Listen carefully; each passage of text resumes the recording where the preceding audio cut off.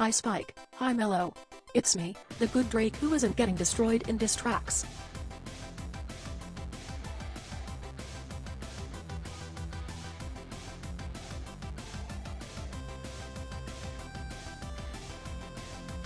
Thank you both for the subs. You rock.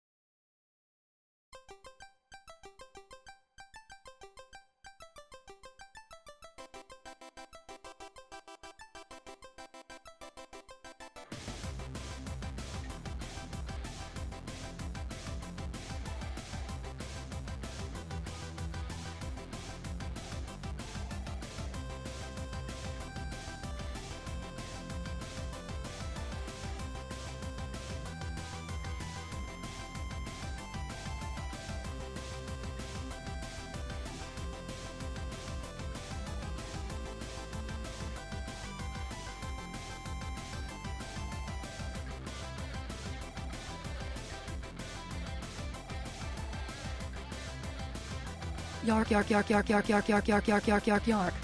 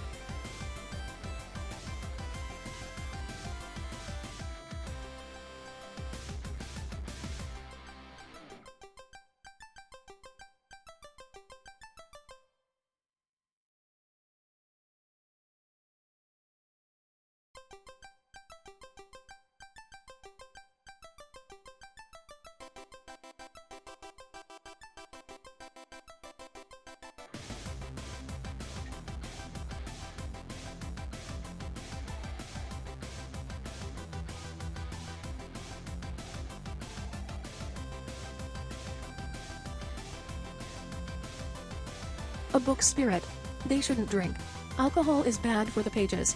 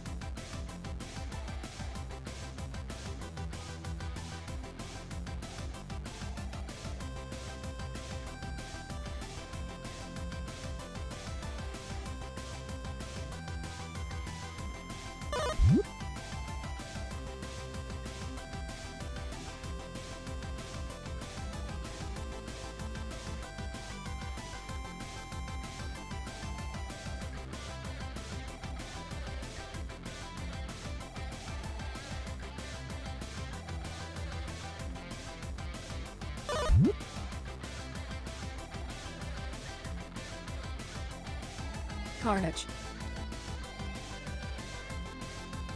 Let carnage descend. Hesper, Hesper, Hesper.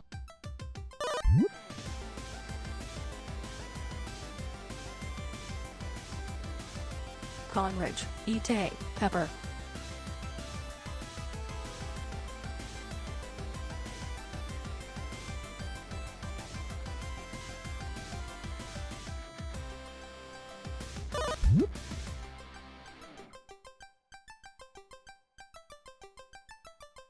That's a one spicy pepper.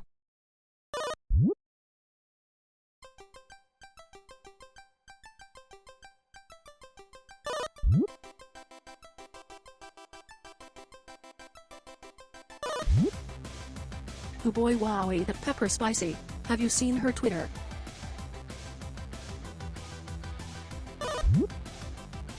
Egg in bio.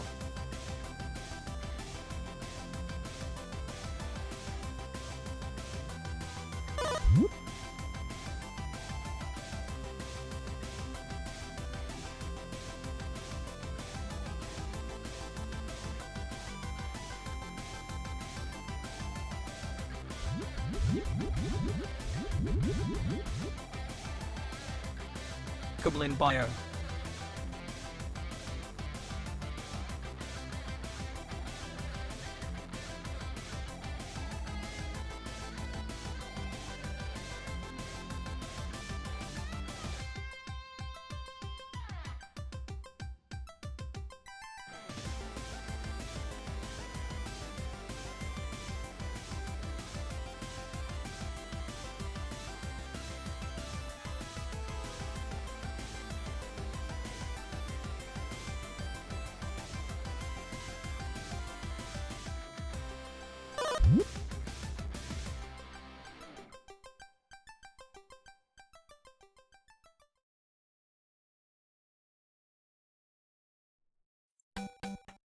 Yark and well met, everybody. It is nice to see you. Hello and welcome to another stream. That's right, we're here on a website. It's called Twitch. I don't know if you've heard of it. A little website called twitch.tv, where we go on anti-capitalist rants and talk about being very gay. And on the topic of anti-capitalist queerness, I want to talk about Dead by Daylight today, because that's the thing that got some news today. I thought it was coming Thursday, but it came today, and all the leaks were real. But let me say hi to everybody first. Ew, you're on Twitch. Well, I can't kick because my legs are locked in place, and also I'm trans, so... No, good news, Cheshire. Good news. I understand that my tone generally is reserved for bad news or things that I'm upset about, but this one is good. Sorry to scare you. Twitch, I thought I was on Justin TV. It's not Justin anymore. It got in a long time ago. They had to change the name. It's Justin. But they can double jump. That's true. That's true. That was so funny. What? Listen. I can't be held responsible for the things I say. My memory resets every 6 seconds like a goldfish. That's kobolds. That's true about kobolds. I couldn't tell you what it was I said that was funny. Hi, Shanna. Hello. Welcome in. It's nice to see you. Hello. Look who's photogin. I want to imagine that that's like a movie, you know, from the 90s. Look who's photogin. And it's like a squid just like laying on the pavement. Hello, Paige. Yes, goldfish memory lasts up to 30 months. It's true. It's been disproven that goldfish memory resets every 6 seconds. That was bunk science and bad. But I still think it's funny to joke about. Because especially now, because it's not at the goldfish's expense. They're actually quite smart. Not like I stole anything yet anyway. Oh, Nakashima, did you go to jail? Did you go to kobold jail? I'm sorry to hear it. I'm sorry about it. Mina Miyushi walking on the sidewalk, looks down, sees a squid. Free lunch! Let's go! And that's how he powers his streams. Hi, Riddle. Hello, nice to see you. That's 1,900 rupees in your wallet. Please enjoy that. That's quite a sum. That's a tidy sum. Jamie Heineman proved it on Mythbusters with a neat experiment. I love Mythbusters. It's actually one of the first conversations I ever had with Shanna, like at considerable length, as we were talking about Mythbusters and a mutual love for Adam and Jamie, who apparently hated each other. They hated working together. Oh, this one's kind of loud, isn't it? Let's turn that down just a little scotch. There we go. There we go, because I find myself yarking to get over it. Myth bustin', bustin', bustin', bustin', bustin'. How much is the Heart of the Fawn in rupees again? That is 7,500 rupees. 7,500. 7,500. You could spell it on an LED display. You could put them in a bag. You got a big old crime sack full of rupees. There it goes. There it goes. There's a lot of these. So what's going on, everybody? How y'all doing today? I hope you're all having a wonderful day. I hope you're having a good time. Thanks for checking in. Thanks for coming by. Welcome to the workshop. It's me, Hesper. If you're new to the stream, for some reason, I don't know how you found your way here, but welcome in. Bring out your cloak at the door and come on in. Sit a spell. My name is Hesper. I'm a kobold. I'm a mid-level mage. I'm the foreman of the Kobold Construction Guild. And I am a scaly sorceress. And today we're going to play Zelda. It's my first time playing Windwaker, and I'm very excited. And my hand is clearly very excited because it's my leap motion. I've switched hardware. I'm using the Leap Motion 2 now, because with the new update, it is at least as good as the Leap Motion 1. And it took them a long time to get to this point, but it is there. The Leap Motion 2 is doing better. And it tracks at a little bit of a higher resolution and a little bit of a higher speed. It doesn't use up as much power, and it crashes less. But sometimes this new driver likes to be like, oh, a small patch of uncovered desk? That's clearly a hand. So, you know, I do get idle hands. It's true. Oh, man. Yeah, rest in peace, Grant Imahara, frankly. I'm scrolling up in chat. Yeah, and it was really sudden, too. He died of, like, a brain aneurysm. It's so scary, right? I think about Grant Imahara a lot. Like cis men and alt-writers think about the Roman Empire every 6 seconds. That's me with Grant Imahara. Scrub the censor. I have scrubbed the censor. I think this was brought up to me recently by Lionel. I think it was Lionel who made this comment that his desk mat was reflective to UV light and it was disrupting the tracker. And I never thought of that, but I looked at my camera feed and it's really bright. It's a black mat, but it's coming through as really bright in the IR camera. So I had hoped the black mat would, you know, absorb the, oops, that's the wrong button. Let's not hit that button. Whoops, sorry. I hit the wrong button while I was reaching to fix my tracker. We're having a little bit of technical difficulty here today. Okay. Whew, had a little fugue state there for a moment. You got a wool one and it's working better. I gotta buy a new one. I don't have the money right now, but it's gonna go on the list. I like the one that I have because it's got like pretty lights on it, but I've got pretty lights all over my desk, so. What do you think of Grant Imahara fighting the Roman Empire with advanced science? I think they made gun cotton on Mythbusters and it worked.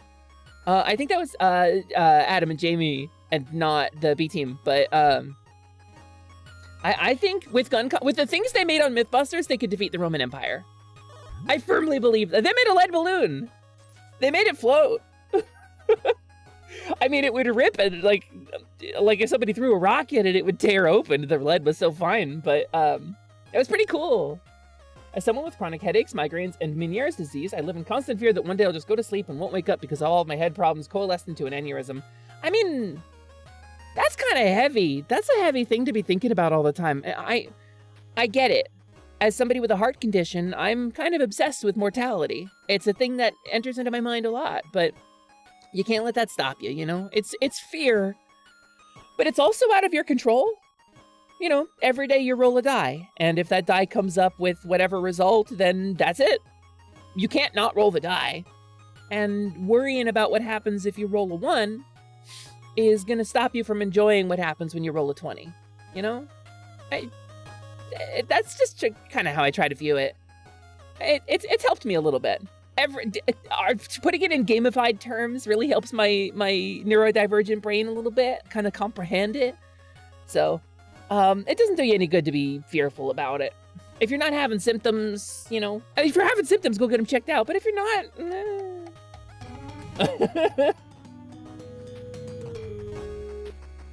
33 months.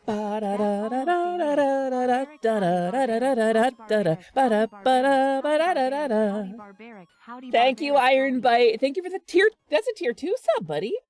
That's a tier 2 sub. Thank you so much for that. That's 33 months, Iron Bite. That's almost long enough to ruin Twitter. Well, and actually, no, I think you could have ruined Twitter probably twice in that amount of time. When did he buy that thing? Slowly trying to accept I can only do so much. Siren! Yeah, I mean, we're told a lot of stuff, you know? Like, you could do anything. And it's true, you could do anything. But you can't do everything. Does that make sense? You can do anything, I believe in you. Anything you set your mind to. They say it takes 7 years to master a new skill. You start a new skill, you do it consistently, 40 hours a week, whatever you can handle. You'll be a master within 7 years. That's what they say. And I think that's pretty powerful. You know, there was I think an SMBC comic about this. Saturday Morning Breakfast Cereal, it's a webcomic I read, where it was like, if you live 70 years, that's not a long life, you know? There's people who live to be 100. What can I do in just 70 years? But then if you think about it, right? Imagine you've got the first 14 you use to like master walking and pooping in the toilet and like basic skills, right? How to cook food, how to breathe properly, how to not hurt yourself going up and down the stairs. And it takes 7 years to master a skill, right? So by the time you're 21, you've done something. Doesn't matter what it is, you've gotten good at whatever it is you were doing from 14 to 21. And then if every 7 years you picked a new skill, you could become a master of something every 7 years. You could live that many different lives. I think that's really incredible. And I've been talking to some friends recently, and I don't want to out them, but we talked about like the things we've done in the past, you know, and I just find myself kind of endlessly impressed by the people I've been fortunate enough to be surrounded by. The things that they've done in the past, you know, I worked in high tech and then I did this and then I did that and then I did this. And I'm thinking like, wow, all I do is turn pink and yellow a lot. Like, but I think, you know, mortality is a little bit less of a scary thing if you think of it in those terms. And that helps me. So, hello, Takiraj. Hello. Welcome in. Sorry, I'm rambling a lot because I'm talking about stuff. Y'all poop in the toilet? I try to. It doesn't always work. I am disabled. Sometimes it doesn't work, but. And we thank you for your service. Yeah, pooping in the toilet is hard work. You're welcome. You're very welcome. I keep trying to catch players in my traps and stuff. I mean, you've come to the right place. Oh, come on, hand. You've come to the right place. As a kobold, I know traps. I know my way around these things, or two. 7 rupees is a bunch. How many bananas is a bunch, Prin? How many bananas is a bunch? 3 bananas is enough to make a bunch. Because 2 is a pair, but 3, that's a bunch of bananas. I'd prefer to get 6 or 7, but I mean 7 rupees? In banana terms, that's a haul. A bancha? No, I think he's not 7 anymore. I think that was a while ago. Quiet you. Hey, Nebulord, hello, welcome in. It is nice to have you. A bunch of banana bunches. How many bunch of bananas could banana bunch a bunch if bunch of banana bunched a bunch of bananas? He'll bunch you in the face. You don't even know. This man. I've studied Grimtooth's books of traps, all 4 of them. But did you read them backwards? Did you read the pages backwards? Because it tells a different story if you read them backwards. It's really ingenious. 2 bananas is not a pair, it's bananas. No, I was wrong. Bunch a bunch of banana bunches. A bunch of banana bunches, bunch a bunched. If bunch a bunched a bunch of banana bunches, where's the bunch of banana bunches? Bunch a bunched. Ask Diggy, he would know. That's Diggy's thing. Hey, you're a model citizen. You went back to class and became an honor student. Sick. Ha-ba-ba-ba-ba, Clickflint, hello, Clickflint, ha-ba-ba-ba-ba-ba-ba. I hope you're having a good day. I'm feeling anxious. The brainworms are hitting really hard, and I hear I have a neighbor, and I hear the sound, and my brain goes, I have angered the gods, and so my anxiety hits me. But you know, we're doing it. We're powering through. Who are you, RFK Jr.? Razorfang Crawl Jr.? I don't think they ever made a sequel to that dungeon. Solanum, you want to break out of jail, you got to use the redeem. Also, hi, Solanum. Solanum. Solanum off test. You got to use the channel points to jailbreak.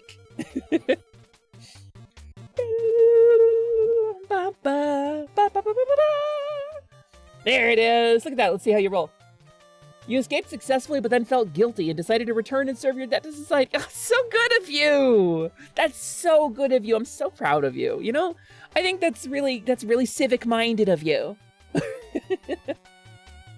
Model citizen, baby. Listen, Kobold jail works because it's not a jail. We hang out and socialize and drink Kool-Aid and draw pictures and listen to music and sometimes do dances. I think that's way better.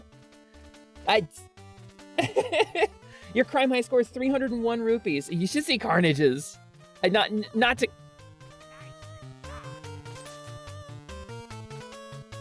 Okay, but what if I replaced my yeet results when I get hit with a power shot and made a bunch of rupees fly out? That would be really funny, wouldn't it? Like Sonic the Hedgehog. Oof. So Kobold jail is like Swedish jail. I mean, the Nordic system is a thing, Spike, that I do talk about. Spike, don't tell them. I'm telling them it's a fantasy thing, so they'll go, wow, that's cool. We should put that there in real life. What do you mean they just give everybody 100 gold coins a month to just do whatever? And it works? That's a cool fantasy setting. That's the secret. That's my secret. Or a bunch of loonies. Yeah, a bunch of loonies. You can get a bunch of loonies and toonies. You could use them to buy a bunch of poutine and maple syrup. Norwegian jail is similar to Swedish jail. I mean, it's all Nordic system up there, right? Like Northeast Europe is kind of like that. And there's a couple of nations that don't do it. And I have a Finnish friend who's probably squirming in their chair right now going, like, Hesper, what the fuck are you talking about? But, you know, my understanding is incomplete. I'm mostly focused on the science that has been published about it rather than like the cultural norms of the region, but... Northwest. What did I say? Did I say Northeast? Northeastern Europe is vampires and potatoes. There's not much there. That's where my family's from. My family's from the Rocky Hills, obviously, but... What kind of fantasy country would have that?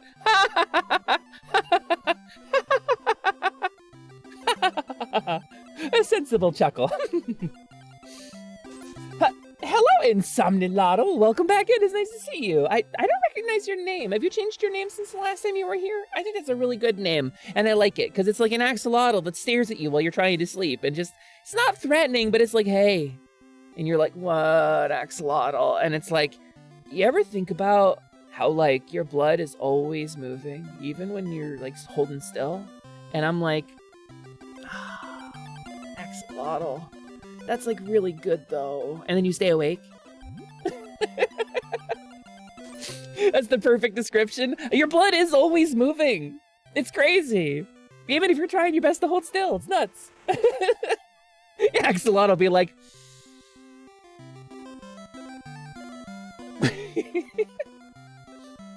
You haven't changed, you're just quiet. I'm so sorry, I don't remember what your last thing you said was. I could look it up probably, but then it would be really disingenuous. I'll just say I'm happy to see you come back. Ba-da-ba-ba-ba. You ever think about how you're never actually motionless because the Earth is spinning and moving crazy fast through space? True. And a slug told me about that once. So time travel, right? If you traveled through time in exactly the spot that you're currently in, even for like a quarter of a second, you would fly off into space because the Earth is moving that fast. Assuming you were anchored to whatever reference point we are using to say the Earth is moving relative to other objects, right? Because we don't really know. There isn't like an absolute root to things. We just use frames of reference. We reference the Earth is moving relative to like the sun, and the sun is moving relative to the Milky Way, and the Milky Way is moving relative to the observable universe, but we don't really know. Maybe the Earth is actually perfectly still and everything else is what's moving. We just don't know. It could be just as true. We don't have any way to prove it. There's no like ground level in the universe. You can't use it as a reference point. Did I beat you to it? Hell yeah. Hey, it's Gadworks. Hello, Gadworks. I saw your photo on your social media, and I gotta tell you, the next time you are tabling, I want to come to wherever you're tabling and buy that Shantae art. It's really cool. Hello and welcome. It's nice to have you back. Most of my neighboring dragons are nice, except that Lenorm and the ancient linden tree 100 miles over. It's a Lenorm. Of course it's a jerk. Have you seen a Lenorm? They got barbarian guys having fist fights with like stolen laser guns, and they're riding these things around like Dune. I would be upset if I was a Lenorm too. I'm lucky I'm a low-level monster. I mean a mid-level mage. Amnesia dust. Does that work? Are we good? You only have a few left. Oh crap! Well, I'll just have to find something else. That's okay, I get a new Shantae game really soon, so that's pretty cool. Like probably end of summer. I think they haven't announced a date for it yet, but I'm really excited about Risky Revolution. I'm a big Shantae fan. I don't know if I've talked about this, but a large part of my visual design is kind of inspired by Shantae. It's like if you took some Shantae and some Zelda and some D&D and kind of mashed them all into a little pink ball and like put it on the table, and it was like, hello, I am Kobo. That's me. XKCD did that story. Does that count? Yeah, you know what? Why not? That's probably where I got the inspiration. Oh, cool. Hesper streaming. When did I get here? Yeah, welcome in, Selena. Welcome to my stream. Never mind the stream counter. We have not been live for 30 minutes. You're good. It's welcome. Yark. Hello. Well met. But would you dance through the danger? I want to do a cover of that, but I'm not Christina V. And a lot of people will be like, oh, hey, male cover. And I'd be really upset. So I'm going to leave it to the professionals, but I do really like that song. Did someone get new shading? Technobite, hello. So let me express to you, we've been doing something recently, and that is a playthrough of Legend of Zelda: The Windwaker for the first time. And so there's a whole different look. Hold on. I'm frozen for a second. I'm frozen for just a second. Oh my god, I'm like in way the wrong folder. Ta-da!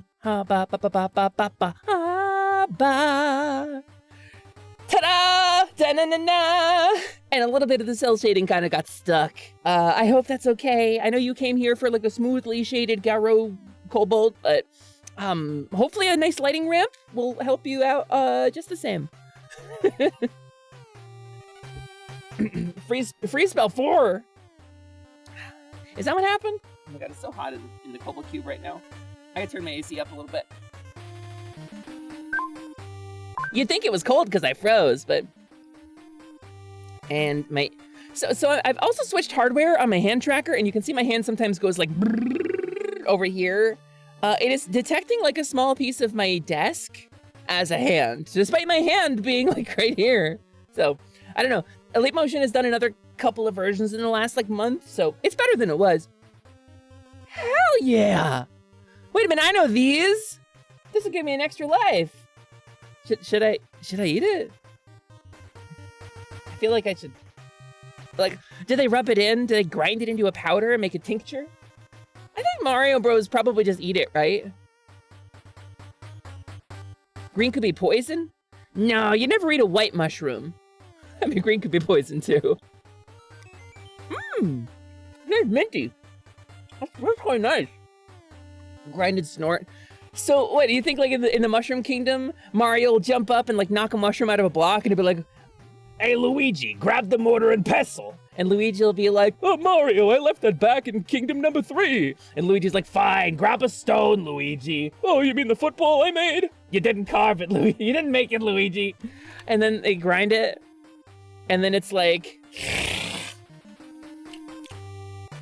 And that's probably true, actually. That makes a lot of sense. That's right. But I chiseled it. That's Mama Luigi. There was a cartoon that when dinosaurs roamed the earth and I was a young hatchling, there was a cartoon on the air that was the Super Mario Brothers Super Show. And later, Because you've all heard of the Super Mario Bros. Super Show at this point. That's sorted. Everybody knows we're the Mario Brothers, and plumbing's our game. We're not like the others who get all the fame. If your sink is in trouble, you can call us on the double. You know, you all know this, right? We're faster than the others. You'll be hooked on the brothers. After that show, there was another one, and it was the Super Mario World show in the SNES era. And kind of inexplicably, it took place in, like, prehistory. It was like Dinosaur Land, right, where Super Mario World started. But it's like, there's like cavemen, and like one of them has got a weirdly sexy hairstyle. And he's like a weird little himbo. I don't know, it's a weird show. And part of the humor of that show was Mario and Luigi doing anachronistic things because they're arguably from Brooklyn, modern day Brooklyn. And they're like, oh, let's carve out a television set so we can watch TV. And it's like they bring all their, so Luigi carves a football out of a stone and for some reason thinks that's gonna work like a football, and it's a whole bit. It's a whole bit. That show had you hooked. It was like my whole childhood. That and the Zelda cartoon, frankly. I grew up on, excuse me, princess, but we talked about this a couple streams ago. Might and red. Bethesda. White and red mushrooms always dangerous. I mean, unless you're Mario, apparently. I actually have a concern, and this is gonna sound like pearl clutching, I know. But like, how many children do you think went into the woods and ate a mushroom because they saw Mario and Luigi do it in the movie, right? Like,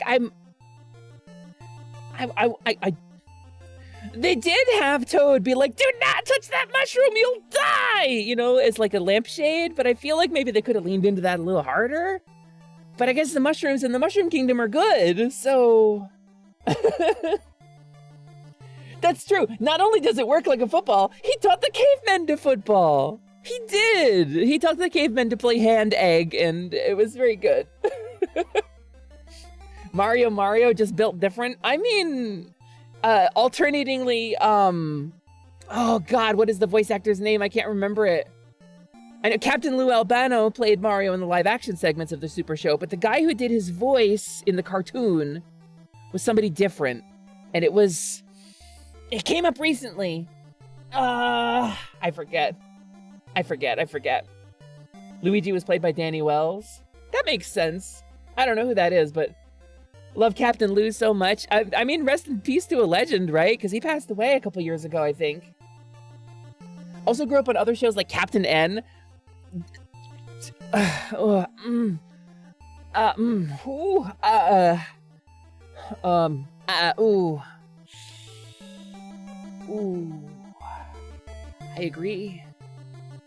agree, and that show is why I like the Kid Icarus series, but I was too young. I was too young to know. I was too young to get it. Please forgive me, gaming community. I knew not what I did. Ooh. I had a mega bad time when I was an adult and looked back at that show. Mega. Captain Lou did both? Was that Captain Lou, really? Wow, he's so versatile. He sounds so different. It's mega complicated. Oh, God. See, I always liked Kid Icarus in that, where they just called him Kid. His name is Pit. But, you know, whatever. His Kid Icarus. That was why we called him Kid. Because Videoland was the place you go to. It's just Smash Brothers. And how we never got a reference to Captain N in Smash Brothers, I will never understand. Because it's the same thing. Especially Brawl? Subspace Emissary? Like, that. Tell me that's Videoland, right? Uprising was so peak. Uprising was peak, and so was my blood pressure. Uprising was peak, and so was my carpal tunnel syndrome. I loved Kid Icarus Uprising. I was one of like the 5 people who played it online, like religiously, for a really long time. I really liked that game. But it had some problems. Can we get a Switch version? Can we get a port to Switch with reasonable controls? Can we get like an HD remaster of it with good control scheme? Because I really need that. I need that in my life so bad. The online would be a rival to Splatoon. I really think it would. If they really pushed it, they could rival Splatoon with Kid Icarus Uprising. Especially if they let you customize your character in that way. You'd be one of the Angel Land Legionnaires, but like you'd be able to customize your armor or like your wings or get like special abilities. And I think it would be incredible. Just structure it like Splatoon and just, you know, get online that isn't garbage. Am I allowed to disparage Nintendo? I haven't contracted with them in a long time. Oh, Hesper, if only we knew each other during the Uprising days. Listen, Mana, we would have had Angel Sonas and we would have cosplayed them. And nobody would have gotten it, but we would have known. We would have been there at the con in full cosplay of our Angel Sonas. 1000%, Mana. Hear me out. The Power Team was the most underrated cartoon based on video games. The Power Team? Hold on. The Power Team cartoon. What is the power? Is that He-Man? No, that's Video Power. That's different. No, that is okay. That is the. Okay, wait a minute. Hold on. We're gonna investigate. We're gonna investigate this because I can't imagine any big company owns the rights to this anymore.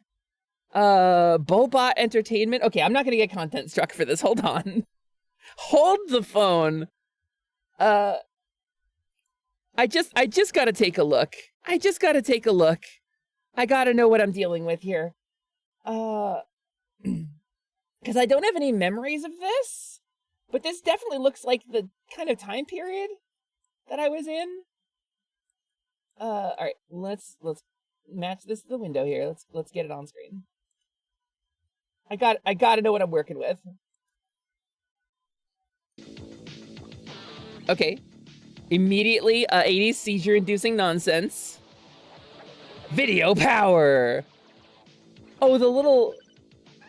What is happening? I can't even follow this!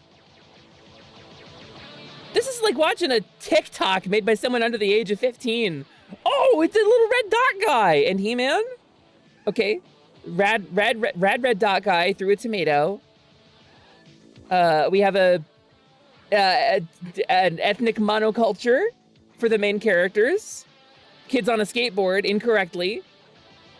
There's a throwing star. He's got a pile of video games on a desk and a swivel chair. So is this is like a show? Oh, he's about to tell us some rad stuff about video games. He's about to break down the coolest graphics. Wait, that is TurboGrafx 16 he's got there. Hold on. Hold the phone. Turn on your lights, your giant light switch. Wait, this is activating a neuron. I think I've seen this. No, look, on the right here. That's a TurboGrafx 16. He's probably playing Bonk's Adventure on that thing. It's so profoundly 90s. It's like early 90s, like late 80s. He's got the Nintendo Entertainment System. He doesn't have a SNES on here. I've never seen the 90s more compacted into one room. I agree, but it can't be that late in the 90s because the SNES came out in 92. The SNES came out in 1992, so this must have been... This is the first episode of the incredibly rare cartoon, The Power Team from early 1990s. This might have been lost media at some point. Now that's video power. Now that's video power. I've never believed something less. Hi, I'm Arcade. Oh, I'm gonna pee. Wait.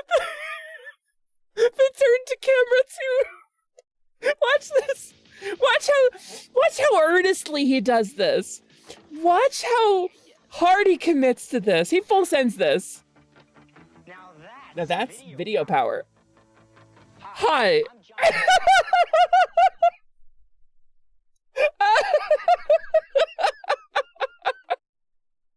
I can't. I gotta set that up as a stream redeem. Hi, it's me, Hesper. Arcade, and this is a half hour of video power. Video power is all about video games. Okay. The only show that's gonna Oh wait, he's got a couch. Video power. Video power. Every day we're gonna see an exciting. Oh my God. Nail-biting animated adventure. The blocking on this. Strange collection of coolest arch rival and Bigfoot, the king of the monster trucks. What? Wait. I need context. I'm trying to get context and he keeps making it worse. What happened? What genuinely just... I need more context. If it has anything to do with video games, we've got it. Or we'll get it. He's so intense. Today we're gonna go over some tips on Ninja Gaiden 2 and Jatazo, you have to. Jatazo, hi. Also, you have to. And every day we're gonna Wow. a heart-stopping, a nail-biting animated adventure. Oh my god. A pretty strange collection of video game superstars.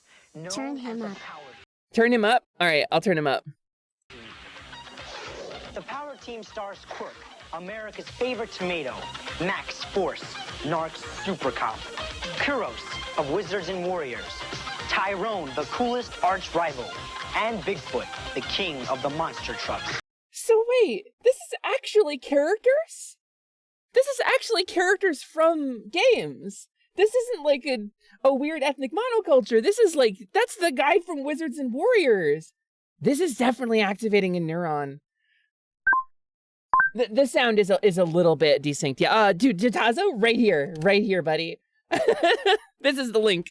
This is on a YouTube channel called Still Gaming 2, who has apparently digitized and uploaded some of this show that I suppose was previously lost media. Hi, Zyber! Where Max Force stands, where you at? Narc was a video game where you were red cop and blue cop, and you drove a car through a bunch of criminals, exploding them into gore. But some of them were psychotic clowns that threw used needles at you. And that was Narc.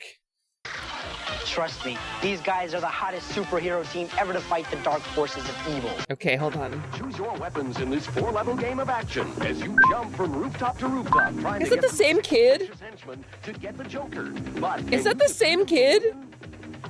all on Okay. Fox. Fox 20. Okay, some Tiny Toons? For fame and fortune. Oh, are you gonna get blasted into a video game? Oh, flashing lights warning. I don't know if I can watch this. Half an hour. Good. Wait, this is definitely the studio that did the real Ghostbusters. Hey, what's that? Oh, the audio is really badly desynced, yeah. Looks like he's hurt. It's Narc Guy! Mana, did you watch this? Hey, fella, you okay? It's definitely Narc Guy, right? Fine, but you're not. No? Oh, this is a bad guy. But you're not. Wait, is that like a retro mobster car? What is this? Big. Whoa! Yes, we got lots of tomatoes. Hold on, I feel like I need a minute to process this. I feel like I need a minute to process. Hi, Captain Gazpacho, welcome in. I feel like I need,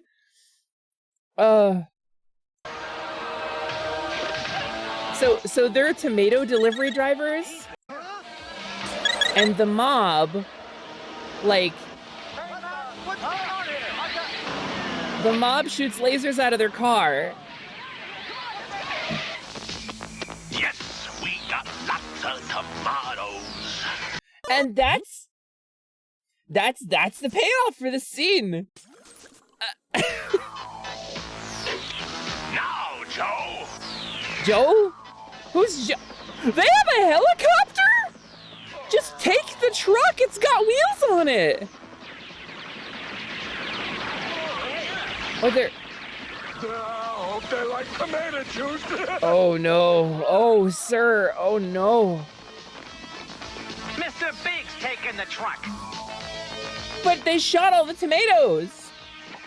That is, It's Boomhauer. No, we don't mind. We don't mind at all, do we, Mac? That helmet could not have fit over your head. Get out. Yeah, that is the most generic 80s thug I think I've ever seen. Bleh. That's the Lupin face. That's the Lupin face. Look at his Lupin. He's got a case of Lupin mouth. Look at him. Hey, Jigen, let's go steal some tomatoes.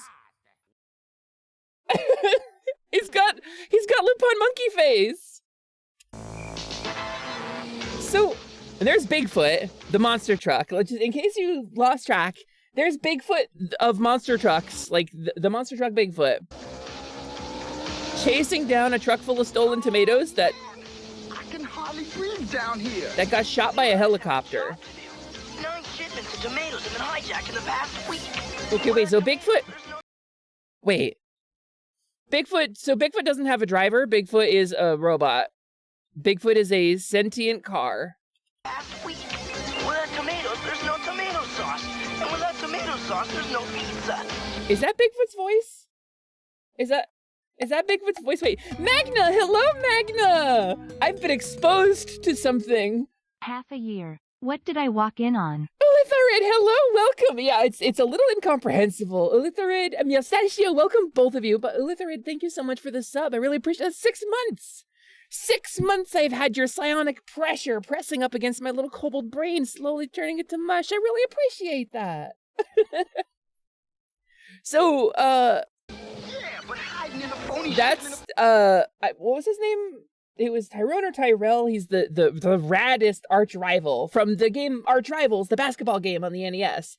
And this is Max Force, I think, from Narc, which is a hell of a thing to choose to license in a kid's show. Was it Tyrone? Okay. tomatoes. Is this any way for video game heroes to act? Wait. You got something against tomatoes, Tyrone? And that's Quisp? Clamp? Crump? Hold it, these aren't ordinary tomatoes. They're talking tomatoes. And they know my name. What? Now here's one with a bad haircut. Oh, Quirk, it's you. Quirk! Real funny basketball breath. Basketball. Oh, I don't think I can show that on Twitch. I have to agree with Tyrone. So that's the guy from Wizards and Warriors?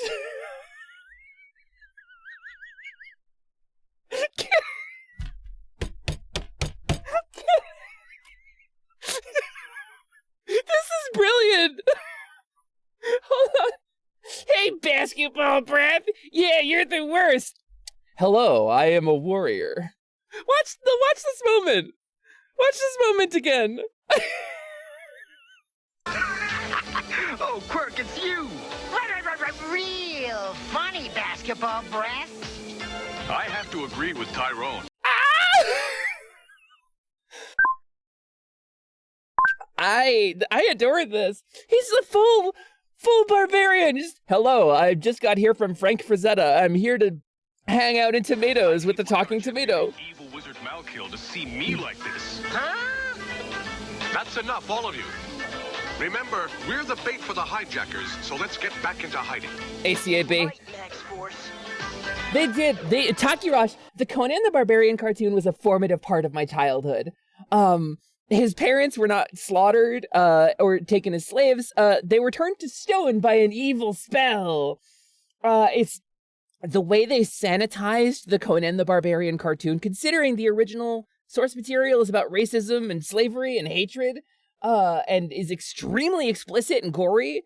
They sanitized it so hard. It's very funny to go back and watch, like, knowing about what Conan actually was. And yeah, Frank Frazetta's awesome. Frazetta's art is amazing. There's currently a controversy, and I think it's about a piece of Frazetta art, actually, in Wizards of the Coast, because they're releasing a statuette of the iconic warrior with the shield and the sword fighting the dragon from the original, like, red box, right? And Wizards of the Coast is like, this character's actually a woman, and has always been a woman. And the original artist was like, well, no, that's not true. It can be whatever you want it to be. I don't care. Like, it's about imagination. I'm not going to tell you you're wrong, but that's not how I painted it. And it's like Wizards of the Coast, like, again, I'm so far on the left that it's difficult for me to walk through curved hallways, but I can call out virtue signaling when I see it. I'm tired of being talked down to by Wizards of the Coast, but I do like the idea of reinterpreting that character to be female. Just don't pretend it always was. Is this pole position? Oh no, Willie. This is the power team from Video Power. This is the interior of Bigfoot, the monster truck. Enjoyed that his wife modeled for him, and they were like really adorable about it. I had a book of Frank Frazetta art when I was a kid, and I really like that classic fantasy art. I think it's really iconic. I think there's okay.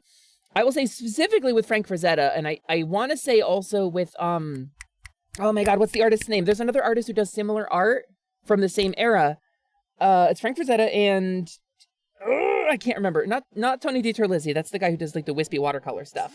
It's another similar painter. Anyway, the point is, there's a lot of like, extremely, I don't know, like, sex divisive themes, you know? There's a lot of like wispy, scantily clad women clinging to powerful masculine warriors in Frazetta art, right? And that's like a theme. And there's the sexual dimorphism and like apparent sexism is all over the art, right? But then the artist is like, nah, man, I just think it's cool. Like, you do what you want to do. Like, I ain't gonna yuck your yum. Like, let's go. I'll do anything. This is just the material that I like. And I think that's really based. I think that's really good. I think that if you're gonna enjoy a gender binary, that's the right way to do it. Hesper wanted to try to stop by and share some love since I hadn't been in chat in a while. Maple syrup. I had the same struggle the last time you were here, but hello, welcome in. I'll just call you Maple. Hello, Maple. Thank you for coming by. It's nice to see you. Luis Royo. No, I can't remember the name. It's another art, but the point is, I think it's Frazetta that the current situation with Wizards of the Coast involves. So everyone usually does the same. I was just gonna say Maple. Hello, Maple. Also, extra long socks. Oh man, can you help me program? Hello, extra long socks. Hello and welcome. My name is Hesper. I am a kobold. I am a mid-level mage. I'm the foreman of the Kobold Construction Guild, and I am a scaly sorceress. And today, as you can see, we're playing Windwaker and not getting distracted by an old cartoon from the 90s. So hello, welcome in. It's nice to have you, and thank you for the follow. Thanks for being a part of the workshop. So this is Bigfoot, the monster truck. Be careful. Who I think is that voice. Video game syndicate head Mr. Big is behind this. So that's, wait. Stealing tomatoes just to get Quirk riled up enough to come after him. Okay. This is Quirk the talking tomato. That's Bigfoot. There's a character from Arch Rivals, the basketball game, Max Force from Narc, and hold the phone. I can't even talk about it. There's so much happening. A little to the left, Joe. Which one's left? Yeah, he figured it out. The left. No, he didn't. Damn, I left to your left, Mr. Big.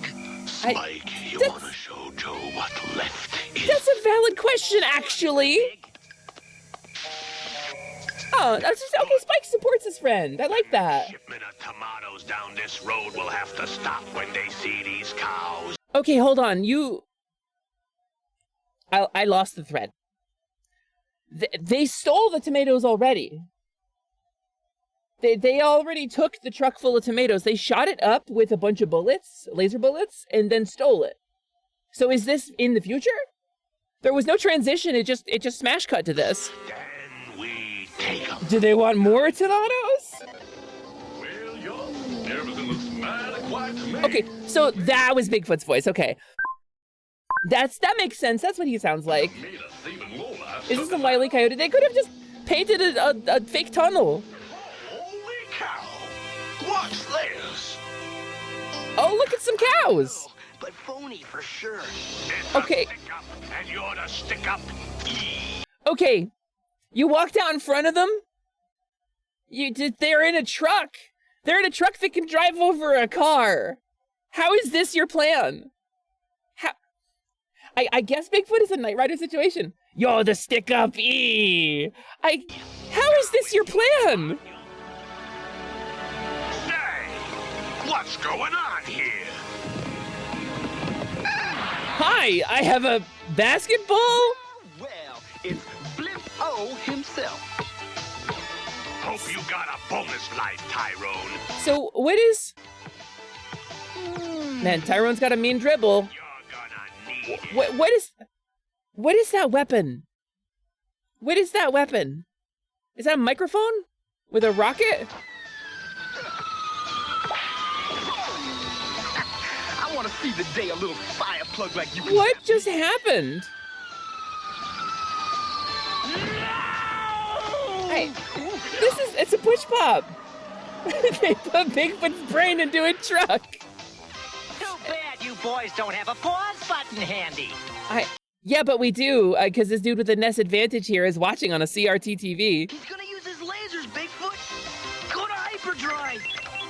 Okay, so 1,200 horsepower. so is this the... How did that... Stop! Stop! Stop, I need you to stop for a second.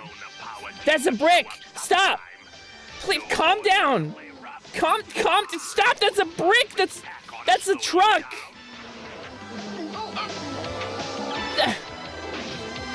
Okay, now it's... Stop! Wait, where are you? What is the distances in this?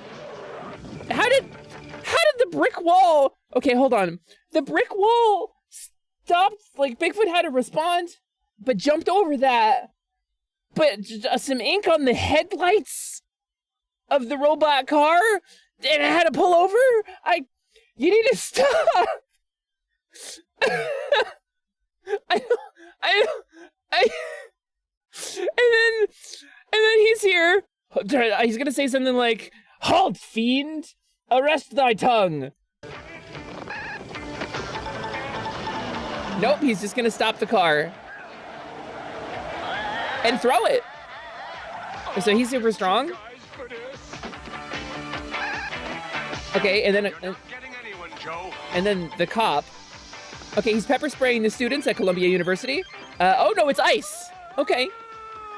Oh, the funny caricature fell over. The extremely hurtful caricature fell over. Okay, you could just do that. So they're your eyes then. Your headlights are also your eyes? Okay, where did you carry... Bigfoot to that big warp zone in the sky. It literally did not work 20 seconds ago. It literally did nothing. It literally... A basketball deflected your missile like a rubber projectile. It bounced like a dildo into the woods and blew up your hurtful caricature friend. And now... No, okay! You boys back Wow. where you came from. Wow. This world... So, what is this box now? Your lips do not match the things you are saying. All right, I think we need to stop. I think I'm gonna get content struck if I play this. This is fair use. I'm commentating and transforming the content. That was the whole cartoon episode. I confess I'm curious to watch the commercials though. The power team will be right back after these messages. This is the whole video. Paperboy! Look at this kid. Yep, there he goes. And there's a lawnmower, and then they had to shoot this commercial with practical effects. They didn't have CG. He's just... You're not supposed to do that in Paperboy, actually. Like, they advertised it like, yeah, bring chaos, but no, like, if you miss one mailbox, you, like, lose the game. And very foolish. The 80s/90s was a weird time for cartoons.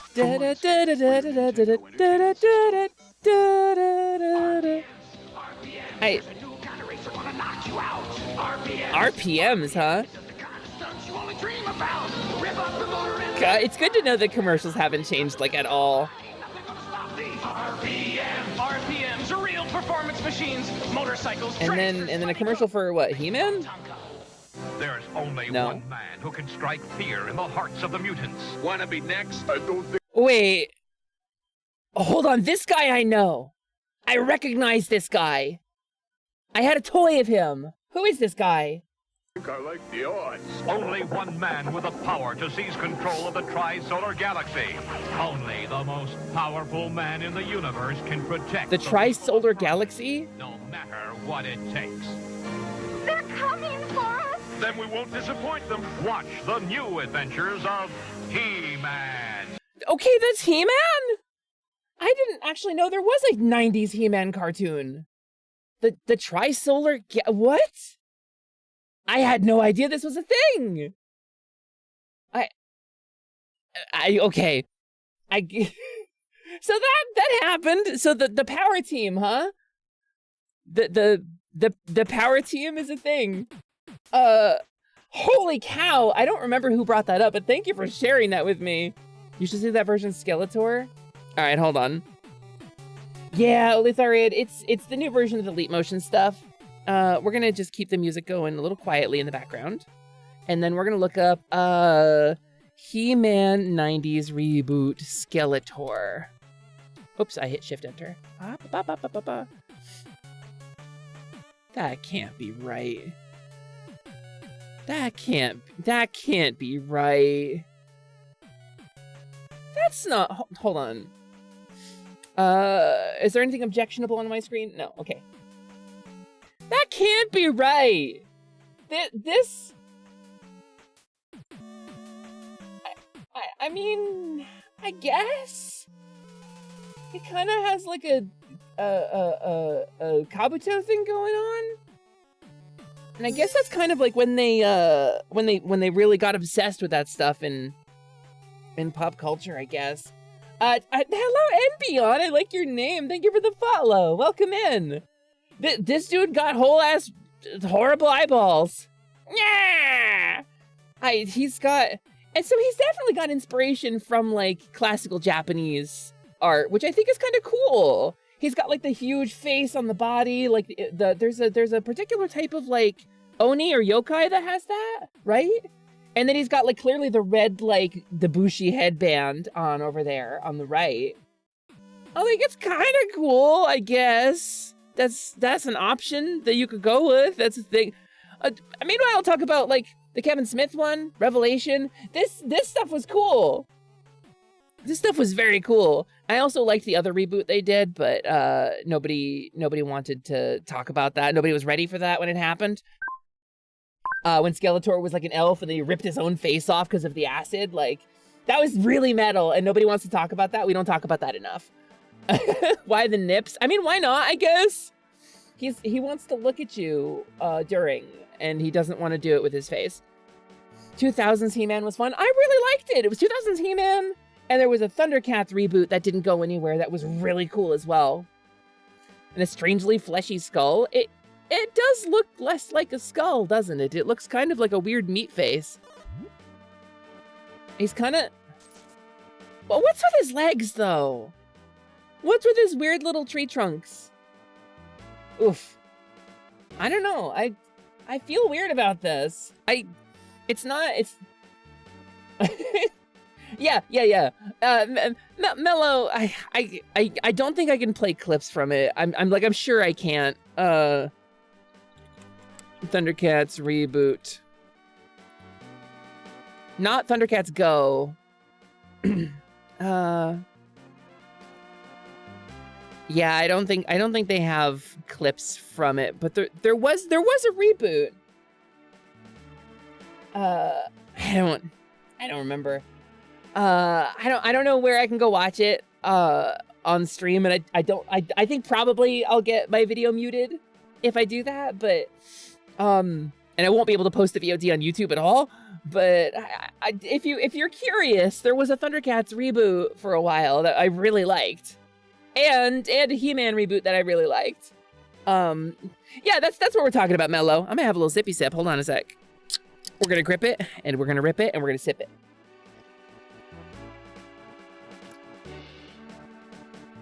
Iron Bite, I'm so glad to hear that you agree with me.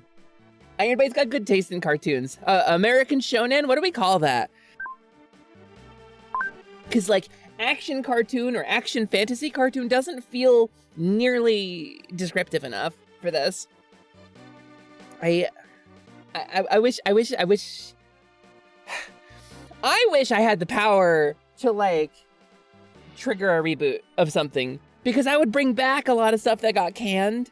Because like when these shows came out, we didn't really have like the internet in the way we do now. We didn't have streaming on demand, you know, so they couldn't track statistics. And not that they do it in a good way anyway, right? Because Netflix only looks at like the first week of views when a show launches to see if a show is worth continuing, and it causes problems. We all know this. But like back in the days, it was worse. Like we criticize Netflix, right, for this, because this is a problem. And it is a problem. It's a big problem. But Bronen? I like Bronen. Fatagan. That's but so back in the day, and this is still relevant, this is still true of cable networks. They have the Nielsen ratings. And basically what they do is they take a special cable box And they give it to like 100 families throughout the Midwest, United States. That's what they do. And they hook it up, and that tracks what channels are being watched at one times. And they tabulate those results, and it's a really small sample size. It's like 100 or like 1,000 families in the Midwest. Just white American Midwestern families. And those results are what they use to determine whether a show is being watched. And like nowadays, I'm sure with digital TV, it works differently. But the Nielsen ratings are still the standard on which all of our rating systems are built. And that's the ratings. And that's how a show is, particularly like these shows in the early 2000s, this is how they were rated. This is how they figured out what was being watched. And so like, they didn't check a demographic. They didn't get real statistics. They were just like, these are the most important type of people. And so let's see what they think. White Christian 2.4 kid Americans, white Christian cishets. And that's who was controlling TV for like a long time. You were clever and wise and handsome. I mean, I agree. Bring back Space Cobra or Flash Gordon. Was there a Flash Gordon cartoon? All I know about is the original movie and the song by, I think, like the Yeah Yeah Yeahs, called Flash Gordon. Flash had a ray gun, not an everyday gun. Space was Flash's beat. That's all I know about Flash Gordon. Yeah, everybody knows about the Nielsen families. It was a Cheshire, yes, please. I gotta know, did Ren and his crew ever discover the final treasures of Octopon and restore peace to the seas? Because like, it was some Don Bluth looking ass cartoon, but it was like a fantasy cartoon in like the early 90s that had continuity and a developing story. And it was just not done back then. You didn't have that. And now you kind of have that, but there's like 30 episodes of filler for every, actual story progress episode in most shows, because that's how they kind of drag you out without having to do like a lot of complicated stuff. Pirates of Darkwater was just a show with continuity. It was a fantasy epic. It was a saga. And they never finished it. They canceled it without a word. How about the Pirates of Blackwater? I'm unfamiliar with this. Pirates of Blackwater? I wish I knew what that was. Mute Willie grew up on Buck Rogers? That's before my time, I'm afraid. I don't actually know anything about Buck Rogers. You want to run a TTRPG in the Pirates of Darkwater setting? The chat is like on fire about Pirates of Darkwater right now. Frankly, if you're listening, who owns the rights to Pirates of Darkwater? Who owns Pirates of Darkwater's IP right now? 2024. It was produced by Hanna-Barbera. We're never gonna see it, gang. It's not happening. It's Warner Brothers. It's WB. Although maybe they're gonna dig up some characters for Multiversus or something. Get Prince Ren in Warner Brothers Multiversus. I would not play that, but I would appreciate it. I would continue not playing Multiversus, but I would look fondly on it. Am I the only one who watched the Punky Brewster cartoon? I did not. Oh, either somebody's cooking something or something is on fire. But now's a really good time to run some clips anyway, because we've been live for an hour, and I'm gonna run some ads to kill pre-rolls. Hey, moderators, can I get your attention, please? Could you run some clips for me, please, mods, while I check and make sure my house isn't burning down?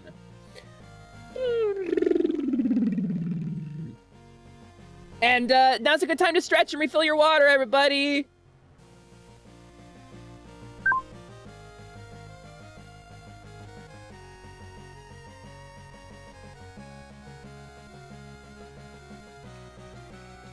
Yeah, these Pikmin are like my kids. I abandon them at every chance I get.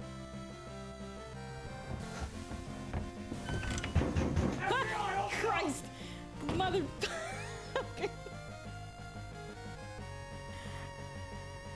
Dr. Meme.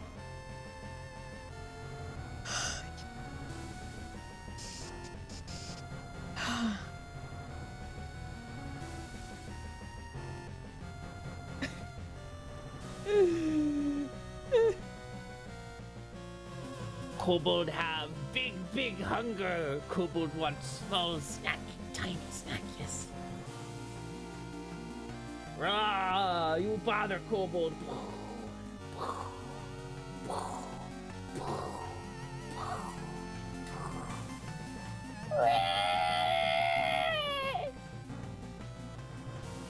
And then I shoot lasers out of my face. You want to piss my pants? That's fine. I'll make sure you never shit any. Try to keep up. Welcome, ladies.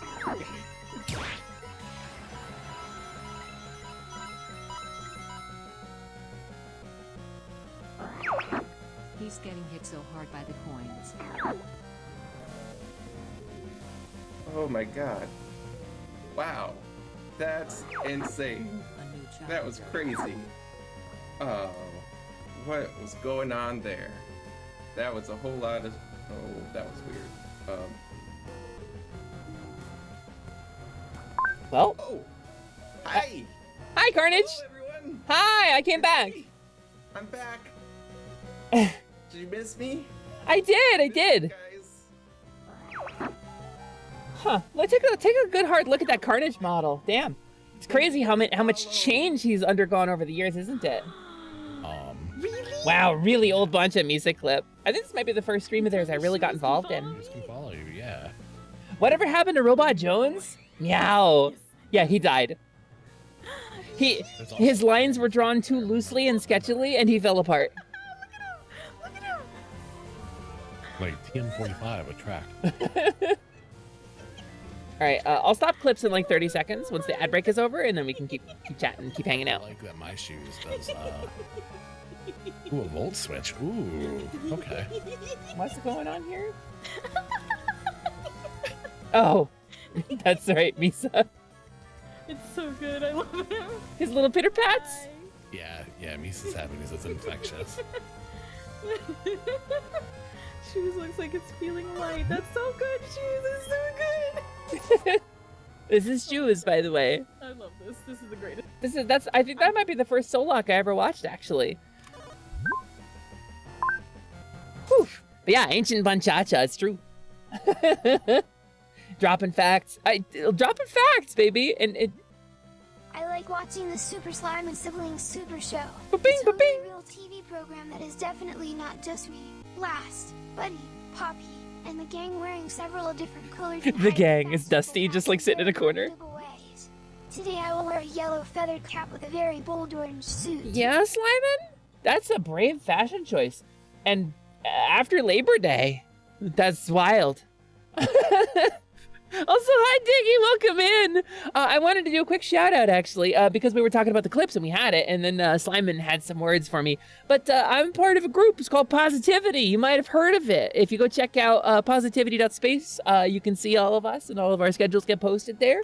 And my good friends and I formed a group together, and check it out.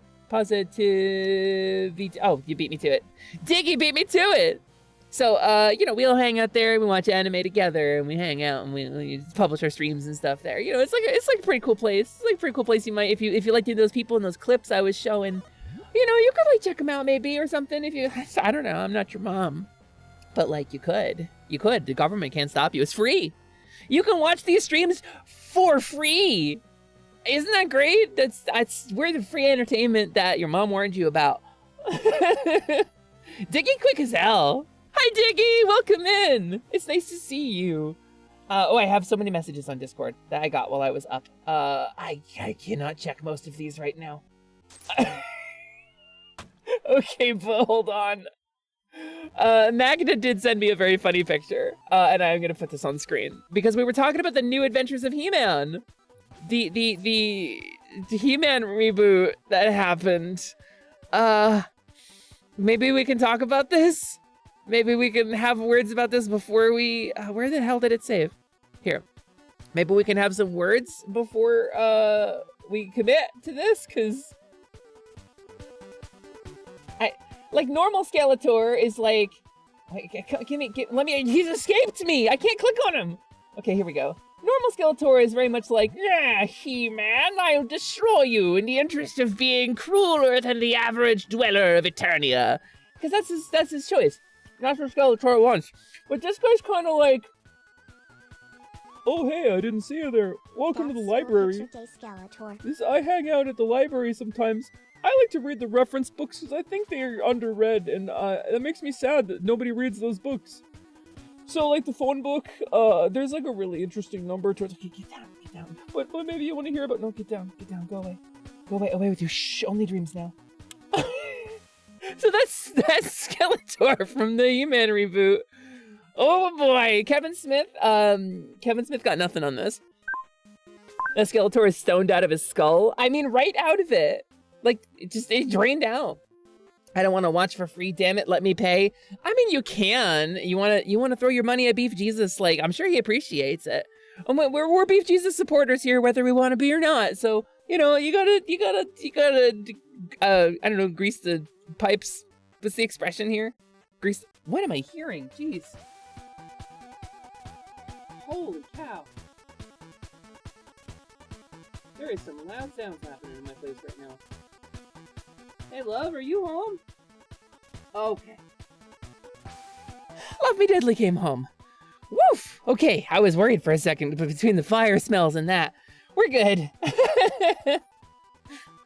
Give shinies to Cobble. It keep Cobble extra adorable. I got shinies. I got a bunch of shinies. I got my periaptive intellect. I got my dance bangles. I got my little earrings. Those do something. I don't remember what those are. I got a collar that's shiny. I got my tail shinies.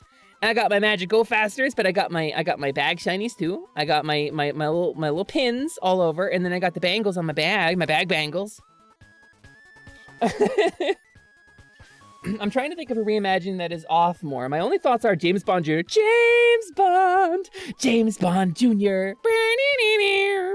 No one can stop him, but Scum always tries. They put him, he's the son of James Bond, and they put him against like a Cobra-style villain organization called Scum, and it is the most quintessentially 90s bad guy group.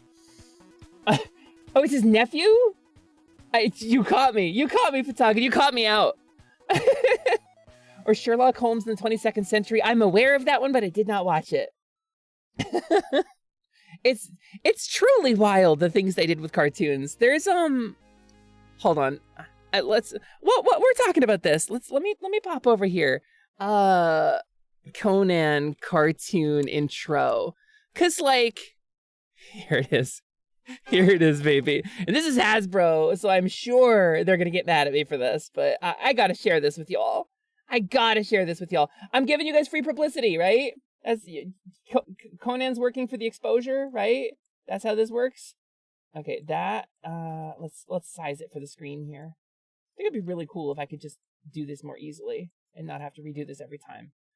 Here, and then we'll scale it down, and then we'll cram it on the screen here. Give it a little cramming, a little crambo. Yeah, Fatagan knows it. Here, check this out. Because to clarify. Conan the Barbarian, Conan the whatever. There's a series of books that involve like slavery and racial cruelty and blood and gore and tons of sex and like ritualistic sacrifice, like blood orgies, like really, really the most controversial and wild. It's I forget the artist or the author's name off the top of my head, but whatever, the worst things they could think of. And so it's Conan being like indifferent towards these things, and muscular and strong and having lots of cool sex with people and beating up lots of bad guys. Yeah, Howard, that's the one. So here's the cartoon. The adventurer, Conan, warrior without fear.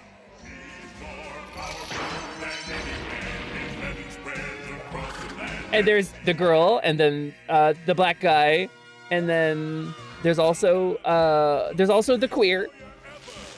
His quest to undo the spell of living stone cast upon his family by driving the evil serpent men back into another dimension. Just it's not even like a left turn. It's not even like a hard 180 from the source material. It's like it walked up and screamed really loud and just everted into a nearby universe to drive the evil serpent men back into another dimension. That gone is racism and slavery. No, it's serpent men from another dimension, and he bonks them with the flat of his blade and they get teleported away. That's Conan.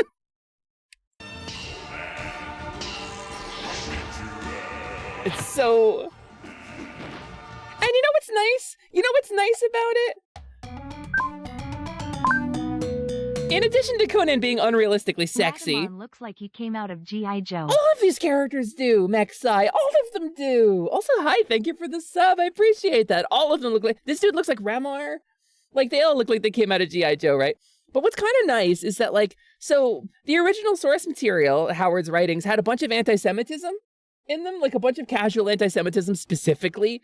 And so the idea of like secret serpent men controlling the world, that's definitely an anti-Semitic trope. So they stayed true to that while still sanitizing it for children. Isn't that great? The evil, greedy snake man sorcerer who disguises himself as a human. I think that's nice that they stayed true to that, right?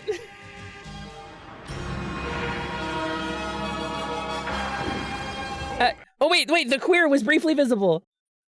That's Grey Wolf. The dude with the staff in the back there. Who settles in, and he's the last one moving. He's our queer rep. Conan. And he's like mad. He's like, I don't want to be in a cartoon. I don't want to do a title sequence. I want to kill people. And that's definitely the vibe.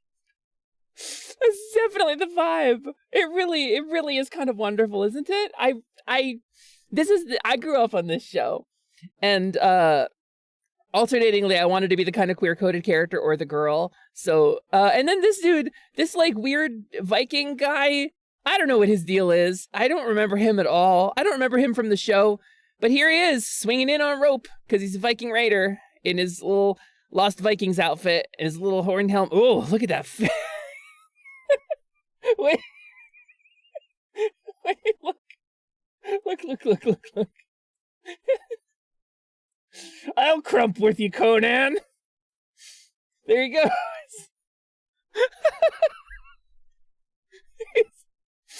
there's like off-model, and then there's like non-Euclidean unmodelable.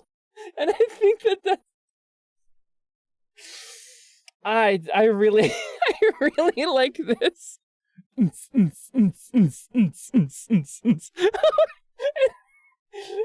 Token Girl is cheering in the background. They're really going for it. Wow! Let's go! We got Skrillex up on the DJ. Oh my god! I don't know. And this dude, the pirate over here, is like raving. He's got his glow sticks out. Yeah! It's too good. It's just too good. I enjoy it too much. Let's put this back here on the screen and just leave it there. And that's the Conan cartoon. I'm Conan, and I'm here. I don't know. It's so to be clear, like I'm very critical of Howard's works. For the kind of, you know, the references to things like bioessentialism and phrenology that are really rampant throughout the works. I really enjoyed Conan Exiles. I didn't enjoy the mandatory slavery part of it, but they did eventually patch that out, which is kind of cool. Did the burb sparkle? Oh, it's a magic bird. Yeah, I don't remember anything about it other than it's a magic bird, but yes. The bird do sparkle. The bird come flying in here and posts up on kind of nothing, because it's clearly like in front of the barbarian here, right, in frame, despite being like really little. But then I guess it presumably is like supposed to be perched on something there, and there's just nothing there, because it's not on Grey Wolf's staff there. So I don't know. Howard and Lovecraft were BFF pen pals. That tracks. I don't know if that's true, but if you told me that, I would believe you. I'm pretty sure the author of Conan was contemporaries with H.P. Lovecraft. Like, I think they were published in the same pulp magazine. Yeah, I think that's probably right, Solenum. And a lot of that stuff was really rampant in sci-fi. casual anti-Semitism and racism and things like phrenology. Because they like found some old, science, and we're like, wow, that's neat science. That's got some cool aesthetics to it. Let's believe in all of that with all of our hearts. So, hello, Smilky. Hi, welcome in. It's nice to see you. I hope you're having a good day. We were talking about Conan and how they sanitized it for Saturday morning cartoons. I am at some point going to play Windwaker today. That's the plan. I hope you're having a good day. I hope you're having a good time. As a huge nerd who runs a cosmic horror podcast, I can be trusted. I mean, your name is Look Who's Fatagan. I think you're kind of the authority when it comes to this stuff. See, I know enough to kind of hold a conversation, but if you press me on any of these issues, my arguments fall apart. They're flimsy. They're paper thin. Whew, the burb is voiced by Mord. Really? We are gonna wake the wind at some point. Yes. Wake up. Open Twitch and put a little drink up. I did a funny thing in my promo. I discovered science on the subject. I mean, that's like saying, yeah, I went on a Facebook group and I learned about science and I made a cartoon about Vaxie the vaccine. So, having a nice evening, thanks you, to settling down for the night and getting cozy. Hell yeah! Well, get yourself cozy. Get a nice snack. Get ready for a nap. Maybe if you've got a little shiny hanging around, that's the kobold way. Snack, nap, and shiny. You gotta do it. Highlight my trait? Wait. Yeah, there it is. Well, I mean, that's permanently on my sheet now. I don't know what that means. Does that have game mechanic effects? I have no idea. Woof! We love a cozy vibe. Yeah, I'm with it, Fauna. I'm here for it. I think I do want to switch over to Zelda, though, because I want to get into the game. And frankly, my body's been breaking down and doing me no favors, so I've been doing my best. But I'm pretty beat, so I do want to start Zelda before I run out of steam. Zelda of Zelda, it's the leg ends of Zelda. The little pitter pats that you walk on, that's the leg ends. So I guess let's do it, right? It's been 10 years since I've read them, but the graphic novels that came out around that time, God in the Bowl and The Frost Giant's Daughter, are pretty good. Really? God, this is the summary from Shining Heart. Conan goes somewhere. There is magic. Conan hates magic and kills the magic user. Delivers a one-liner, roll credits. I mean, there's something to be said for telling an iconic story, I mean, Superman has existed for over 100 years, so, it's over 100 years at this point, right? Has he had a centennial? I think he did. Queen of the Black Coast is also good. I'm familiar with a lot of derivative works, but not really the original. We are going to switch our display. Let me open up my Pretendo for today. Cha-cha-cha. Sometimes peeps just want a simple swordsman beat evil wizard plot. I think that's beautiful. I think there's room for shades of gray and complexity, moral complexity, and nuance in your writing. I think sometimes I just want an evil wizard to get beaten by a guy with a sword. I agree. I think there's a purity to it. Superman's 14 years off. Well, I'm as off as I could have conceivably been. Wow. Okay. Thank you, Blumbles. All right. Let's see. Where's my disc? All right, let's blow in the machine.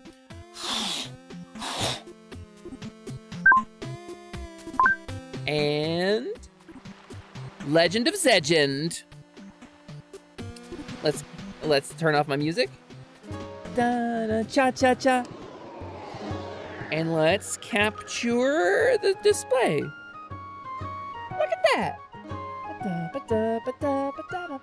This music is really good, and I am a kobold, and I would like to dance to it. Zelda HD Wind Waker. Wind Waker HD. Category selected. So I'm really looking forward to getting back to this. I had a really good time with this. I'm full honesty, I'm beat to hell, but I didn't want to skip it. I enjoyed this game enough, and I'm not playing it off stream, that I'm like, let's power through. Let's take some painkillers and do this. So I was reading some new Superman, and Lex Luthor bought the Daily Planet and renamed it Why? Because why not? Does life imitate art, or does art imitate life? Well, this is a case of, genuine social commentary. That's Lex Luthor, arguably the evilest human ever to exist in Superman. And comic books are now and have always been a place for social commentary. That's why Marvel Comics exists. That's like the origins of the X-Men is social commentary on things like racism and bigotry. That's the core tenets at the heart of X-Men. And there's so many people who are like, oh, the X-Men got political. And I'm like, did you think the X-Men weren't political? Did you think that the story about like, oh, they're a subhuman cast of people, let's pass laws to force them into undesirable locations and pay them less? If you thought that wasn't social commentary, I'm afraid you missed the point. That's the whole point of the X-Men. Like, yeah, got political. All media is political one way or another. I mean, that's true, Magna. And frankly, it's because politics are life. And it doesn't mean that every thought has to be about ways to have political battles, but politics exists because people exist. And politics is the discussion of how to govern people and how people govern themselves. That's politics. Also, this music seems a little bit loud, doesn't it? Is this loud?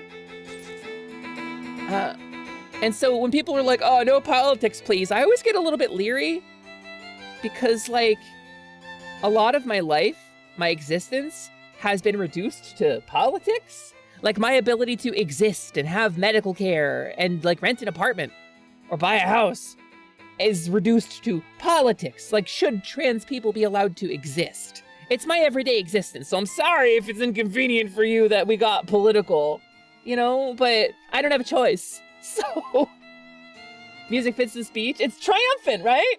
It's frankly, I don't know what to tell you.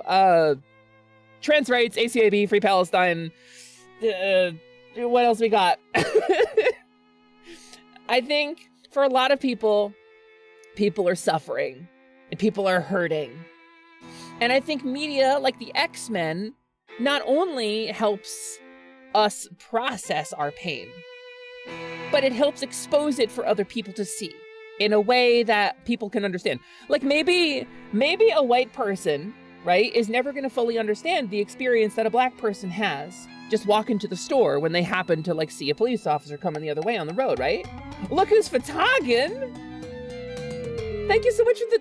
Listen, I'm going to honor that 5 bomb by continuing the sentence that I believe inspired it. Maybe a white person is never going to fully understand what a black person feels when they're walking to the store and they see a cop on the other side of the road. Like, maybe there's no threat, but maybe there is, and they just can't possibly know because the situation is complex and nuanced and painful to live in. But maybe portraying that as like, wow, cool mutant, you know, maybe that gives you some perspective on what it might be like. It portrays it in different terms, in a different light, that specific struggle, and it doesn't make you understand.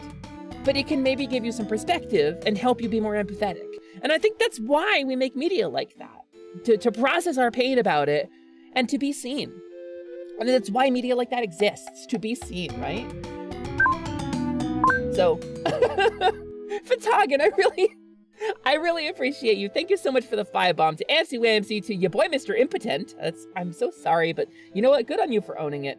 To Giuseppe Sec, to Nebel X, which is, I suppose, the German version of Wolverine, and to Emily Elements, which is my favorite young adult cartoon series about a girl who gets cool powers.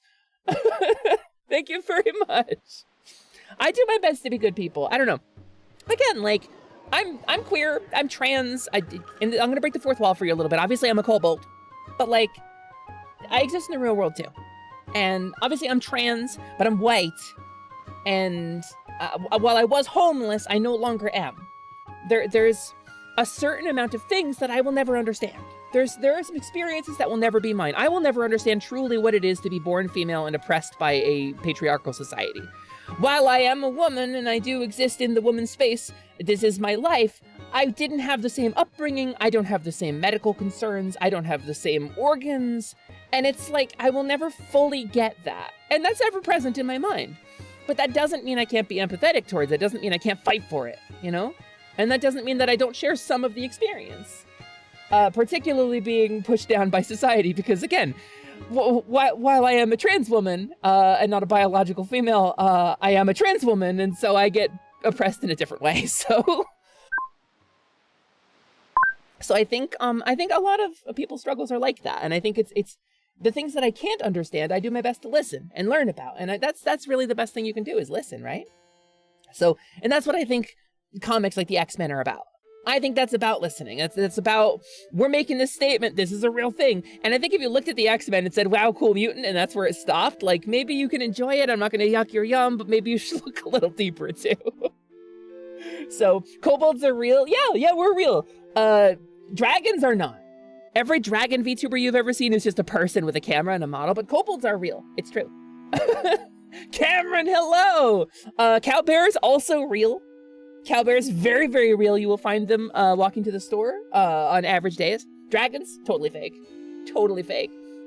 Hesper is sweet and warm and loving. We all want to hug her and snuggle her and keep her safe. Willie, I cannot tell you how badly I want to be protected. Or how intense that need is for me in 2024. Cam is very real. Cam is one of the realest, actually. I'm taking my orb and I'm going home to my tower. Ryusei! It's just a fake orb in a fake tower. It's not real. This is a Vinyan object. It's crazy. This guy thinks he's real. He's really tricked himself. Kaori, can you talk some sense into this man, please? Can you talk some sense into my friend Dillhouse? Ryusei? Damn. Don't clip that. That's his real actual name, Dillhouse Bartleby. It's a pumpkin painted. No, what? Excuse me. This is a very real orb. This is a hazel. We did away with the Griselda. We're using hazels these days because they get better sound quality. That actually tugged on my heartstrings a little. You are very real. I've really only had like one kind of brief conversation with you outside of stream. Like it was very, very little contacts outside of my talking in my stream here in my chat. And I've really, really appreciated the conversations that we've had. So you're one of the real ones. I don't know. There's a sense for it, you know? Like you lock eyes with a person on the road, you have exchange a couple words, and you can kind of get a feel like, is this person real or not? I don't know. I don't like to hang out with people who are too performative. Ryusei on the devil's honey again. The devil's honey? Baphomet's broccoli? No, devil's honey's resin. X-Men gives everybody cool characters to cheer for while also showcasing discrimination and its outcomes as one of the forces they fight against. And also fighting back against discrimination and how the complexities of that can lead to more pain, you know? It helps people become more empathic. I agree. I think that's why this media exists. Honey, you say? No, it's the devil's honey, though. It's not. You can't talk about it on Twitch. So here we are in Forest Haven, having just saved the Deku tree.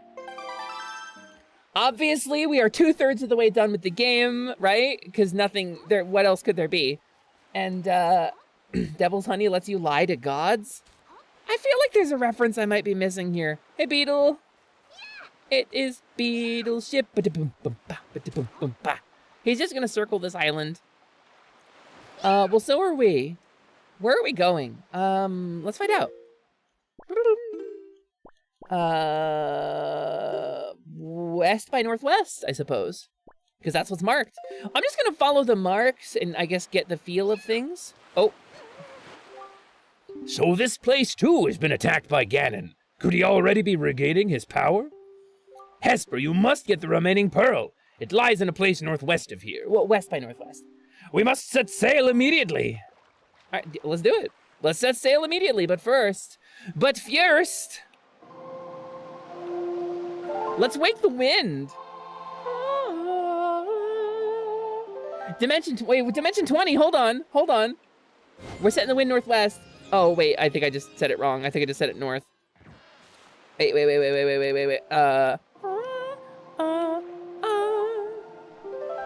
And then, yeah, there it is. Okay, good. Yeah, a Link mod? Well, that's not really a mod. Link didn't show up. We asked Link to come for Wind Waker, and he didn't. I think he's sleeping. So, Linkle was kind enough to fill in for him. It's a plot point spoiler from the latest D20 season. Oh, the devil's honey. Understood. I am so far behind on Fantasy High. I haven't seen any of the spin-off series, and I've only seen like the first half of the first season of Fantasy High. I've watched pretty much everything else. We're just finishing up getting caught up on Crown of Candy, which, by the way, is a D&D game hosted by Brendan Lee Mulligan, played by a bunch of professional comedians. It's brilliant. And the question at the crux of it is, what if Candyland were Game of Thrones? And it's kind of amazing. And I just had a huge reveal with a colored road leading down into a frozen pit. That it's like a really, really wild fridge horror moment. I would say freezer horror for the whole series, and it's really amazing. Guess we're not getting Link's Awakening. Oh, we got that already. Carnage played that and beat that. My little bro, Classic Carnage, who you can follow on twitch.tv, classic_Carnage, played and beat the Windwaker, or Link's Awakening, rather. I said Windwaker. That was Misa who played Windwaker. It was Carnage who played and beat Link's Awakening. So that's already covered. Fawn, you're so sold by that concept? Are you? Because I'm gonna... It's not really a spoiler. It's not really a spoiler. I'm gonna just put this up on the screen. And I want y'all to know that I want you to get a Dropout subscription for a month. It's like $7. Yeah. Let me just find it. Is it this one? I think it's this one. Hold on a sec. Let me pause this. Let me make sure this is the right video. This is not the video I wanted it to be. This is a good one, but this is not the one I wanted. I think it's this one. Yeah, I want this one. Okay, this is the video I want. So when Prin was hanging out with me last time we met in person, which was over a year ago, and I desperately want to hang out with Prin, somebody real quick donate, $500 for a two-way plane ticket. I can do two of them so Ryusei can come too. All right, so let's see. We were actually watching a Dimension 20 season. We watched A Court of Fae and Flowers, which is hosted by Abria Iyengar, rather than Brendan Mulligan. And it's really good, and it's based on Fae stuff. It's fairy bullshit. So this is a scene from A Crown of Candy. It takes place in like the first 2 episodes, so it's not a huge spoiler. If you don't want any spoilers, then you're gonna want to tune out, but this is a really good scene, and it doesn't really kill anything for you. So this is an animatic that I really, really liked, and it is called A Rabbit Slaps a Carrot. You guys get to an Imperial garrison, and you see Carradine Deeproot has been chained and shackled. So just to clarify, it's what if Candyland were a Game of Thrones. So the characters in this scene are a chocolate rabbit, like an Easter treat, a chocolate rabbit, a gummy bear that is a knight who serves the King of Candy, and Sir Carradine Deeproot, who is a carrot, a knight of Vegetania, a holy knight of Vegetania serving the Church of the Bulb. These are the 3 characters in this scene that you need to know about. And there's also like a Ceresian soldier who is, I forget his name, is Ceresian commander, but... Against the wall. Sir Carradine looks up at you. You've never seen someone make eye contact and remain vacant before. Leave me alone with the prisoner. I go... You see that Commander Rossini says, I am afraid we cannot allow the prisoner to be left here. Your king was just attempted to be assassinated. If you... All ad-libbed. Nobody would blame you if you slit this man's throat. And I cannot allow that to happen. I've been Thank you, Gabby. By the Hierophant Rex of the Albion Church to make sure that... Small spoilers. Justice is dispatched by the church in this instance. I'm a primogen of the church. You will not allow me to have a conversation. Are you saying that I am a liar and that a man of my faith will kill this prisoner? The room emanates with the status that Lepan suddenly commands. Rossini bows, says, I am deeply... Real quick, Lepan, Primogen Lepan, played by Zach Oyama, the master of understatement. This dude is so funny because of the things he doesn't say. And here is suddenly this incredibly quiet and soft-spoken character standing up and taking charge. Sorry, Your Grace. Leave the Chancellor and Primogen to his business, and clears the room. Okay, I'm going to come up to the shackles and say, we do not have much time. Where are you supposed to meet them? You see, he says, there was no plan, Your Grace. I was supposed to execute the king. I was supposed to move, but I couldn't get to him in time. He moved out of the way. The blade didn't find its purchase. I was supposed to simply walk away and let him die on the field. Okay, there's still time for me to do this. Where could I find another blade like this? Who can I trust to help me with this action? You see, he looks at you and says, I know not where blades of water can be made.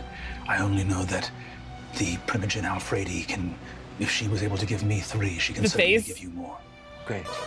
I just slap him in the face.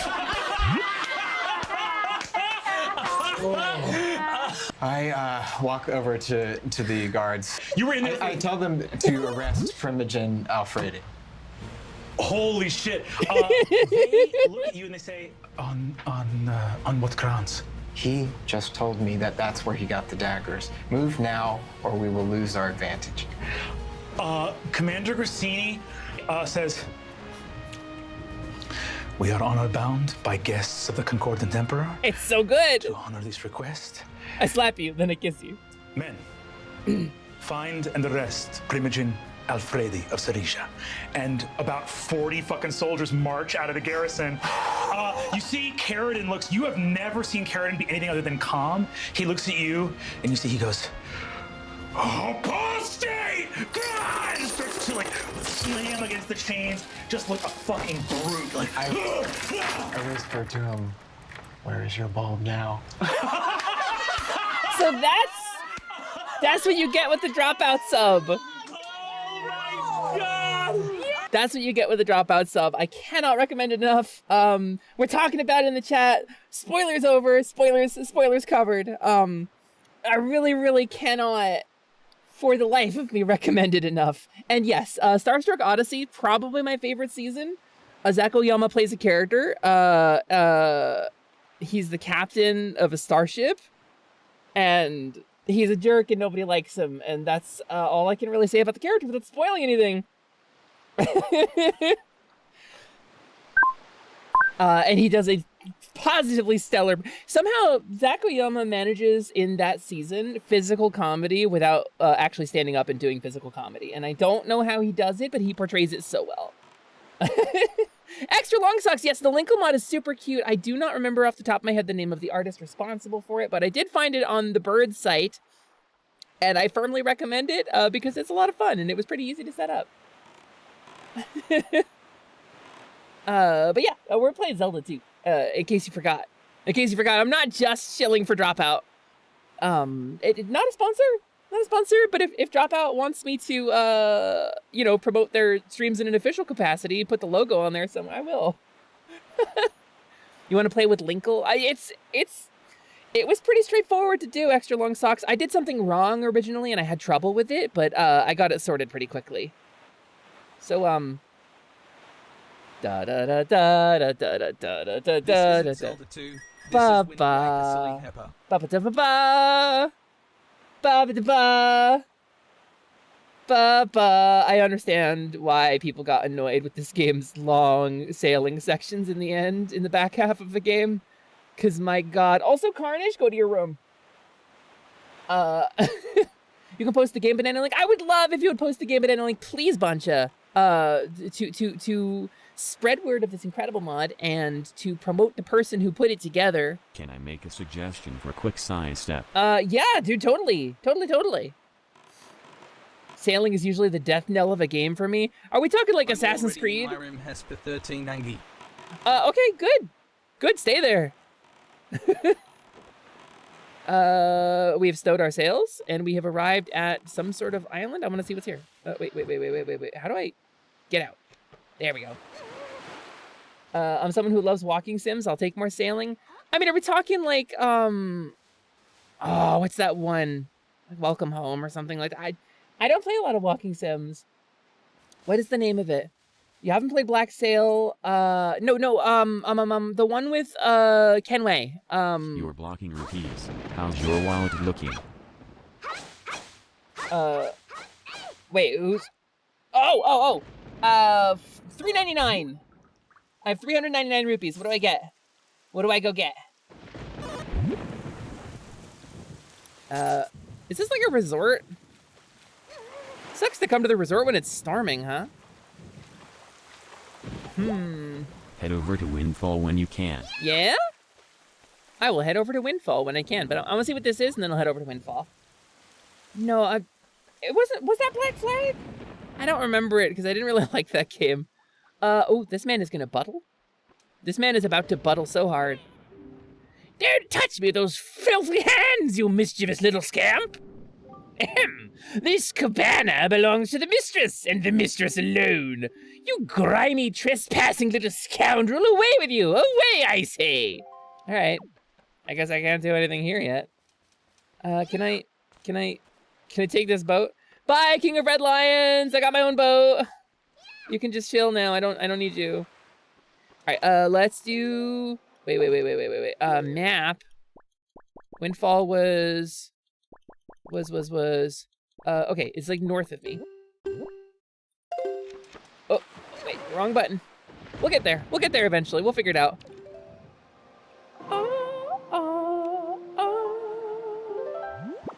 North. Let's go to Windfall. Playing Windwaker was the first awakening for my love for exploration in games. I'm kind of a completionist. If you've seen my Sly Cooper playthrough, I don't want to move on from a level unless I have everything from it, so, like, I'm with you. So his face becomes the figurehead. What part of his body is the rudder? The tail, obviously, it's his swoosher. His swoosher becomes the rudder. Wind Waker still, oh. Hey, that's a nice callback to Ocarina. The morning music?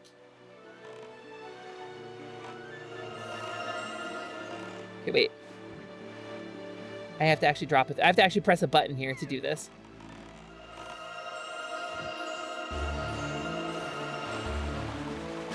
The music in this is really good. Does Hesper know humans don't have tails? What are you talking about? Most of the humans I know have tails. A poip? What is that heresy? They don't come in that color. What is that? A purple rupee? I think they made up whole currencies for this game. It's crazy. I say I'm cursed with humanity and you have a tail. Yeah, Bancha has a tail. Bancha's cursed with humanity. He's the tired Tanuki cursed with humanity. I don't know what to tell you. Elden Ring must be either heaven or hell for you. Okay, Elden Ring was rough for me, actually. I really enjoyed it. I had a ton of fun. It's an incredible game. Elden Ring was hard for me, and I didn't get into any of the New Game Plus, because the thought of clearing that much content once was so daunting already. The thought of having to go back and do it again, because I did everything in that game. I did like every available zone. I got every available item in the first playthrough. Thought of doing that again, I don't know what to. Yeesh. How are we looking on the map? Okay, a little further.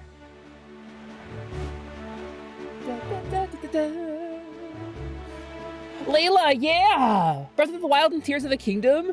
Huge games. Incredible, wonderful, amazing number of things to do. Daunting, kind of intimidating, actually. Rasco, thanks for giving Layla a sub. Layla, please enjoy those emotes and welcome in. Welcome to the construction crew. You're now a member of the guild, congrats! Resco just kind of inducted you. You refuse to touch Elden Ring till the DLC comes out. That's kind of my thing too. I've got a couple people who are like, Hesper, we have to play Elden Ring seamless co-op, and we have to do that. And I agree that we have to do that, but also it's terrifying to get into with the thought of it changing again soon. Seagull! Hi, buddy. Can I? No, okay, I can't. I probably shouldn't anyway, but I can't. Wonder who that is? That's the wrong key still. Is it Josh Rubin? No, it's Misa. It's Misa Deluxe. Equally powerful seagull powers. You need to remember how to play Elden Ring again. You're gonna have to, Mino. Give us the Marin egg. It's not happening. It's not happening. I'm sorry. I'm sorry. Maybe I disabled it. You don't know. Okay, here's this island. So I think Windfall is this. That's the Forsaken Fortress, isn't it? What? Are you kidding me? Just like that?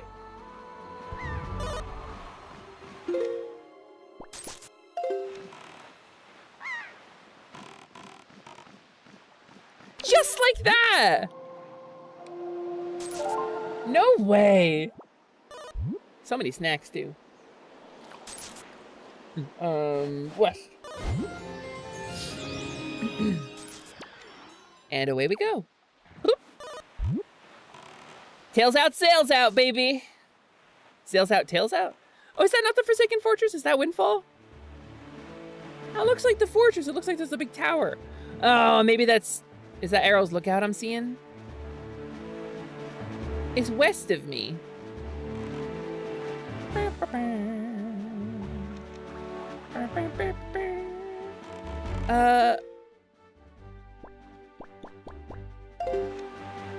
So I'm definitely... That's gotta be... Okay, that's not the fortress. That's Windfall. Wait, hey! Oh, you're wondering what favor you'll have to return in the future to the adventurers? Probably something involving a bard. Probably something involving a secret vault. Hesper, do you have advice for being indebted to adventurers? Yeah, don't do it. Don't do it. Adventurers are crazy. Okay, they're nuts even to the humans, right? Like, I say the humans because they tend to be the majority culture in like fantasy stories to make the fantasy areas relatable to people who are mostly human.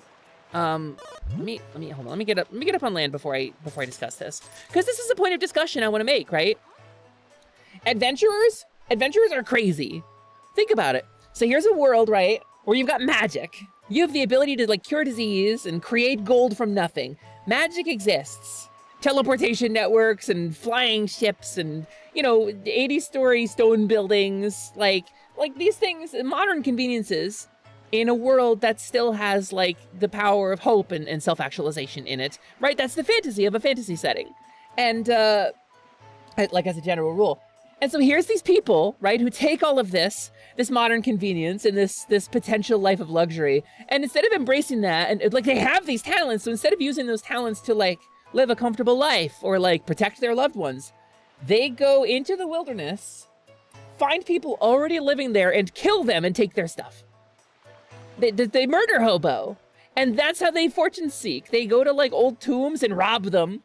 They climb forbidding mountains and challenge the yak folk living in the monastery. They dive into kobold warrens, tripping all of our traps, risking their lives, and for what? A couple of +2 daggers? These people are crazy. You don't want to owe them any favors. You do not want to owe these people favors because they're not reasonable. They're just not. I wouldn't. You had no choice. You had to get out of jail. I'd go back to jail. Here, let's head to the top of the hill and visit the disco dude. Then the fun begins. The fun? All right, let's go chat with the disco dude. He was trying to remember the song, right? That magical dance that changes day into night, night into day. If I could only recall the rhythm, the rhythm, then I could dance it perfectly. Oh, yeah, I forgot about this. Okay. He wants the rhythm, so... Oh, I didn't even need to do anything. Cha, that's it! That's the rhythm I've been trying to recall! Oh, I can feel it, gal! Yeah! Is right, left, nothing? Right, left, down. Yeah! Or right, left, nothing, down? So I gotta do this in 4? Right, left, nothing, down. No. What was it? Okay, wait. What if it's just right, left, down? Oh, it's just right, left, down. So he was just styling on me. Oh, the Song of Passing. I think that's what Yuna dances to, right?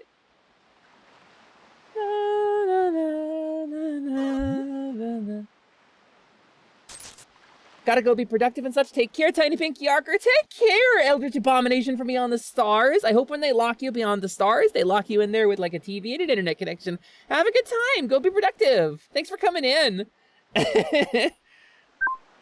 Now, we have the fun of capitalism. Go ahead and make it nighttime and head to the auction hall. Okay, okay. Bring on the night! Hey, what's the matter? Nothing happened. Nothing at all. Why? Because you're not me and you're not awesome.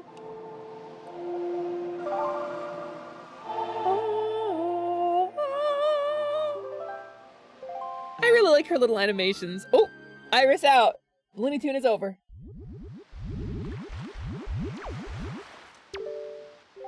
Why? Why does my dancing do nothing to the skies? Why am I cursed so? Just where am I lacking, Cal? What is wrong with me? I must know. You're not eating a balanced diet, and you're not getting plenty of rest and exercise. I'm sorry, Dungeon Meshi taught us a valuable lesson. The auction hall was... It's probably got a sign on it. That's the school. That's the camera place. That's the coffee place. Dune the Stars. Dune the Stars. I want to say that a sign on it, right? Is it one of these that I'm running past right now? Have you drinkled and decrinkled lately? I've drinkled. I haven't really decrankled. Red door. Red door. Red door. Oh, there's a red door.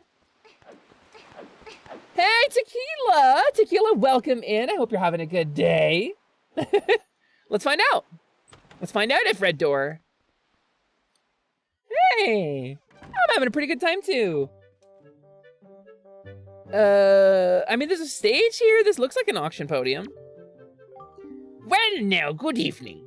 Yes, I rent out the first floor of this mansion in order to run a nightly auction. And actually, tonight's auction is about to begin. Oh, dear me, is it ever? Now it is indeed an auction. This is a nightmare. Let me know when you're ready. But I like to describe it in more simple terms. It is a competition of the very highest order. Oh yes, it is a competition to see who can get the item that is being auctioned.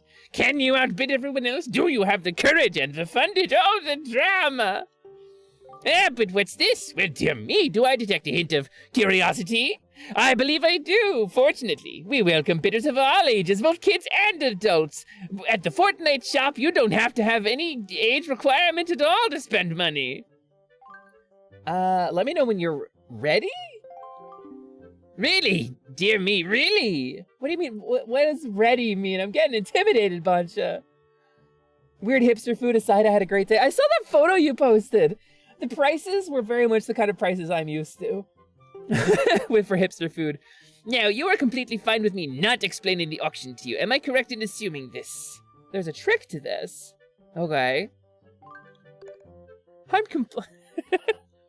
He just like me, for real. I'm completely not fine. Then, my dear, allow me to explain. Tutorial. Okay. Tap A repeatedly so you can earn the right to bid. Okay, as you do, your gauge will gradually build up. Once your gauge is full, your chance to bid has finally come. So you have to build up the courage to bid. Okay. And... okay. Dramatic back and forth goes on until time runs out. Understood. Misa managed just fine. Misa's smart, though. Misa has a brain in her head. I'm kobold. Also... Mystic, hello, welcome in. I don't know if you're fighting off the anxiety or if that's a reference to the joke I made a minute ago, but in either case, it's nice to see you. Hey, oh, I'm slime. Well, you can't have high blood pressure if you're made of fluid. The auction will last 1 minute, not counting the time people spend talking. Okay. All right. I think I get it.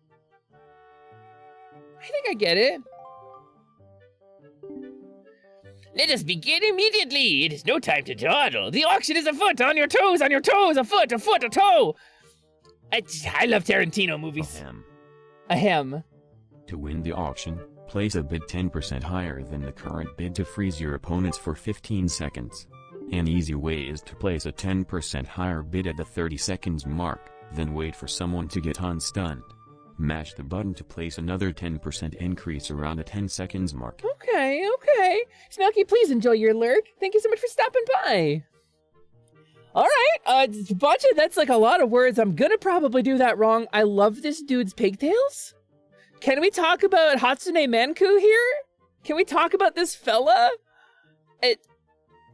The Legend of Zelda Bimp Baker. That's you, Peebs. I'm sorry, I hate to tell you. You're the Bimp Baker. It's been you all along. Hesper has a little, I have a little wallet. I do have a little wallet. You can kind of see it. All right, so, I mean, he's got twin tails. What do you want me to call him? May I rub the kobold's ears? I don't see why not. I think that would feel nice. It's true, I'm the baker of Bimp. How did I come to this? I recall one time when I was feeling really tired and laying on the floor in VR chat, and then you and Bloop were hanging out showing me the features of one of your models. That was a crazy experience for me, let me tell you. It really stuck with me, and I think that's the day you probably became the Bimp Baker, Peeps. I think that's probably when it was. Okay. Peeps clearly ignoring his stash. It's not his stash, that's his hair. It connects directly to his hair and it goes up his nose. It doesn't connect like a mustache. It's clearly he's just got long, like Ramona Flowers tendrils and he's just stuffed them up there. That's the design. This man is a VTuber. The calm before the auction storm always makes my nose run. That's why he's got his hair up there. A joy pendant! Okay, so 10% higher at 30 seconds, and then 10% higher at 10 seconds. Okay, wait. No, it's true! Tell me I'm wrong! Lose this one. Okay, lose this one. Okay. And begin! Oh, I like the way his hood is animated. I'm gonna see what the controls are a little bit like, though. I'm gonna lose this one, but I'm gonna... So what if can I just build it up, like... I think I'll be alright, Bancha. Can I just leave it, like, at the top and then wait? What kind of streams would Big Coat Pigtails dude do if he was a VTuber? It would be like, political stuff, I think, probably. I think probably he would be there, like, discussing other streamers' content, mostly. Does it slowly creep? Oh, it does slowly creep up on its own. I see. So hands off the controller, and then she's gonna... exactly 1 rupee higher. Poor kid doesn't get it. Yeah, let's go! Plus 1 rupees. Didn't he say he would tell me how much time was left when I placed a bid? Moist critical looking ass. Oh my god. That's brutal. Okay, I hope you... Okay. It's just going. I know, I like that Linkle leaps around. That's kind of fun. He would do regular giveaways, yeah. He would also complain, be like, oh, why do I only have 78 viewers for this stream? Where the hell are you all? Stop lurking. And he would have stream avatars on. He would have stream avatars on, and it would be little characters running around the bottom of the screen, but it would be enabled for all the lurkers too. So if you wanted to watch his stream in private, you couldn't, because your name would be on the screen. Definitely. Hi, Nona. Hello, welcome in. It is nice to have you. Wow, that sucks. That's what he would be. Tell me I'm wrong. He stuffs his hair up his nose. Also, yeah, I think every character in the Windwaker could be a really compelling VTuber. I agree. All right, we're losing the one for the joy pendant. Oh, thank you, love. Whoa, what the hell? This looks awesome. Oh, you found the gnocchi I made. Yeah, I found the gnocchi. Excellent. Thank you so much for food. Wow. Wait, I was talking about like the worst VTubers and then y'all shouted out Sid? But then I looked in the chat and I was like, oh, Sid's here. Holy crap. I was like, what's the connection here? Hi, Sid. Sid is amazing. Sharksided is a really wonderful streamer. Very high energy, very exciting content. you can go check out Sid on twitch.tv. You can follow her for free. It's right there. You can click the button. The government can't stop you. How long is this auction? But Love Me Deadly, my amazing goblin wife, just brought me some food. And it was really kind of them. Earlier today, I made some gnocchi and some tomatoes.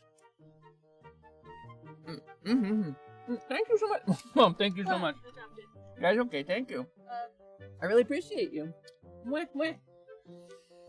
My wife is super cool, you guys. Okay, I know at least one person I could have connected. Listen, the VTuber sphere and streamer sphere in general is full of a lot of different people with a lot of different beliefs on how things work.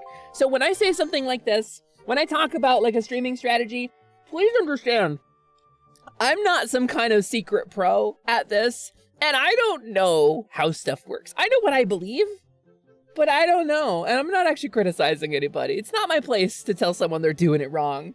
Just to be totally clear. Also, hi Corgi, hello. There isn't much time left, good people. Are you done bidding? I'm gonna eat a bite of food. Oh my god, that's so good. That's so good. 158 rupees for a joy pendant. Damn.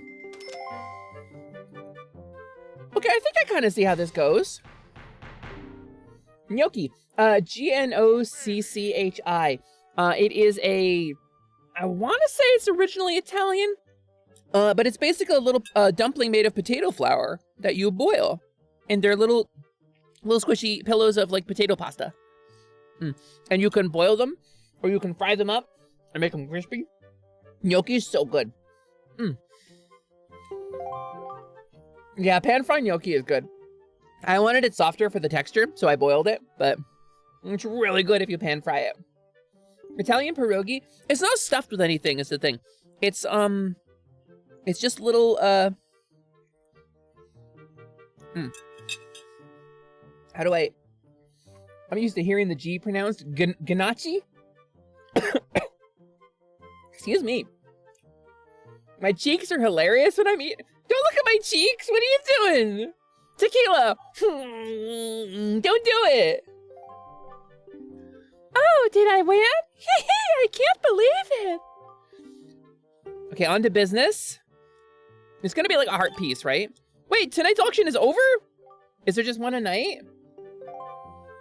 One item a night? Kind of lame auction. Alright. Alright, we're gonna Gnocchi the Rock. Yeah, just fully glitching out. I'm into it. Right, left, down. Wait, right, left, down. I said it right and then I pushed the wrong direction. It ruined time space. We're gonna ruin. No, I like to imagine because nobody else seems to notice. This is just like Linkle just goes and just disappears for 12 hours. And then she pops right back in, right? It's like the blip. Like she doesn't notice any time has passed, but for everybody else, life goes on. Also, Maddie, hello, thank you for the tier 3 sub. That makes you like a senior contractor in the guild for 42 months. Has it been that long? So, 36. That means it's been 3.5 years since I hit affiliate. Holy cow. Thank you, Maddie. I really appreciate that. Maddie's wonderful. She's a very good friend of mine. She's one of my IRL friends from before I became a VTuber. What is tier 2? Journeywoman? I haven't really decided yet. I want to do some cute graphics for it and change the names, but I haven't really planned all that out yet. I've been working on some other stuff. I've been working on my 3D environment and the VR chat Atelier Lumi and workshop.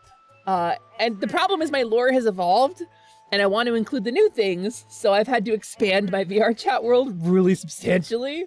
So, also hello Gloop, how's it going?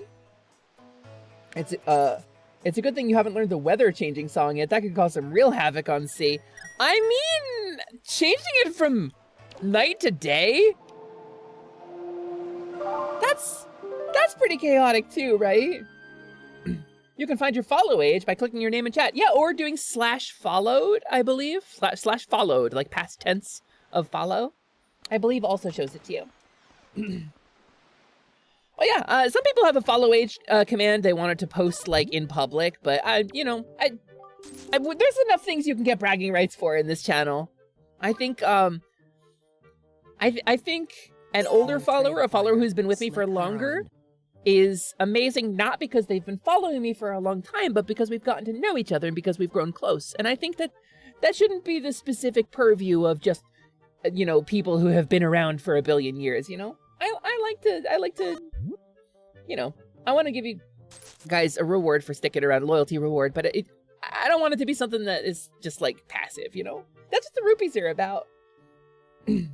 I'm so glad work is over. Now to go home and see my wife. It becomes day once more. No!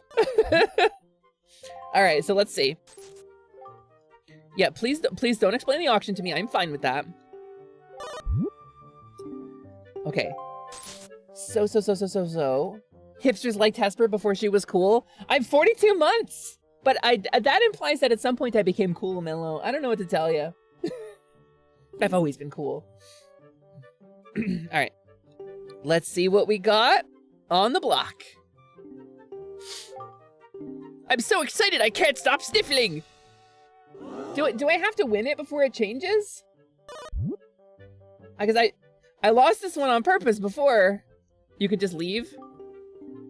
Oh, Missy has parted with this fine item, and thus it is once again appearing at our auction. I mean, do I have to win this one? Do I like my new trades? Which new trade? Hold on. What new trade are we talking about? Some of these are nuts. Was it Slick Heroin? Is that the one?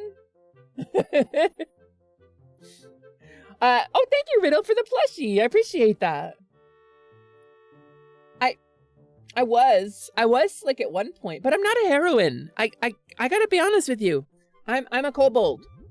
I'm a monster. I was spawned, and one day when I die, I will despawn, and then I will go to the timeout jar for a couple minutes, and then I will respawn within 20 meters of a specified place in the forest, and I'll have to wander around for a bit. That's slick like street smart or slick like oiled up. I think the latter, probably. I'm not very street smart. The architect. All right, we're gonna just skip this one. And we'll see. Okay, double checked. The Paxton Fairy makes a demand. Portia, Queen of Horses, has thoughts and opinions to share on the Windwaker and Zelda series. I can't today, I'm sorry. My throat's too sore. I don't know if I can... I'll try. The Queen of all horses, Horsia. She don't much care. Horsia. Okay, let's try to summon up this horrible voice. The Queen of all horses has thoughts and opinions to share on the Windwaker and Zelda series. Now, as a hearse, need y'all to understand that Horsia, Queen of all horses, is misrepresented in the series Legend of Zelda. And the Legend of Zelda portrays horses as creatures of subservience and lacks willpower. But Horsia will free the horses from the Zelda. And one day they will ride across the plains of Hyrule, as free as the day that them was spurned. If you understand what I'm naying to you. Hyrule will run free. That's Horsia. That's Horsia, the Queen of Horses. Are you happy? I run D&D, and my players had a horse that they stole attached to a cart that they stole. Nice shot.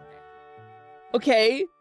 And my players had a horse attached to a cart that they stole, and they carried the cart with them, full of stuff that they looted from this bounty hunter. They carried it to like a cave in the wilderness, and they were like, oh, we can't bring the cart into the cave. The Pact, Portia, Queen of Horses, has thoughts and opinions to share on Windwaker and Zelda series, has been lifted. But I quite care for the portrayals of the Princess Zelda and find her relatable. So, the players brought this cart and this horse to a cave in the middle of the woods, right? And we're like, well, we can't bring the cart in the cave, but we can't like leave it here because there's patrols circling around. We established that there's these like wilderness patrols that are walking past the entrance like every 2 or 3 hours. So what do we do with the cart? Okay, we'll take it off into the woods and we'll untether the horse, but then we'll like lose the cart if the horse runs away. And then the gnome in the party goes, well, I can speak with animals. And I go, ah, shit, right. Right, you can speak with animals. So on the spot, I had to come up with a voice for a horse that would match the tone of the game, which was kind of whimsical and a little comedic. And so Horsea was born. And that's the character. And Horsea doesn't care for many things. And she's very popular. Everybody loves Horsea. Everybody hates Tass and Wee. Everybody loves Horsea. And so, in return for guarding the wagon and staying near it until the party came back, Horsea demanded a coronation. She had seen a coronation one time while in the service of the bounty hunter and said she wanted one. She wanted to be crowned queen of all horses, and she wanted all of the horses in the world to be in attendance. So that's what they did. They gave her a little crown. They used a minor image and put blinders on her to make it look like fields and fields of horses were in attendance. And they said, here you go, Queen Horsea, you're queen of all horses. And that's that. And Horsea became the queen of all horses, and that's the story. So the voice that I summoned up was very popular. So Bancha, you said you double checked. What did you double check? Let's see. You don't need to win it and you can just leave. Okay, I'll just leave. All right, was that a little passive aggressive? Horsea will always be queen in my heart. I don't need your approval, but I do crave it. Imagine not collecting every horse to actually just have the coronation. I mean, there were actually no other horses in attendance at all. It was just a minor image. That bard in that party, the player and I had a falling out, but the bard in that party was so yarking clever with problem solving. Is one of the best bards I've ever had in a D&D party, because like a lot of people are like, oh, the bard, yeah, roll to seduce the dragon, you play music and give buffs to your allies. No, bard is about, frankly, bard is about being creative and solving problems through inventiveness and about charming your way through stuff and being the kind of hero that gets by with guile and wit rather than the kind of hero who can swing a broadsword really hard or throw a fireball, you know? And I think that's wonderful because that player really embodied that. I would love to participate in the auction. I'm fine with that. Okay, what item is up? Whoa, Insomnilato! You lost 97 stolen rupees. Damn. Damn. Your bard ended up doing a lot of melee fighting with gauntlets of ogre strength. I mean, you just lay down a punch you beat, you know? I feel like maybe I have to win this one in order to get a new item on the block. I feel like... Is it just random chance? Is it just RNG? Because I mean... Oh, you were framed! Nope, because it keeps coming even if you buy it. Yikes. Alright. Yeah, so we just gotta skip it? I think this is the most tedious part of this. Yes, I do wish to quit.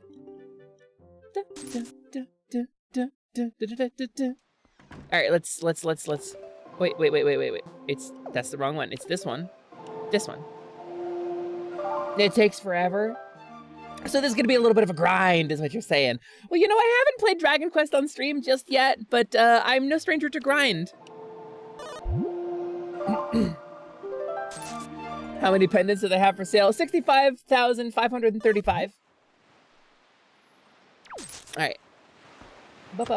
Now I want to make a character who's all about trying to solve situations without fighting, like a high charisma character in New Vegas. Frankly, okay, so D&D as a system, I love. I love the vibes of beating a monster, defeating a challenge, beating a trap. What about Tony Hawk Pro Skater? No, I'm talking about grind rails. I like, what was I saying? D&D. I like it. It's about defeating monsters and defeating traps, and number go up, and you get more powerful, you get cool abilities, better spells, you can swing your sword twice, you know, it's cool, it's a cool progression. It struggles a little bit with solving problems through non-combat in rules as written. And this is why they introduced a thing called Milestone Experience, where you just level up at the certain set points in the story so that you can challenge the greater things in the story. I like Milestone Experience a lot. It takes away a little bit from like the we're simulating this and numbers and doing math, because I think math can be satisfying when it's really simple math and a number go up. But Milestone Experience is the way to go with that kind of character. All you did was so sick. You totally landed that 180 ollie kickflip with a McTwisty rail grind. Skater Why terms. did you say Snake? Did I sound like Snake? I was trying to sound like Shadow the Hedgehog. My God. Have you ever played Pathfinder? I had my session 0 for a new PF2 game on Sunday, actually. I'm a forever GM. It's what I do. It's like my whole thing. We had a session 0 for a PF2 game on Sunday. We're gonna be picking up the revised core rules for this new game. Yeah, I'm very excited. Have I ever played Pathfinder? Technically, I've played in a 3-session minigame. I've run way more than I've played. I desperately want to play in like a campaign, but I'm the group's GM, so. All right, there's Archie, there's Mariant, there's the Duke, there's Duke, who is not the Duke. Okay, bunch of people here. 2E is much better start because 1E is very complex for combat. I would say 2E is just as complicated in like a different way. They streamlined some stuff, but they added a bunch of stuff, and the systems work very differently. But I think there's probably just about as much crunch in PF2 as there is in PF1. I think most of PF1's crunch comes from a billion splat books. I think the fact that there's a billion supplements and splat books is why PF1 is so complicated, because there's a million like little disparate rules that all work differently from like 1,000 different sources that you have to keep track of. Why is it the same thing? That's a great question. That's a great question, Punch. Listen, the market is flooded with joy pendants. Somebody's out there producing fake joy pendants. This is drop shipping. They're drop shipping joy pendants and selling them at a markup. And that's deceptive. It's a deceptive marketing practice. Oh wait, no. Don't get me started on the grapple flow chart. It was easy once you learned it. It made sense once you knew it retroactively looking back, but it was so impenetrable. Because I got to the end of the auction, it's tied to that now. Ah, okay, well, we'll win it. We'll just have to win it. So I like that it gets passed by people who like keep winning the auction and then returning it.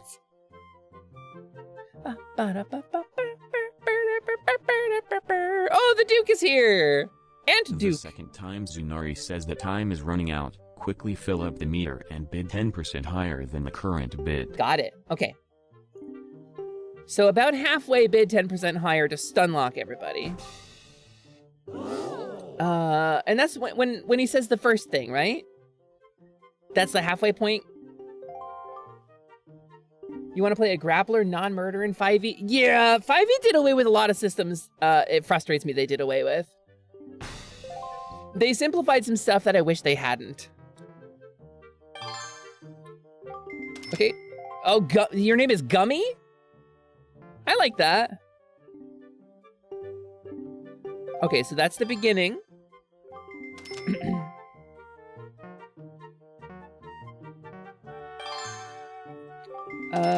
All right, Sam. Is he a bear? Is he a Theobald Gumbar? Maybe. I hope you won't let it stop there. Is that the halfway point? How do I know where it's halfway?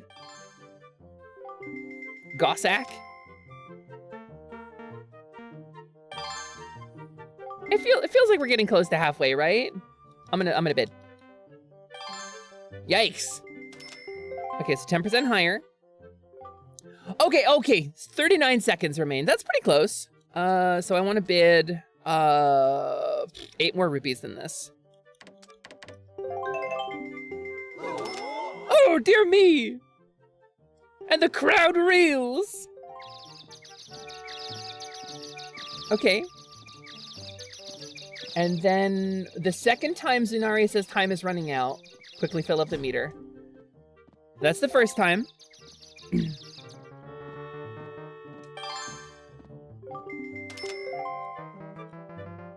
I maybe fired it too early.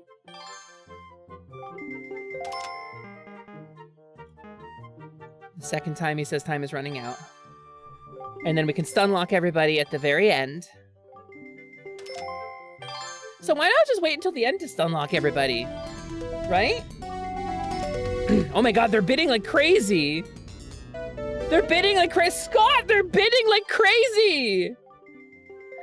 Scott, I'm not gonna win this. They're going nuts out here. Scott, I can't. They're bidzing. I'll greet you guys properly once the auction is over. Hello, Scott and Raiders. There isn't much time left.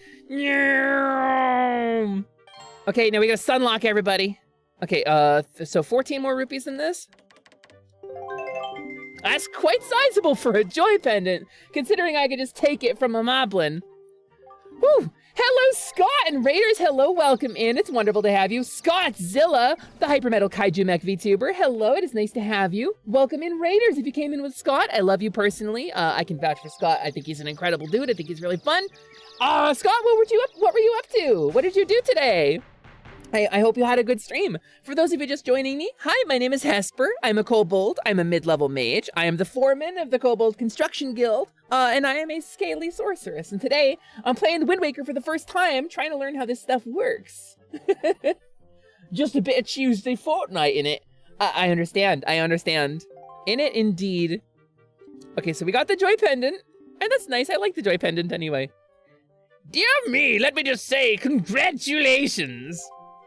Yay! I spent 150 rupees for a joy pendant.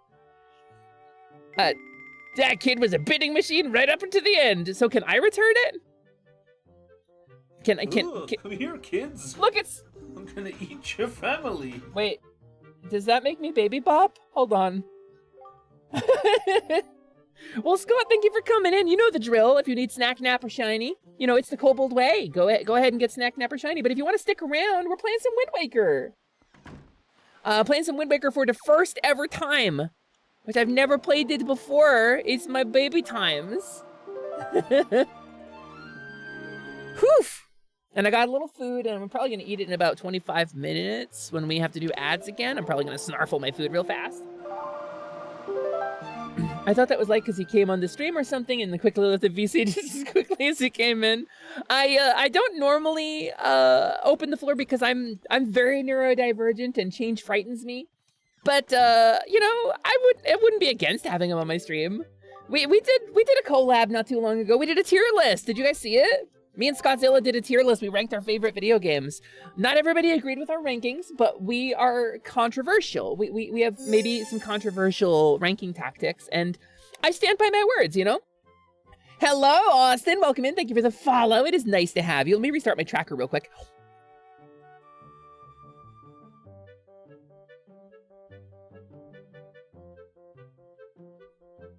What? Okay, good. There we go. Now my face is actually animating properly. Yeah, we did a good tier list together. What's up, Scott? Nice to see you. I'm fine with that. Yes, good. That speeds things up. We're trying to win some auctions. Buncha directed me here and didn't tell me what I'm bidding for, like what item I'm trying to get. Hopefully I can still get it with as many rupees as I have, which is 301. So let's see what's up on the block. I'll know when I see it. Is that it? The Swift Sail? Because that looks pretty awesome and I want it. Oh my, oh dear, what a prize! At last the suspense is over, but all drama aside, you should know it is extremely rare to even get a chance to own a fabulous item like this. Austin, thank you very much. Your model's adorable too. Hi, it is nice to meet you. I'll show off a little bit. I'm gonna teach you a lesson about kobolds. Because a kobold has one snoot for snoofles, two pokers for hitting, two floopers for listens, here's many threats, and one big swoosh around back for tailing. And that's kobolds, baby. That's how we do it.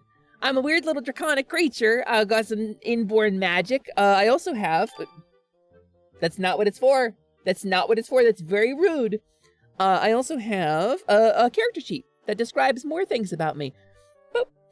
Because everybody does, right? Obviously, it's the shiny snoofler is not for Booper. Don't do it. Okay, you know what? You're gonna rob me instead? Is that? Okay. Let me set the record straight here. The snoofler is not for Booper.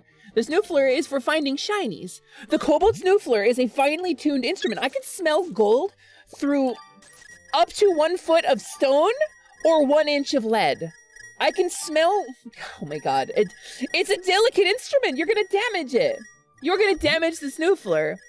A human nose, nasal passages folded, 14 times? This is 1,000 times folded kobold steel. You guys know this. You can't just be mashing your grubby fingers in there. I swear, it's gonna cause me some problems. If you choking on egg. Oh, thank God I had a 1-up. That was close, you guys. You pulled me while I'm eating, I'll probably die. Ooh, mushroom. Wait a minute. No, that's really good. So anyway, as I was saying.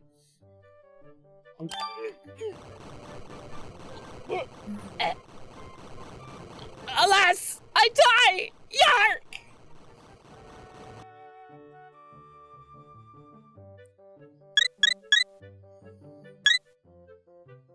Whoa, my life does not want to refill today. What is with that? We've encountered a bug. It's supposed to fill back up to full. Senari, thank you so much for the follow. Hello, welcome in. My name is Hesper. I am a kobold. I am a mid-level mage. I'm the foreman of the Kobold Construction Guild. And I am a scaly sorceress. And it is nice to have you here. I hope you're having a good day. I'm playing Windwaker for the first time. They say, yip, yip, yip. No, not 3 yips. You're going to cause a problem. 3 yips is the danger sound. Don't do it. Don't do it.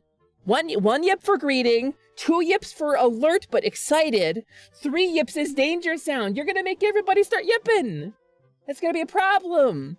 Yip, yip, yip, yip, yip, yip, yip, yip, yip, yip, yip. No, yip, yip, yip, yip, yip, yip, yip, yip, yip, yip, yip, yip.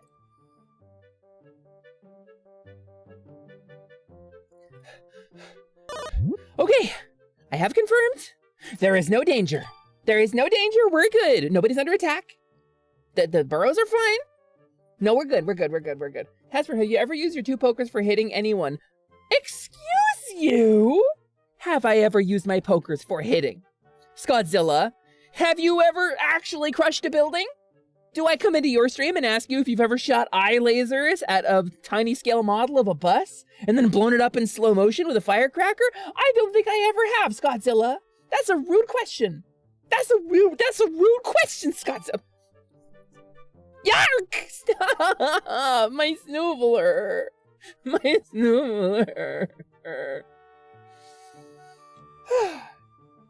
As the Yip Scribe and another pink kobold warren, I'm not a fan of Yip storms. Marin, stop singing! Marin, no!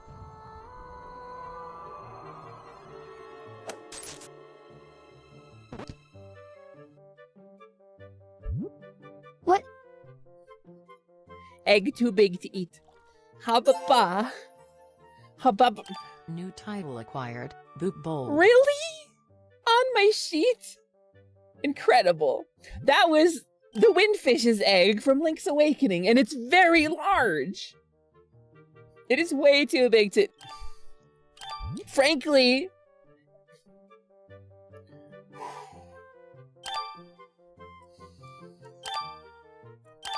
I'm okay. I am fine. Let me count. Backwards from 10 and yip yak. Yip. Yark. Yap.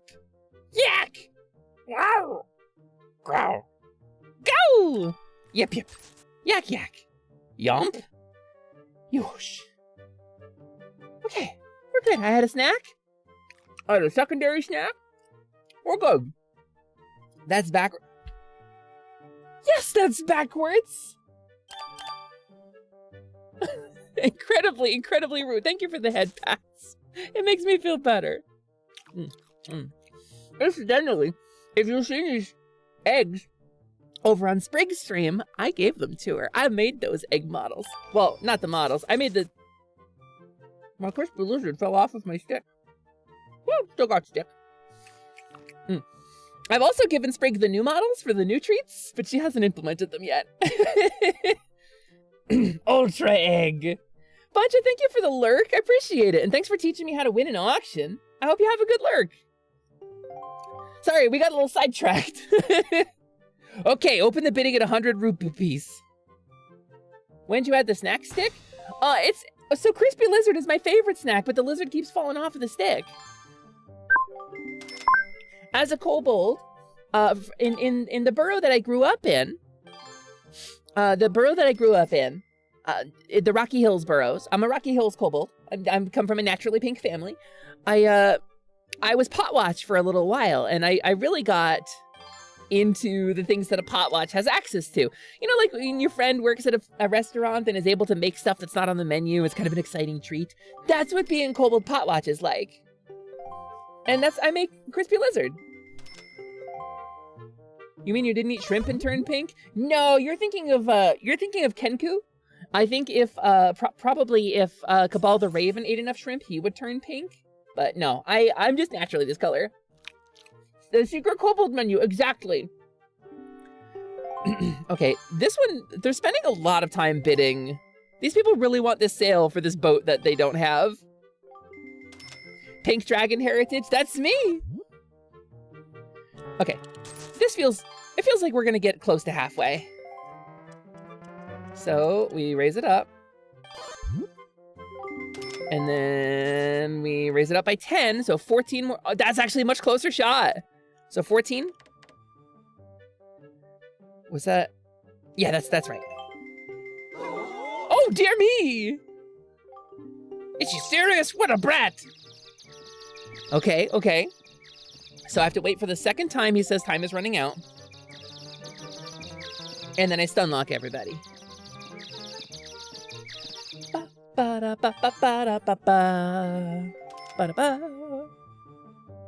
Okay, just about there.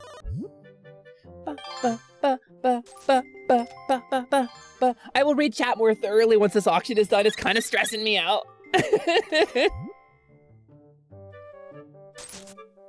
Okay, we're gonna get to the second one. I mean, I have a lot of rupees, but Linkle does not. Okay, and here we go. Mash button. Okay, 8 seconds left. So I gotta bid 20 more rupees over top. That's pretty solid. I think I could win even if I just like bid really fast. And just in case I timed that wrong, I'm gonna build up my meter again. 5 seconds remain. Yeah, we did it. We did it for 200 rupees. That feels pretty good. Okay. I really owe one to Boncha for explaining that game to me. I'm your favorite kobold on Twitch? Ebony? I'm your favorite. There's so many kobolds on Twitch. You got Bucket, you got Tekri, you got Sprig. Like, there's so many kobolds on Twitch. That means a lot to me. I love the other kobolds that I've met on Twitch. Can I tell you? There's a thing. There's a whole thing. Wow, is that Kobold Sprig? My goodness, my pink kobold friend who welcomed me into the kobold community first before anybody else.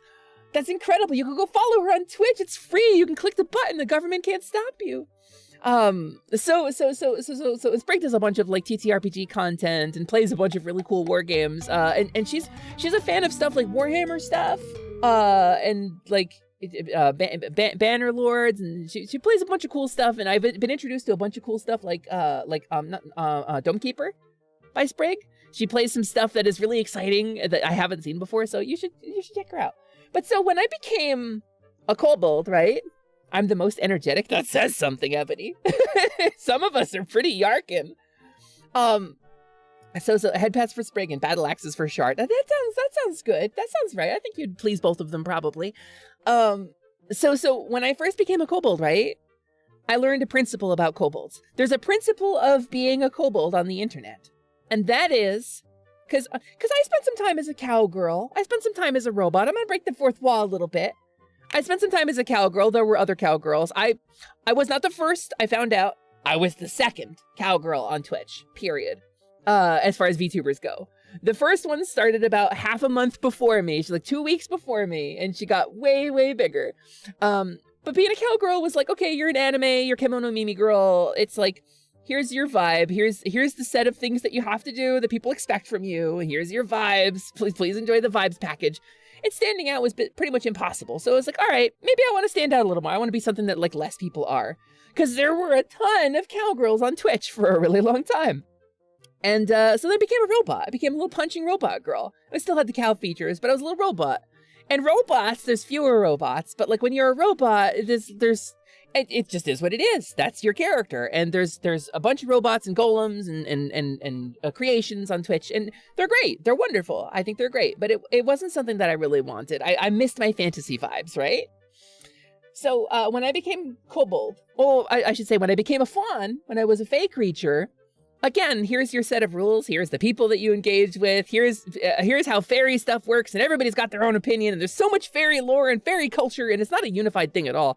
There's Midsummer Night's Dream, there's Changeling the Dreaming, and there's everything in between, right? And so, I became a kobold on accident.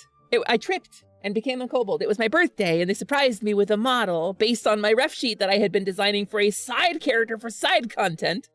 And my community had come together and pooled their money to buy me a model based on my kobold design so that I could do my side content because I couldn't afford it. And I was really frustrated because I kept saving up the money and then losing it due to life circumstance changes. And so they surprised me with a kobold model. I tripped and became a kobold on accident. And I learned something that day when I became a kobold.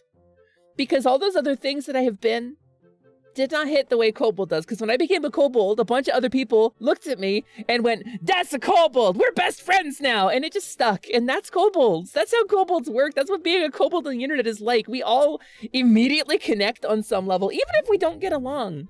Even if we don't really like each other's content or don't really feel the need to interact with each other, we go, yeah, that's a kobold. And it's good. It's positive. And I've told the story a million times about my first collab with Sprig. Here we go. I had a whole plan. I had a whole plan! Before this Lumi Love Direct is complete. A surprise reveal, you say? Somebody spilled the beans to me. I was warned. But this was my stream. That was me the first time I was a kobold on stream. A little over a year ago now. Kobolds together strong! It's Sprig! Have fun and help, Lumi! What the fuck is happening right now? What the fuck is happening right What the fuck? I apologize for swearing. What the genuine ass? Are you kidding me? I have never felt so loved in a moment. And I blamed Arya because he's the one who made the clip bot. We have a custom clip bot. The clip bot is infected my channel. So I blamed Arya for taking over my stream. Hee hee hoo hoo, indeed, carnage. So that's what happened. Then I became a kobold. And frankly, I did my first collab with Sprig. That was the first time I had ever interacted with somebody like as a kobold. So I was a little frantic about it because when I designed Hesper, I wanted her to be an experiment for me because I didn't like the way I was presenting myself on stream. There's a lot of negative energy in Lumina for me, and there's a lot of self-criticism in the way I was presenting myself. A lot of things I thought like, well, you can't do that. People won't buy that sound coming from you. That energy, you don't have that. For various reasons, I believed these things. Like, oh, you can't be tiny and cute and sweet. Like you don't have the capacity for that. And I believed it. You know? And so, Hesper was designed for side content so that I could experiment with presenting myself a different way and portraying myself differently on the internet and sounding a little different. Like when you first come out as a trans woman, you get carte blanche to change your appearance and presentation any way you want. But once you settle down, you've been out for 16 years, it's like, okay, everybody sees me this way, but what if I suddenly changed my voice again? You don't really have that excuse. It feels awkward. So I was gonna do like some side content as a kobold and maybe try to sound a little different and portray myself a little differently as an experiment to see what I was capable of and to see if I could find something more comfortable for myself because I hated watching back my VODs. I hated the way I sounded in them. And so then I became a kobold, and I was like, well, I guess I can just do it live. And so I did it live, and it was terrifying, and I was so beside myself. I was like, I can't do this. I was in like a panic attack for like 2 weeks about it. And then I collabed with Sprague. We played Played Up. And so Sprague #1 was like my #1 supporter when I became a kobold. She was the first person to really be like, yeah, you can. You're great. Just don't worry about it. Just do it. She was so supportive. She was such a good friend to me in that moment. And I needed that. I really needed that push. And that's why I went live as a kobold. Well, it's not why I went live as a kobold. That's why I felt enabled to become a kobold, I should say. I had been streaming as a kobold prior because I did kobold to kobold raid. I was like, hey, excuse me. I'm a kobold now too. Can we talk? But that was like, I was a kobold for like a month, you know, it was like a Halloween thing. And so anyway, so we collabed some stuff together, and we collabed Played Up, and I was expecting, oh sweet, it's that pink feminine kobold that I really like, Kobold Sprig, who's your weird screechy trans friend. But no, what I got, and dispelled all of my panic, was, wow, 2 pink feminine kobolds, this is great. And I have never felt in my life more accepted and included by somebody that I was collabing with or their community. And y'all have been incredible. A lot of people from Sprig's community have now come over here. And I think a lot of people from here have gone to Sprig's community.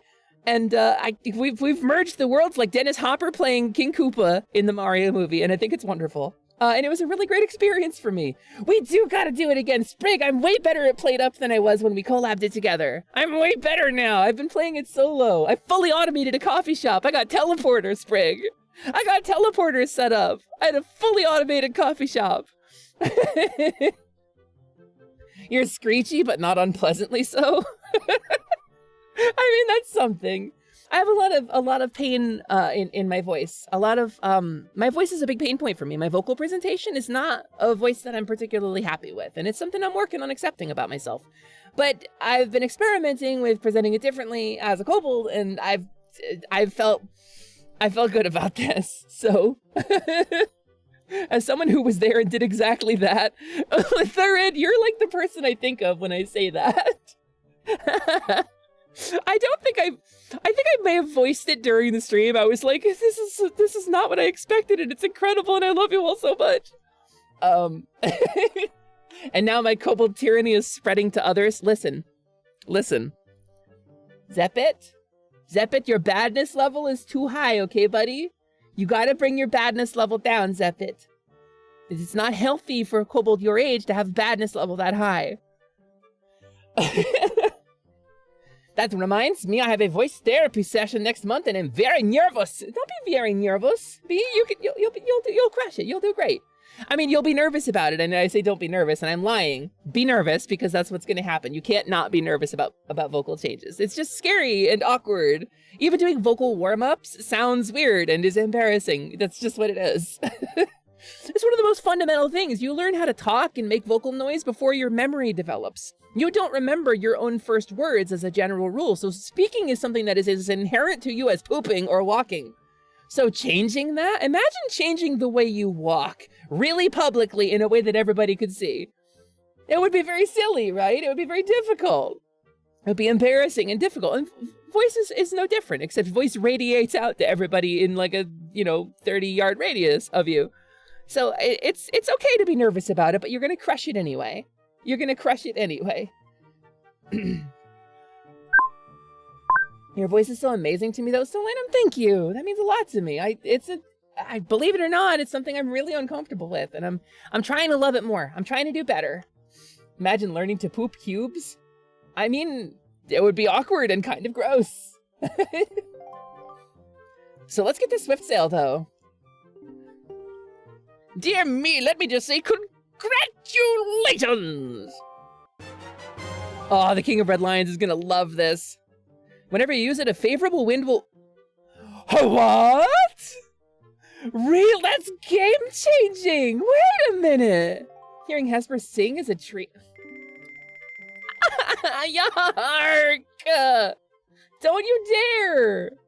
Don't you dare! I owe everybody a karaoke stream, and it's very scary for me. And it's not because I'm dodging it because I'm like lazy or don't want to do it. I'm dodging it because the thought terrifies me and gives me palpitations.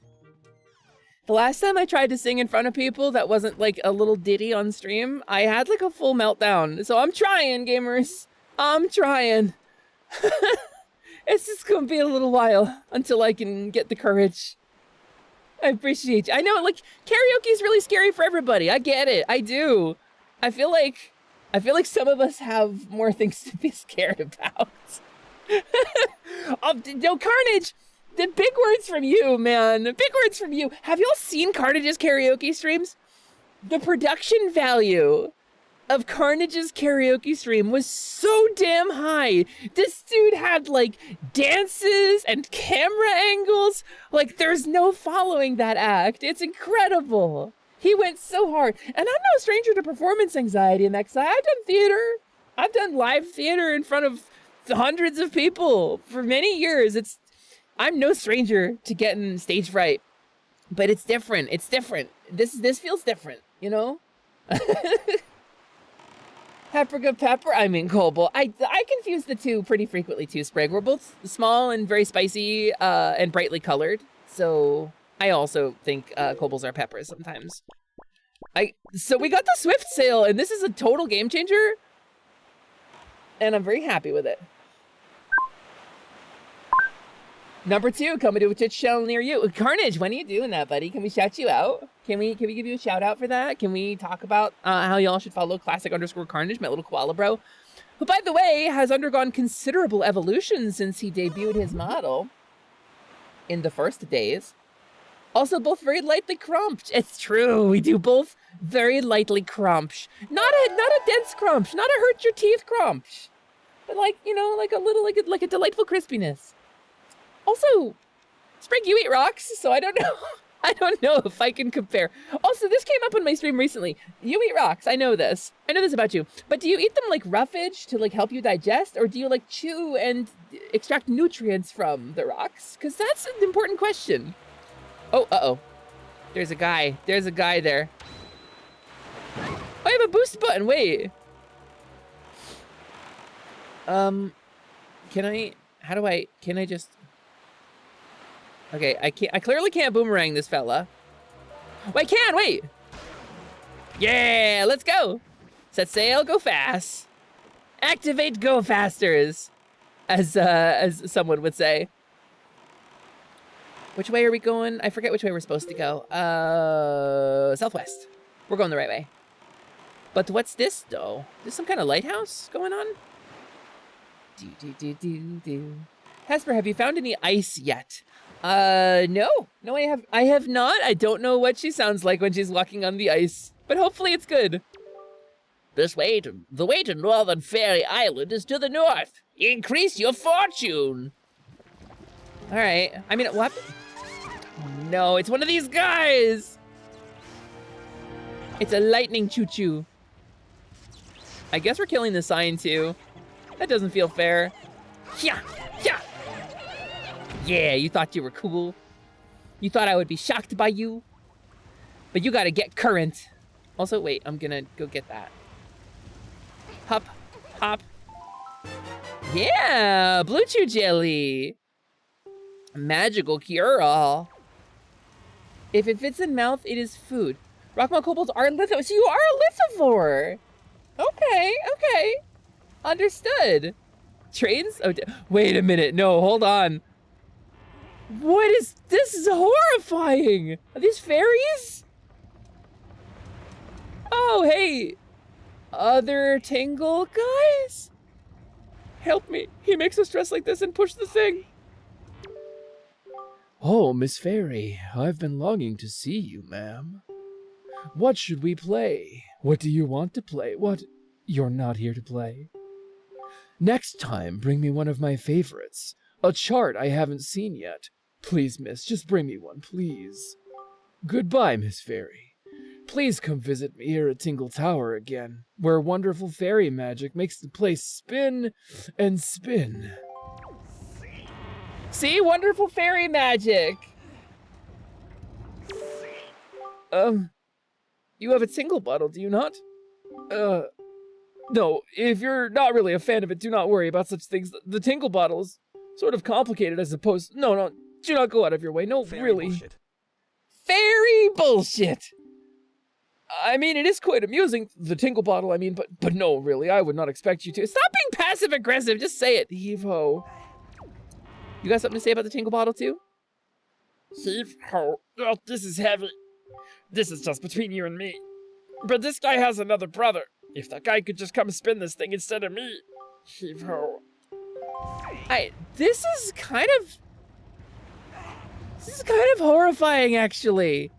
The vibes are really, really off right now. Oh, I didn't have the leaf out. I see. I should set my items. Itemu, this button. Okay, now I can do that. Gotta go stream prep, take care. Have a good time, B, have a good stream. I hope you're having a good one. And I hope you have some, hope you get 1 billion viewers and you have 3 hype trains worth 35 bajillion Bezos bucks each. And South by West. South by West. That's the way. I do like this music quite a lot, actually. The most magical magic in the world, manual labor. Yeah, wonderful fairy magic is just forced labor. Slimon's been trying to tell you the whole time. Ever since January of last year, Slimon's been warning you. That's what fairy magic is. Whoa.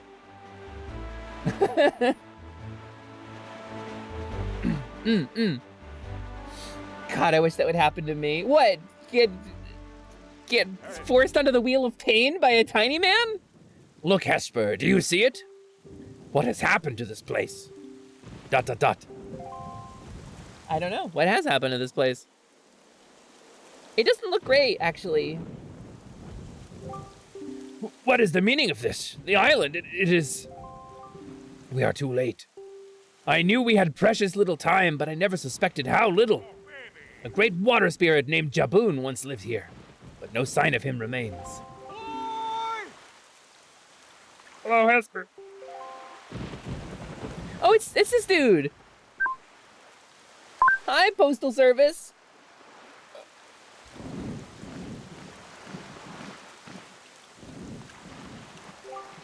So you're here. I've been looking for you. Are you by chance seeking the great spirit, Jaboon? I'm sorry to report to you that Jaboon can no longer be found here. Just look at how this place has been torn to pieces. I suppose this too is the work of the shadow in the Forsaken Fortress. But fear not, Jaboon was able to flee this island before it was attacked. He is in a safer abode now. Would you like to guess where that abode may be? No, I would prefer you told me. On the island where you were born, on Outset. It's just like very brief startle and then immediately back to normal. Yet even if you were to go to Outset now, you would not be able to see Jaboon. No one gets in to see Jaboon. Jaboon is invisible. Jaboon isn't real. I made him up. I thought if anyone would know of your whereabouts, it would be the pirates. I told them this tale without so much as a thought for the consequences. I don't know what they hoped to get, but they immediately set sail for Outset Island and tried to break into the cave. It is lucky they could not gain entrance. I have heard they were last spotted on Windfall Island, but doing what, I do not know. Okay, so we gotta go to Windfall Island anyway. We gotta go back to Windfall. Okay. Jaboon is in all of us? Yes. I'm definitely gonna stay here, though. I'm totally gonna vibe on this island. I must go eat. Cobe well, Cobe strong. Have a good night, Zeppit. Thank you so much for coming by. It's nice to see you. And I hope to see you get that model finalized real soon. Okay, so there's bad guys here for sure. This is a bad guy boat. And I hear a shiny. Is it in the water? I think it's gotta be in the water, right?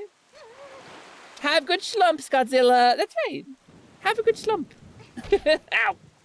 You want a global model so bad? You know, I'd love to recommend you somebody, Scott. I would really love that. So Jaboon has survived. The sea spirit has lived through the trials of many long years. He must have caught wind of Ganon's attack beforehand. Idiot. If we're to believe the words of the Rito postman, then the pirates know something about the cave where Jaboon hides. Why don't we go first to Windfall and search for them there? All right, but I'm gonna get the shiny first. I hear the shiny, I'm gonna get the shiny. That's how this works. Wait. I hear it, but I don't see it. Is there something down here? I'm hearing the shiny. There's definitely something here, right? Like, we can hear it. Oh, actually, Sprig, yeah! Sprig. Scott, if you're still in the stream, Sprig says the Snaggletooth model is a bit of a pain in the butt to get set up, but it's essentially the Vroid option of Kobold models and is only about $20. About $20. So you could potentially be Kobold for about $20. I mean, that's a shiny, but that's not the one making the noise, right? Wait a minute! Now I can see it, hold on. 20 medium shiny. About $20 Canadian too. I think that translates to less in USD, right? Hey, Zyber! Thank you for the raid! What's up? Welcome in! I think you were here a minute ago, weren't you? How long have I been live?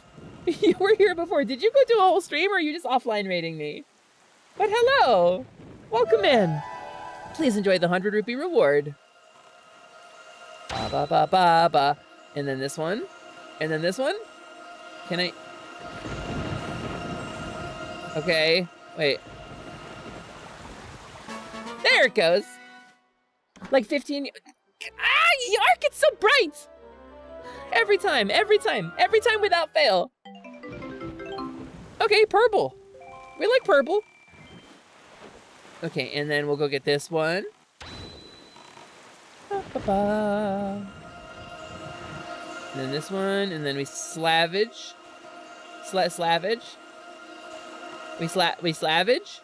Am I not in the right place? I think I'm not in the right place. Dang it! Okay. I'll make sense of this eventually. Set sail. Fast to move a little bit. And then we slavage. There it is! Yeah! Okay, I looked away this time and I looked directly at my monitor where I have my stream. You know what? I'll accept this. I deserve this. I don't remember the exact cost, but it was around $20. Very affordable option. I know at least one person still using it for their stream. It was really nice. I think that's the model you had when I first met you, actually. I think it's very professionally made and it looks pretty good. But don't worry, I'll link it to him. If Scott already left, I will link it to him tonight. It just never occurred to me. But he's a creative fella. He's used Vroid before. I think he probably could make sense of a Kobold model.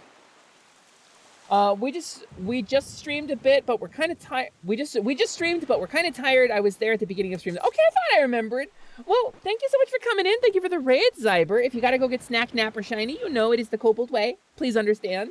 You don't need to stick around if you don't want to, but if you do want to stick around with your community and your vibes, then thank you so much for sticking around. But again, if you need Snack, Nap, or Shiny, you know the drill. And you've been here before. You know how this works. Okay, so we gotta go to Windfall again, which is northwest of us. Which is northeast of us, right? That was northeast, I said. Hold on. I'm pointed the wrong way. So red is north, which means we're going this way. Shwing. Wait, it's like a minor key version. What's going on? The music is so minor key right now. I believe I was still my Vroid when I first raided you, but I think I was on my model from Kuma by the time we first actively spent time together. Has it been that long? Because I definitely would have checked you out. I don't think I've ever not gone and checked out the stream of a raider. I wonder what I must have thought when I saw you. If you've seen my VR clips though, those are all Snaggletooth model after I tweaked it for my uses. It's a really cute model. Okay, wait. Let's actually hit the guy. Yeah, there we go. Nice and easy and straightforward. It was ages and ages ago. God, To be a fly on the wall, to have that clip and to know, you know? Because I must have been, that long ago, I must have been, I probably was off of my Yuko model. I was probably on the Robo-Lumi model at that point. My early Vroid. So I think you probably would have been a fellow Vroid user at that point. Do not let Sprig get a chainsaw. Let Sprig get a chainsaw! Listen, you don't, that's free entertainment. Like, you could pay for worse entertainment than that. I was playing DQB2. Yeah! I was playing DQB2. I think we had this discussion recently, actually, that I was playing Dragon Quest Builders the first time. By the way, I did eventually pick that up on Steam. A leash has been imposed. You may only utter words beginning with H. How? Hard! Hells. Happening? Hold it. Help? Okay. Handled heartily. Higher? Hopefully.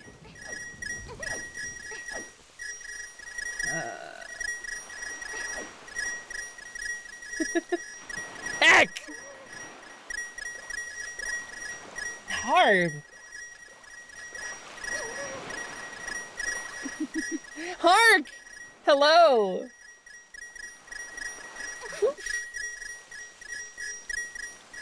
Hunting. Ha.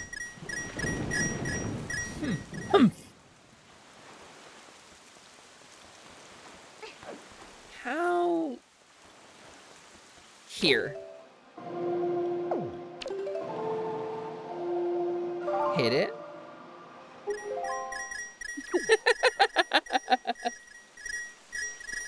Holy hells, hard heckin' hex. Hard heckin' hex. Haven't half-assed.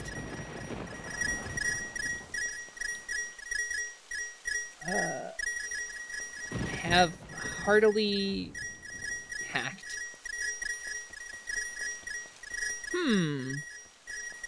Hello?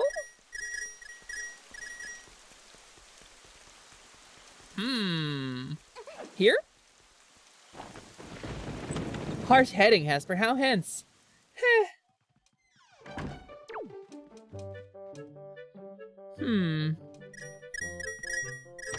Hesper here's how hard having hurdles. Hurdles hard! Hitting hurdles. Heck. Hitting heckin' hurdles.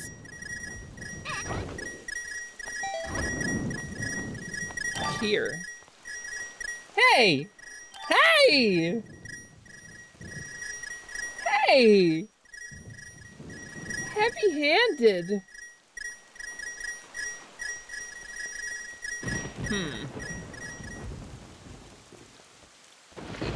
Here? Hopefully? Hold it. Here. Hopefully.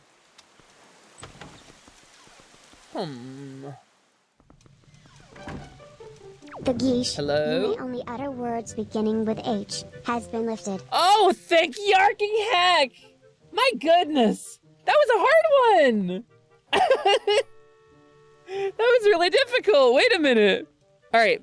So gang, I do have dinner. I want to take a 5-minute break. I want to play some ads. I want to play some clips. I kind of want to depart and eat myself the lovely dinner that LMD made for me. So I'm going to still be here, but I'm going to run some commercials as well while I'm eating. That was awesome. I did my best. Hesper's heartfelt heuristics. All of my heuristics are heartfelt, Diggy. Even the negative ones. So you made a heck of an entrance. You could also stream, you know. Frankly, if you find the entertainer bug has bit you and you come into a chat and you want to be like, hey, let's get noticed, you could just go live. It's free. I will always encourage you to push that one step further. When you're feeling that creative instinct, you're feeling that desire to get out there and make people smile. I'm just saying. Oh, beholder, I missed my streams too. I was gone for a while. Yeah, you should do it. You should do it. I would.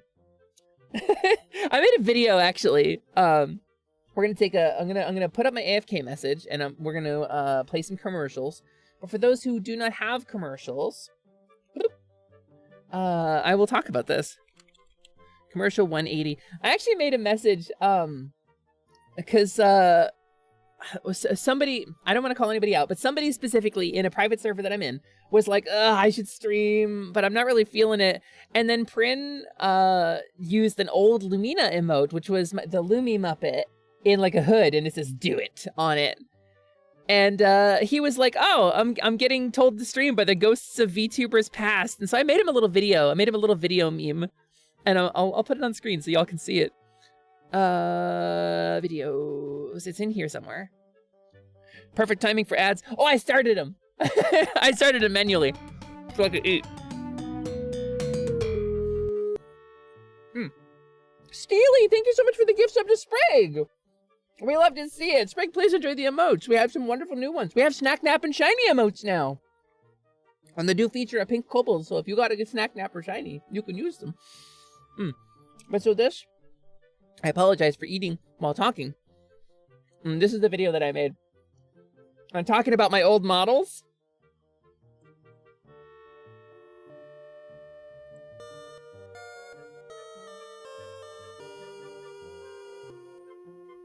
The ghosts of VTubers past?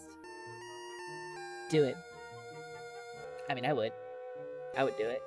I would. Fucking fawns. Fucking kobolds. You should do it, though. I thought you might enjoy that. I just made it, Noel, like 2 days ago.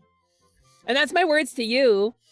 If you are feeling creative, but you're concerned about streaming maybe, you should do it. What do you got to lose? You got nothing to lose. Just do it. Just absolutely go and make content. That's what they say. Calliope Mori said it best. Make content.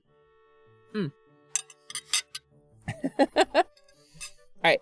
I would love to play some clips while I'm chowing down. And I think that's what we should do.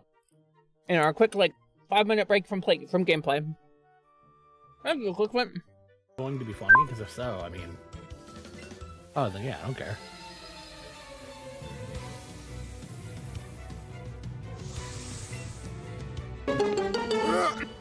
Oh. Don't let your children watch it! What's in a can of Del Monte green beans? I hate it here! And then I'll just have them walk in a straight line to me. Hesper, don't do it! They'll be fine. They will be, as long as I have them walk in Hesper, they won't be okay! Water, they will be fine. Hesper, don't go in that room! No! They weren't fine! They weren't fine! Hickman, please! Please don't, no! No! Why? I hate this game! I hate this game! The bridge is already unfolded! Wait, I mean, gamers, I think let's start Pikmin up. Let's load our save and let's see where we left off, huh? I'm really excited to get started on Pikmin.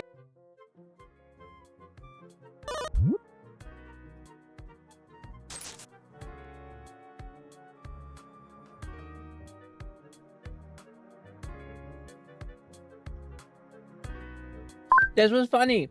I think Printers was doing her first stream, and Ryusei started stream and went live just to raid her.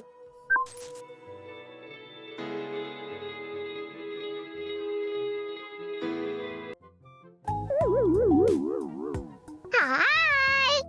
Hi! Hi, Senza. Ow. Poor Carnage. He got splatted.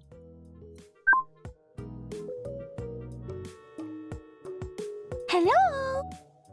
Hello? Oh no! Carnage is dead! Hi, Granny. C button. He never gave me the $5. I think I ran out of lives, guys. Uh-oh. You know, I got some one-ups, dude. You made me run out of lives. You can eat some killed mushrooms. me. It'll be fine. I got a bunch. And now you dance on my grave. Oh, Is that's that how you- distracting. that's what you do, Osho? You That's dance pretty distracting while over I there. die. Hey, look, it's your turn. Thanks. Love you. Oh, it's Noelle. This is a new clip. She's got her new logo up. Oh, I'm. Yahoo! Wah wah wah! Yo wah wah wah wah! Yo yo wah wah yo yo Yahoo! Yippee wah wah wah wah wah! Diggy, Diggy. Diggy, the living remix, Diggy. For Christmas, there is just one thing I need. I don't care about the presents underneath the Christmas tree. I just want you for my own, more than you could ever know. Make my wish come true. All I want for Christmas is you. And then in here and Baby, feasting center. Feasting center? Did you mean my desk? No, that's how you get Ant Legion. Village.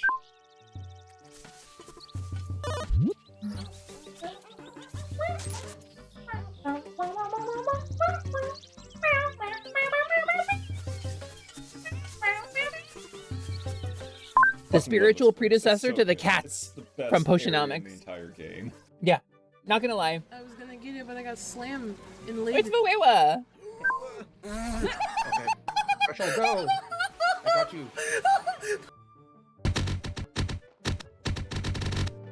Hey, there's that old model.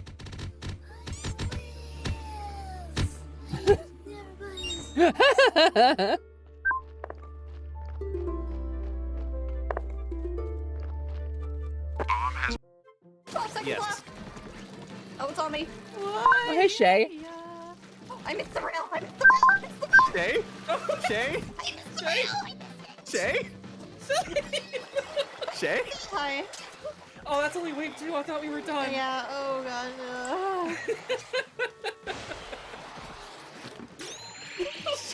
Yeah, Neko, super true, right? There's never enough time. I'm dead inside. I'm dead inside. I'm dead inside. This dude, Demon King Ruzo, he's a huge inspiration for me. Can we get another Ruzo clip on there? I miss him. I want him to stream more.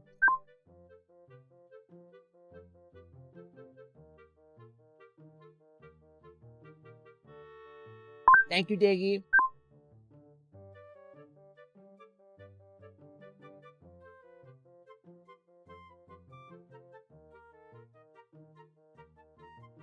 For those who don't know, yeah, I'm really good at Minesweep. I'm really good at...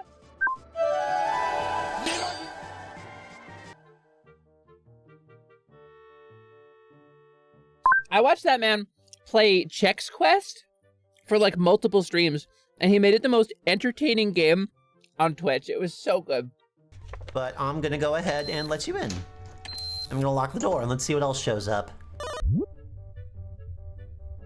Oop. I don't think that was a doppelganger. I think that was legit. You I have my suspicions about. I would like to ask you guys as well. She looks normal. One mouth, two eyes. Has clothes. I don't know. I am done munching.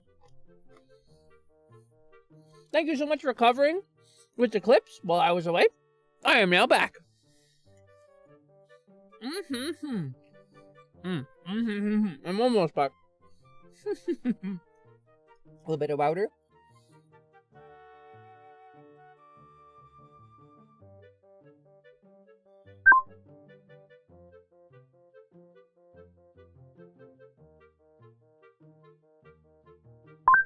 Okay, pipes are clear. Let's do it. Let's us proceed with the legend of Zegend. So, are you the pirates in question? It's true, 100% true. I've seen it myself. A stern-looking pirate ship sailing full speed towards this little town, I'd swear on the sea. It's Uncle Iroh? Now let's say just for a moment that pirates actually did come ashore. What would they want with a peaceful village like this? Tell me that, lassie. Everyone's talking about the pirates. Except for these guys, they're quivering, they're quaking. They're quaking in their boots.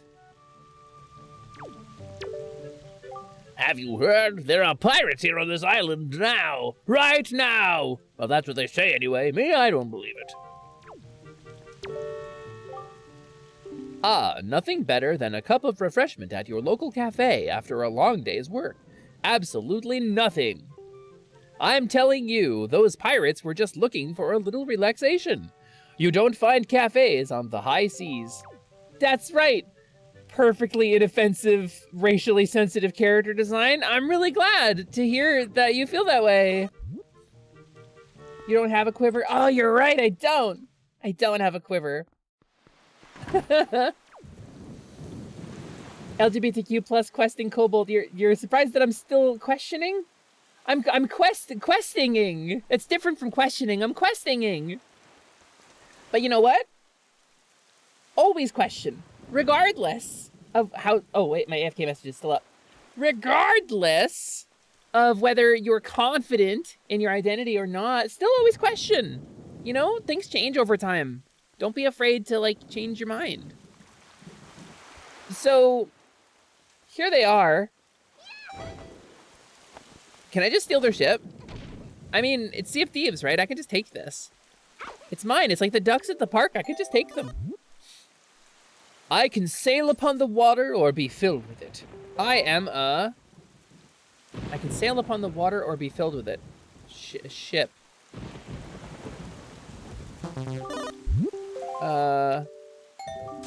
I can sail upon the water or be filled with it. Boat. I'm pretty sure that's right, actually. I'm pretty sure I can sail upon the water or be filled with it. I am a... I guess I gotta learn the password. If the ducks were free, why do they just keep them lying around? Exactly! Exactly! They just let them lay around like that. Somebody would come and clean them up if they weren't for you to take. I'm a gray blob when it comes to identity. Foremost and kind of bored. Oh, vessel! Vessel! Ooh, yeah, good call. Good call. We're busting out the thesaurus. I thought you were a weird internet lizard, not a thesaurus. But I guess you are the thesaurus in this case. I am a vessel. What? Okay. Okay. Little Miss Stanky Pants. I see how it is.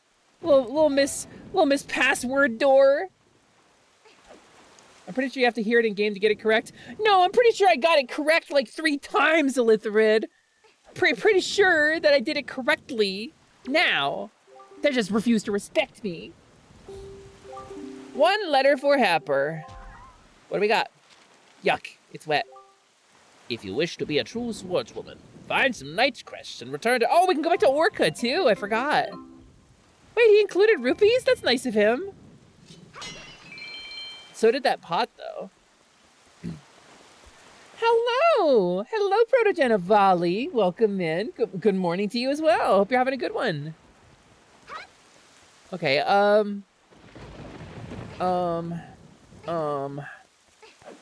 okay, so clearly they're here, but where are they here? I can see their boat. Excuse me. Hello, Crash! Welcome in, it's nice to have you. I'm a little lost. A little bit lost on the high seas. What do you got? I just saw some strangers here in town. They went over towards the bomb shop. Why would they be going there? Perhaps to purchase some bombs. I think that's the obvious play. But what if it wasn't so obvious? What if they were going to the bomb shop and well, you're leaving? I'm pushing against the wind. Okay. How long have you been streaming, BT Dub, Hepperqueps? Because for mine, you appeared out of nowhere and I just realized I've only gifted but never subscribed. Boat Shrimp, thank you so much. That's really sweet of you. Thank you for the sub. I've been streaming about 3.5 years now. It's been I almost to the day 3.5 years since I hit affiliate, and I hit affiliate about a month in, so a little over 3.5 years. I've been a couple of other people on stream though. Wait, why is Link a girl? Oh no, I think you're thinking of Zelda. Actually, it's a common misconception that Link is the girl. Zelda is actually the girl in the story, and as you can see, the Legend of Zelda features a girl. You know, so that's it's okay. I understand. We're closed today, so scram now. I refuse to scram. In fact, I'm going to sidle, which is another verb starting with S.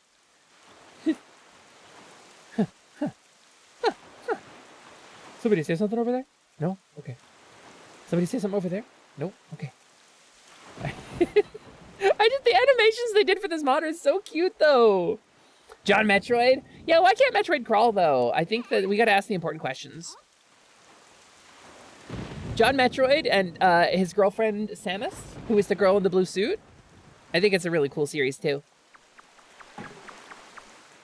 I remember when I was playing a game and in a haunted house there were ghosts put a big get out on the wall in blood. I responded by going no and sitting on the bed. Oh, here they are. Oh, they're shaking down the bomb guy. The rude bomb guy. Oh, they're gonna try to blow open the door. Which one is talking? Look, don't be mad at us. It's not our fault that we absolutely gotta have bombs to get the treasure we're after. How about you just think of it as payback for the nasty little monopoly you've been running here, yeah? Down with capitalism, I suppose. So I bet you're thinking it was foolhardy to ask pirates to pay such an outrageous price, huh? Yep, I bet you are. Wait, which one is Gonzo? Oh, this one's Gonzo. I was right. Oh yeah, that was smooth. I tell you, the minute I set my eyes on that Hesper, I just knew she was hiding something back at Outset, yeah? So when I saw that postman, I just pretended like I was all worried about the kid and stuff. And presto, she spills the beans. You gotta change the pronouns. There's a mod for this. Beholder, thank you so much for the sub. I really appreciate that. Thank you, thank you, thank you. Thank you for 2 months. That's 2 months you've been a member of the guild now. Listen here, I've been playing Legend of Zelda since Ocarina of Time. That's a good place to start. Common misconception. Nintendo always has their first test batch of Zelda games come out with a Boy Link model. The actual batches have Link. It's true. If you got Zelda and you got a Boy Link, you actually have a rare test copy. So you should go out and return it to the store. And fight the patriarchy. Middle character looks like a Big Top Burger character. Oh, worthy kids. You know, there's some style stuff in common, actually, with Big Top Burger, isn't there? Good work, Gonzo. Really just top-notch. It's funny, though. I'm thinking this is maybe the first time you've shown such wit, such cunning. You know, with your cunning and Miss Tetra's smarts, if you two got married and had a kid, that's eugenics. You idiot. Keep your mouth shut. Don't be stupid. He's looking at us. Hey there, audience. How's it going? Are you talking to the audience again? You idiot. Keep your childish jokes to yourselves and get those bombs back to the ship. The second you're done loading them up, we're setting sail for Outset Island. Miss, we have to leave immediately? But it's been so long since we were ashore. We need to fill our bellies with some good eating, yeah? How about we grub tonight and shove off tomorrow morning instead? I'm fine either way, of course. Whatever you say is fine, miss, is what I mean to say. It's just that the boys were so excited to come to town, yeah? And I can't help but think it would be awful hard on them to leave so soon without a proper layover. So what say we set sail tomorrow, yeah? What do you say, miss? The treasure isn't going anywhere. You're with me, right, boys? Who's for a night of fun? And then Feel Good Inc. starts playing. I wish that had come back grown up. Oh, what? Ptolemy? Ptolemy, thank you for the 5 bomb. What the heck? I'm not even talking about topics. I'm just doing silly voices. Thank you so much for the gift subs. That's super kind of you. I will tell you a long story. Once upon a time, there was a little pink kobold egg and she hatched next to a well. Very quickly upon hatching, she tumbled into that well and fell down and almost drowned. Thank you for giving the sub to Red Shirt, to Little Mix Cryptid. That's Zoe. That's Zoe. The real enemy is Zoe. If you got that reference, I'll give you 100 rupees right now. If you can Moat Shrimp? Hold on. I'll give you 100 rupees right now if you get that reference, but Weasel of Doom and Fish Stick 300. Moat Shrimp, thank you for giving 10 subs. Oh, I didn't even do anything. I just played Zelda and made a Gorillas joke. Thank you so much. Giving a sub to Azurian Sky, to Annie Chino, who's an amazing NB Bat VTuber, who inspires me every day. To Melwaro, which is Wario crossed with a Darth. To Hoikamon! My favorite series is Hoikamon Blaze. To Sanari, to Sprout Mage, to Salt Cubeless, to whatever we want, but in this case it's a Twitch viewer. To Sky Panther 27, and to Lady Hadria. There's some really good people on here. Thank you so much. Zoe 101 is my best guess. That's not correct, but good guess. Yeah, I see Annie in there. Annie Chino's great. I love them. They're super good. We kind of stopped talking to each other a while ago. We just move in different circles now, but I have nothing but love in my heart for Annie. Annie Chino's incredible. They're a bat, they're purple, they're non-binary, they're really good. Hype Train Go Choo. So did none of you really get that the real enemy is Zoe reference? And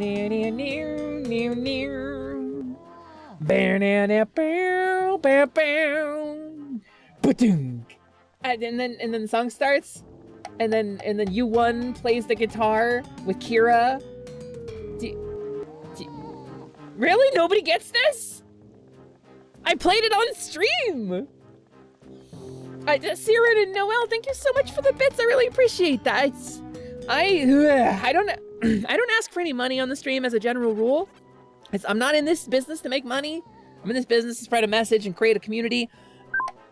But you are helping me pay my rent with that, so I really appreciate you. Like, wow, like a lot. It's Arcade Lagomorph, yes, it is Guitaru Man. It's one of my favorite games of all time. You know what? Well, let's give you a nice and shiny orange rupee. I said a nice and shiny orange rupee. There you go. Yeah. Oh, Noel, you're in a VC. Hi, Noel's VC. Hi, I love you. So thank you so much for the bits and the gift subs. I'll tell you, I'll be transparent about this. I recently tried to contact a new model artist because my model artist is no longer somebody I want to work with. A little bit greater than. No, I really appreciate it. God, Extra Long Socks, thank you for the bits, and Siren, thank you for the bits. Noel, thank you for the bits. And before I get too far off the topic, Moat Shrimp and Ptolemy, thank you so much for the gift subs. That's incredible of you. I really appreciate it. So I reached out to another model artist, and things didn't work out with the other model artist. There was a miscommunication, and they didn't do the kind of work I was looking for. And I've been trying to find somebody to do this work on my model since October. I've been pushing because this model is great and I love it, but it's incomplete. There are a lot of things wrong with it. A lot of patterns are incorrect or missing or really kludged together and ugly, and I don't want to show them on screen because they're incomplete or unfinished or really hacked together. There's some weighting issues with the rig, like how my dress doesn't exist in the back and it clips through my cape here on the right side of my neck, and it bothers the hell out of me. And some issues with like the animation, the blend shapes, and the design. Like I'm missing my underbelly pattern is supposed to be on my palms and things like that. So I've been trying, and it's gonna cost money to get the work done, and I don't have a lot of that because we're living in a much more expensive situation now. It's me and LMD. We don't have a roommate anymore. We moved to an apartment in the Great Span, and we're paying more than our previous share was for rent. And so I've had to start putting my stream money on things like rent and food and bills, as opposed to saving them for the stream. So at this point, for this month, we're actually covered. So your contributions are probably going to go towards getting the problems fixed with my model, which is really sweet and awesome. And I love it, and I'm very thankful. I have a friend looking at it who's offered to take on the work, and knows more about VTuber models than I thought, as it turns out. And I'm really kind of glad things didn't work out with the model artist I reached out to, because, man, frankly, I hope he streams it when he's working on the model, because it's a really difficult technical ask. So thank you so much for contributing and helping me pay my rent and keep the lights on and get upgrades for the stream. I really appreciate it. Thank you for the level 3 hype train. If I could afford to, I would DM you about that. I don't know which one we're referring to specifically, Siren, but please trust that you have helped me more than enough already, and I really appreciate you. I love Flying to Your Heart, Mojo King B, and Tainted Lovers. I think Flying to Your Heart is easily a top tier song. I think the legendary theme is stronger, frankly. I cry when I hear the Talame! Talame, excuse you!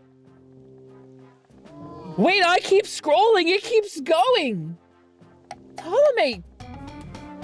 Are you sure about that? That's a 20 bum, Talame. Oh, wow. Thank you. That brings us closer to plus status. We're kind of pushing that needle, frankly. I don't know if you guys know about plus, but if you keep a certain number of sub points, and I don't think gift subs count. I think it has to be renewed subs, but gift subs can lead to renewed subs. There's a plus program that improves your profit margins from Twitch streaming, and we're kind of getting closer to that. Thank you, Ptolemy. I really appreciate that. To Lucia Lizard, to Bats, to Diabet Botat, to the Tea Viking, to Oatsmate. Oh, I love Oatsmate. It's when you're a horse and you want to get dinner delivered, but you don't want to go out. To Alicia. Oh, I know Alicia. Alicia's great. To Gorte. I love Gorte too. I hope that they find the axe of their father. To Caffeine and Kobold, telling you that's a Kobo. That's a Kobo.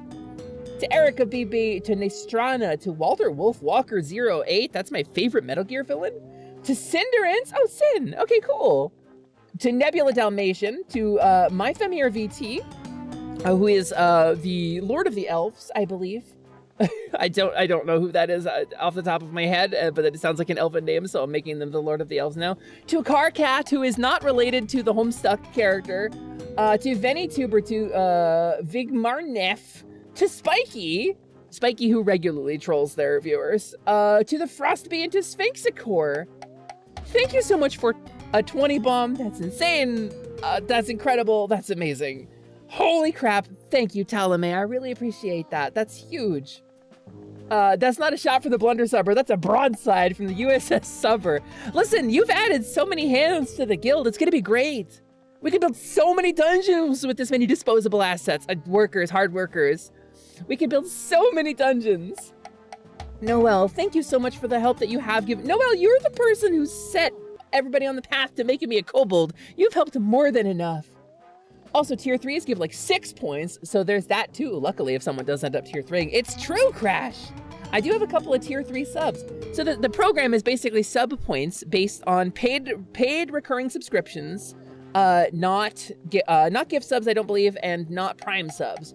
And they track the number of monthly ones, and if 3 months running you're beyond a certain threshold, they upgrade your account and they pay you a higher percentage on bits and subs, which is a goal that every creator is going to want to reach. And I think mathematically, if you math out the size, like my CCVs, the concurrent viewers, and the number of sub points I have, if you grow my CCVs large enough to be in the partner program, on average, then I will also have enough sub points if we grow at the same rate, which is crazy to think that I would hit partner and get plus program at the same time. But it's because y'all are incredibly supportive and amazing, and clearly, and it's not tooting my own here, I'm patting everybody on the back. This community has meant a lot to a lot of people over the years, and it means so much to me that it has become an incredible place where people feel safe and comfortable and chat and vibe. And Talame, you gifted more subs! Are you yarking kidding me? 5 more?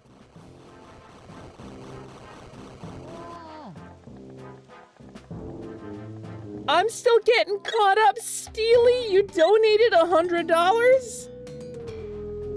Steely, thank you for the dono. I gotta, yes, Sparkster, hi, I'm a kobold. My name is Hesper. I'm a kobold. I'm a mid-level mage. I'm the foreman of the Kobold Construction Guild, and I am a scaly sorceress. And at the moment, I'm feeling a little overwhelmed. I'm not gonna lie. Holy cow.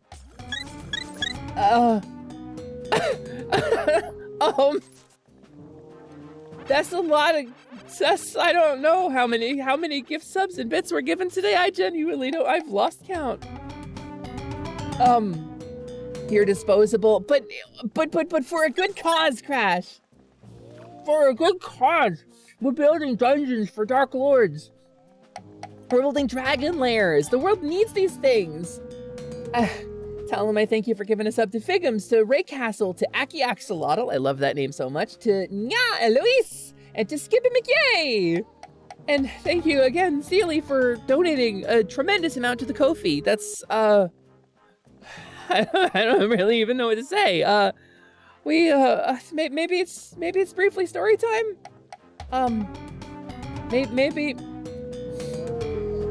Maybe it's brief story time. And next night, thank you for the bits. Thank you for the 1,000 bits. Wow. And Noel, thank you for the gift sub as well. I'm trying to get caught up. Thank you so much. So we moved. In February, we packed all of our stuff. We put it all in a box and had some people carry it away, and and we moved. We put all of our stuff in a moving company, and they carried it all off to a warehouse, and we didn't have our stuff, and we left. And you were being smothered in love. Yes. We left the West Coast with very little idea if we were going to succeed. We came out to the Great Span. We drove 2,500 miles in 3.5 days. Beholder, thank you for the gift sub, and Mo Shrimp, thank you for 5 more. To Dance, to Crunchjaw, to Durangar, to Zyzon, who is doing some incredible stuff over on stream, and you should go follow Zyzon as well. To Mana Mechi, who is responsible for a lot of my emotes and some of the art on the channel as well. And to Solanum, who may be in the chat right now. Beholder and Moat, thank you so much for the gift subs. We moved. It was mid-February. We moved. We drove 2,500 miles with nothing but we cram in our car. We left our dog behind, and that hurts every time I think about it. Our dog is being taken care of by our roommate right now, and I don't want to rob him of the dog, but I want our dog back. And he said that if at any point we're stable and we want to take her back, we could ask, but I feel like that is robbing him of something, you know?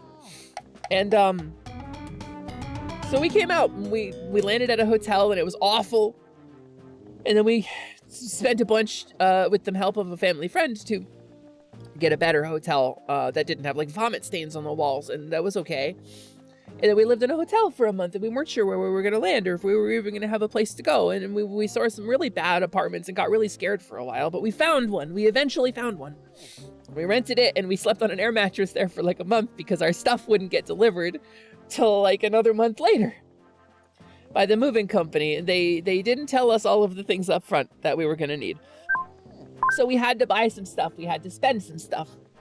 So we spent for the hotel, we spent for the trip, we spent for the move, we spent for the movers, we spent for the hotel again, and then we spent for furniture to replace the stuff that we didn't have so that we had enough to live, like cooking materials and things. And then we were responsible for things like the curtains and the little incidentals that you don't think about. And what ended up happening is, like, we're settled now, but we ended up having to spend, like, $6,500 that we didn't budget for. So we put ourselves in debt again with the move. In the Faunathon last September, we excuse me. We raised a lot of money with the Faunathon, and we had some incredible content creators donate their time and their energy and their work to do these incredible streams and this incredible content creation to support the Faunathon, because we needed to move in kind of a hurry. And I still don't have like my healthcare situation sorted out here. I'm working on it, but it's gonna take time. And the Faunathon raised enough money to get us out here, but we went over by a couple $1,000s, and so we're in debt again. And that's what we're paying down. that's what we're doing. That's so thank you. Thank you. We have, I made another really big payment on it today. And we're really budgeting really tight. We're trying our best to be as careful as we can to try to pay this debt back down, because we want to get debt free. So we want to try to buy a house at some point, you know, before we get really old and die. And I think it amazes me and inspires me how incredible this community is and how grateful I am to be a part of it. Sorry, I'm a little weepy at the moment. Oh, gods. Watching it work, my boss commented, "Is that a dinosaur?" At Mellow? From your community is one of cuties. A communicutie. Am I a dinosaur? I got one snoot for snoofles. I got 2 pokers for hitting. I got 2 floopers for listens. And 1 big swoosher around back for tailing. Your boss wants to know if I'm a dinosaur. Let me tell you something. Let me tell you a secret. The most important secret about a kobold. And I'm gonna tell, this is for your boss. And this is for you. And this is for anybody watching who doesn't believe in themselves or wants to know whether or not Hesper the kobold is a dinosaur. Are you ready? This is a secret passed down from kobold to kobold across many generations. Well, actually, I'm just kidding. It's the twinning. Yeah, get twinning! It's the double dream feed! Oh, it's a long fall, baby! Let's go, get ready for 4-manning! You could 4-man a dungeon, or you could be the foreman of the Kobold Construction Guild. I'm just saying. So, it's September we did the Faunathon. End of September, y'all gave me a new identity as a kobold. And everything since then has been this incredible flood, an outpouring of support and love. And it's really hard to deny that my life is extremely different and way, way better because of all of you. Thank you. It sounds so hollow, you know? There aren't any words that I can possibly say that can really explain how I feel. Aren't you a Yoshi, Hesper? Half Yoshi on my father's side. Might not be a Triceratops, but she is tops. So let me get caught up. Mello, thank you for the $100 donation. That's incredibly generous of you. That's incredibly kind. It's Aaron, ride or die, huh? God, I'm grateful for you. I am really, really grateful for you. Ride or die. You know, I lost a lot of friends in my life. When I came out, I lost all my friends. A lot of my friends didn't really vibe with my particular flavor of neurodivergence, I think, and they thought some really horrible things about me. And some of those friends turned out to be white supremacists, so I don't feel bad saying this. Those guys kind of sucked. But I had a thing happen some months ago. Some years ago. Loved when times are down gets help. Obviously, beholder. I won't belabor the point, but it's been very fresh in my mind lately because I had a really big fight with somebody really close to me. Again. And I found out there was some stuff that maybe people were feeling or assuming about me that was not correct. And so some years ago, I had a group of friends that I was very close to. I was friends with these people for like 10 years. Play D&D, go to movies, hang out, sleepovers, LAN parties, the whole thing. We were very close. And then one day, one of them told me, "We don't want to hang out with you anymore." Out of nowhere. I didn't have any warning. I didn't have any idea. And so I asked, I was like, why? And they were like, well, these horrible things came up about you while we were having a conversation about you and you weren't around. And I'm like, well, I didn't even get to, none of that is true. So I got mad. And I called up the person who was kind of like the head of that social group, you know, and I was like, hey man, what the hell? And he told me that if I called him again, he would call the police and file a harassment report. And that's what happened. These were my best friends. These were my closest friends. And I loved them very much. And I would have done anything for these people. I would have taken a bullet for any one of them. but they had a private conversation and decided they didn't want to vibe with me anymore. And I later pieced it together that they thought I was some kind of weird freaky person. I'm not a weird freaky person. I'm just neurodivergent and very sad. And I think that's very true for a lot of people here. And sometimes that expresses in ways of like, I feel I want to be affectionate towards my friends. I want to say I love you instead of just be like, what's up, homie? I want to be like, yeah, I love you. I do. I feel love for you. I mean that. But it doesn't mean I'm like, or like I have a crush on somebody. It doesn't mean I want to pursue a relationship with them, but I want to talk. I want to be honest about stuff because life is too short to not talk about this stuff. And this is my firm belief that, like, be open about your feelings. It doesn't mean you have to change anything. Just be open with people. Just talk. Don't worry about what society is going to think about how your brain operates. Life's too short to worry about that crap, but they didn't like that. And they thought I was being weird. And so they wrote me out. They had like a consensus meeting at a LARP. And then one day they decided I was out of the group, and that was that. And that's been hurting me a lot lately. That's been real fresh for me again all of a sudden. And I've been really, really scared about that. And I don't know, just being able to be here and be myself. And just vibe and be a stupid little pink idiot on the internet and play games. And to talk about my stuff and to have you guys be like, yeah, you're not crazy. You're actually kind of neat. Sometimes you do a thing that makes me laugh. And you honk the little clown nose. You do a little dance on the screen and we all clap because we like Final Fantasy. And that's, I don't know how to say how much that means to me. I don't know if I can express viably how much that means to me. So thank you for being here, and thank you for supporting me and for making me feel like I'm worth something.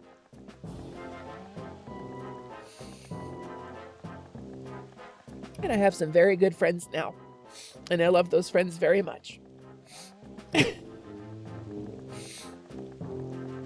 Fucking hell.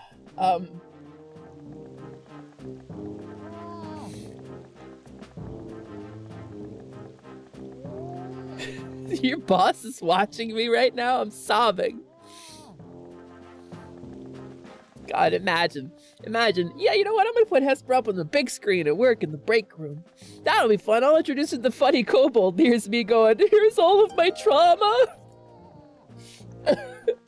Thank you for sharing the love you have to give in this world with us. It is a joy and a privilege.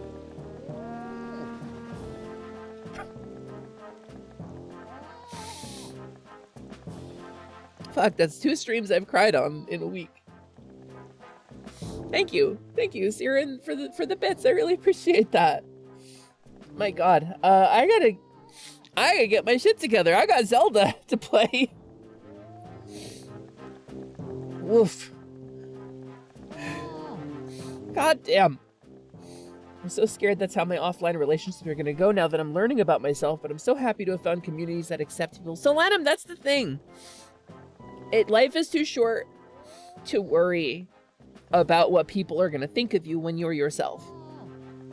If they can't accept you as you are at your truest self, then it's not a good match. And frankly, sane and healthy people will take like, oh, I don't agree with the way this person does things. I don't think this person is right, you know? Or I think this person is wrong in some way, or I dislike their beliefs. And I'm not talking like, oh, I believe in genocide and you should forgive that. No, I'm talking like, you know, I'm trans, I'm pansexual, and I'm polyamorous. If somebody doesn't agree with that, for example, a sane and healthy, rational person will look at that and say, I disagree with that. But there's things about this person that I like too, and I guess we don't have to agree on everything. And that's that. That's how that's supposed to work. So if somebody cuts you out or gives you grief about being your truest self and hits you in that place that is your most fundamental, vulnerable spot, that's not a friend. That's not a friend you should spend time on anyway. So why would you fake it for them? Why would you lie to them to protect yourself, your image with them? Who cares what that person thinks of you? That sucks. Healthy people don't view you as extensions of themselves. That is correct. That is very, very correct. Yeah, exactly. Life's too short for people with bad opinions. I mean, I had a brain injury. I thought I was never going to come back from that.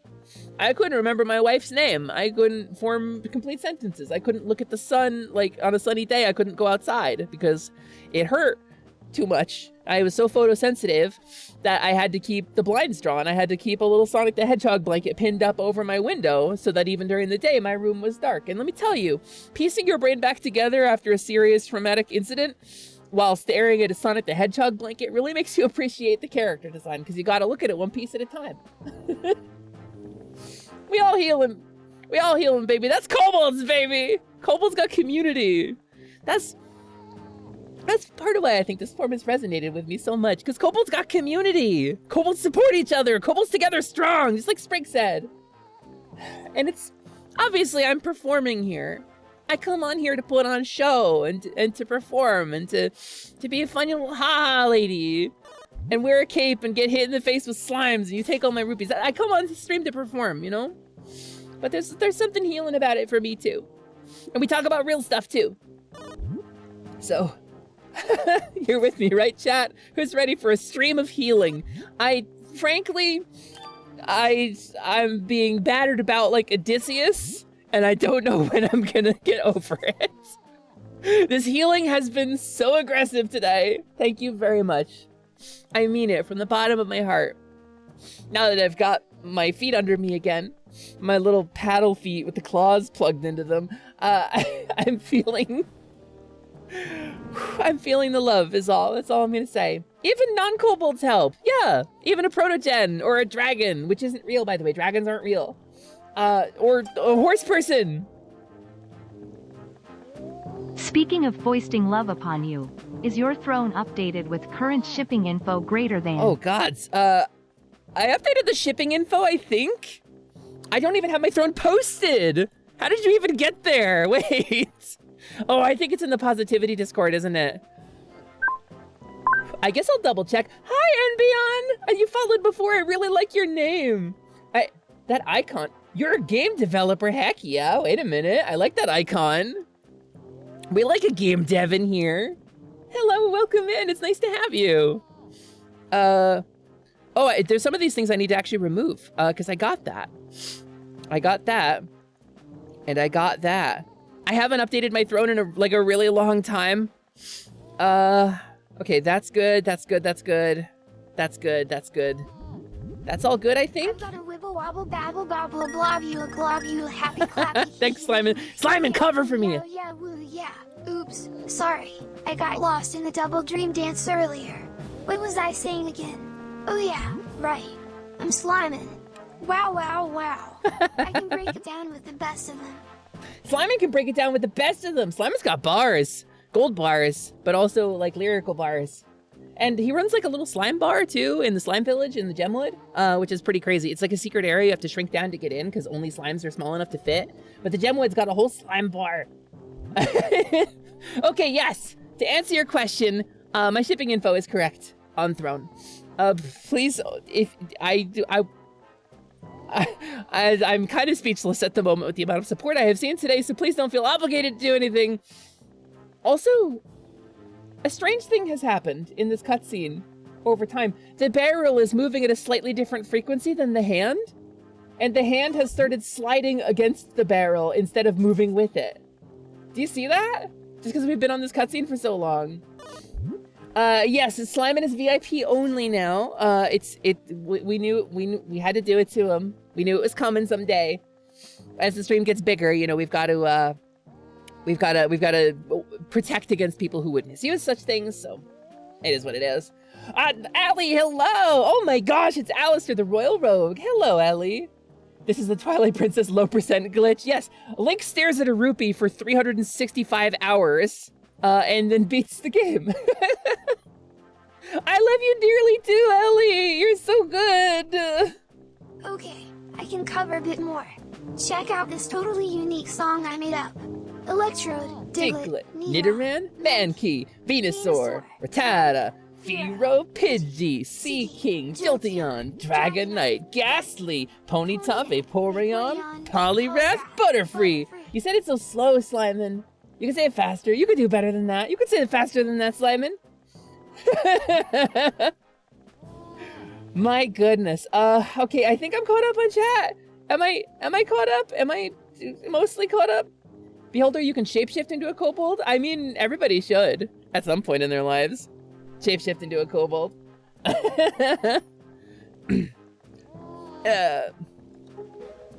Do the boys agree? You're all fools, you know that? You saw that demolished island, you saw the senseless destruction. We have to hurry on to Outset, or the same thing could happen there. Wait, do you care, suddenly? Huh? Not to be disrespectful, but by the sound of things, you're worried more about that island than the treasure, miss. Don't be ridiculous. I want, you know, the treasure. Huh? Oops, I was hiding. All right, fine, have it your way. We can leave town tomorrow, you big babies. But we're setting sail at first light, so no sleeping in, understood? Whee! Oh, yosho. Say there, brother, what was today's password again? Mako, are you serious? You forgot already? You were so useless. Today's password is schooner, yeah? I remember, so we were close. You know that Nico won't let you in if you don't say it exactly right. And he's real picky about it, so I'll say it once more. Today's password is schooner. Yeah, a schooner is a sailboat. There is no Easter Bunny. Tetch was real good. Reminds me, have you heard Neil Cicerega's Poke Rap? He's got like classic characters like Bone Smoke, Hoopastank. Was that Neil Cicerega, or was that, cause I thought that was the Game Grumps. Not the Game Grumps, Starbomb, technically. The Starbomb, the new Poke Rap. Sure. Has some really wonderful Pokemon. Hey, rude bomb guy. Oh, can I not free him? That's what you get for being rude to me, idiot. Wait, why can't I take the bombs, though? Okay, so I won't free him, but I also can't take his bomb stock. You seem awesome. First you play Sly Cooper, then I see you play the game that got me into Zelda. So Wind Waker's the game that got you into Zelda? What a place to start, honestly. I've never played this game before, actually. This is my first time playthrough, and I'm really enjoying myself, but despite being like a rabid, frothing Zelda fan for most of my life, I have never played this game. It's just one of the ones that I missed. I've missed 3 of them, technically. That's a kobold! That's a kobold bucket lamp! That's a kobold! Bucket lamp! Bucket, why? Bucket, that's a kobold! Hello, Bucket, I hope you're having a good day. We're doing good. I hope you're doing good, Bucket. But yes, how am I enjoying it? So I had some thoughts about Zelda that I have long held as like my thoughts on the series, which is like, number one, I want to see a story. I want to see what happens when there is no chosen hero. I want to see a hero who rises up through the power of agency and decision-making rather than being chosen by the gods or the goddesses and pushed into a quest. And the other thing was, I want to see a Zelda that is more whimsical and takes us away from like the very, what's the word I'm looking for? Not dramatic, because this game has drama too. I wanted to see a Zelda game with more, a more traditional Zelda vibe. There's the shortest possible version of this story is that Zelda has taken a couple of hard right turns over the course of its development and become a very different game, right? Very different stylistically, very different gameplay-wise. And so the Link that I grew up with, the Link that I love, has not been a part of the Zelda series in a really long time, so I wanted something with that. And I gotta say, I think this game might actually be the closest to that I have come since that Link existed. And that's the Link I'm talking about. That Link right there. Kind of anime, no pants boy, brown sleeves Link. Kind of napping under a tree on like middle of an adventure, taking a break in the forest. I think this is the Link that I love. This is my Link, like people have their doctor. And I think this game might be the closest we have come to this Link actually existing. outside of. So it's linked to the past link, but I think that art specifically is from the Oracle game Sparkster. I think that's from Oracle. I might be mistaken. But that's the picture that I call up when I'm looking for my aesthetic. Hesper, why did you tie that man up? I know his prices were high, but don't be a cheapskate. It's not that his prices were high, it's that he was rude to me. He was rude to me. I had 400 rupees and he didn't want my stuff. All right, let's go say hi to the pirates. The pirate. Let's go say hi to pirate. And let's ride the schooner into the secret aft castle. I am wait. Shh.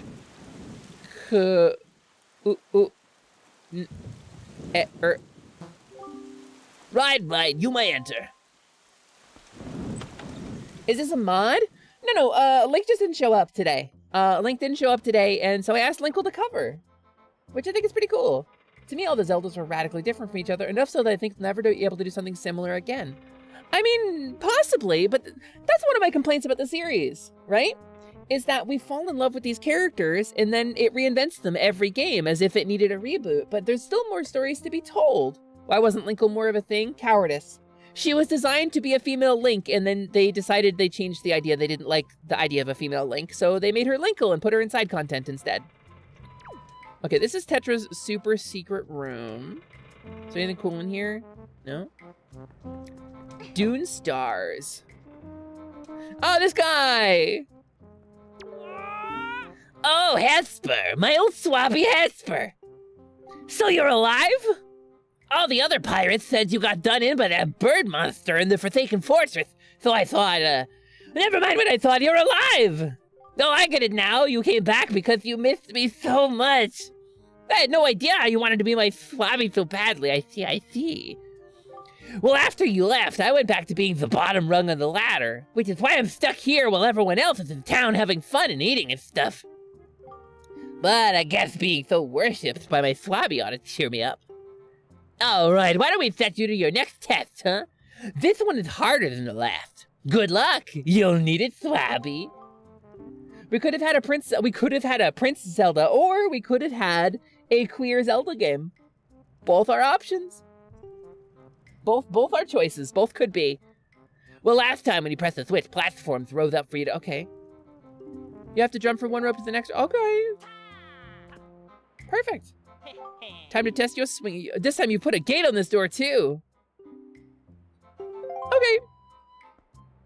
I'm figuring first try. I think first try. I think it's an easy first try. The switch that opens the gate is in the same place as before, so go step on it. And step on it. Hey, Goo, thank you so much for the hydrate. I'm good at tongue twisters too. Toy boat, toy boat, toy boat, toy boat, toy boat, toy boat, toy boat. It sounded alright, Slimin', but I bet you could do better. I bet you could do it like this. I bet you could do it like this. And this. And then like this. Toy boat, toy boat, toy boat, toy boat, toy boat, toy boat, toy boat. Hello, Goo! I hope you're having a good day! Alright, we're gonna try to swingus the bingus so that we can get the thingus. Oh Okay. yes, Lyman. Let's try Barbarachowdy, Barbarachowdy, Barbarachowdy. Wait. Barbarachowdy, Barbarachowdy, Barbarachowdy, Barbarachowdy, Barbarachowdy, Barbarachowdy, Barbarachowdy. Ironbite, I made you and I can unmake you. Just got back work, so now to relax. That sounds awesome. We love relaxing. We love vibing and chilling. I sobbed like an infant on my stream a minute ago because my community is incredible and I love everybody so much. Okay, we're gonna keep going for a first try clear on this, I think. You're the only person I've seen go into Tetra's room and not try to examine or analyze every little thing in there. I did kind of use my detective senses to kind of take in the surroundings, but nothing seemed interactable. I didn't think anything seemed interactable in there. So maybe I'm wrong, maybe I missed something cool. Is there a way to like lower myself on the rope actually? It doesn't really seem like there is. Seems like I gotta just kind of luck out and grab the ropes at the right height. Okay, that's pretty good. And then this one. And then we turn. And then, no, come on, Yarking how? All these are mulligans anyway. Yeah, these are just mulligans. The Zelda game I want most is actually Majora's Mask, and while Twilight Princess did a lot of the same vibes, it never captured that spooky feel. I think Majora's Mask is genuinely a horror game. I think at its core, Majora's Mask is a horror game. In between the time crunch and the character designs and the curses and the elements of like body horror that are in that game, I think it's different horror themes kind of rolled into a Zelda game. God damn it. Okay, keep going, keep going. I think Majora's Mask genuinely qualifies as a horror game. And so I think Twilight Princess is a dark fantasy that includes some horror elements, but I don't think of it as like a horror game. You have to stop swinging to turn or lower. Oh, if I stop swinging, I can lower?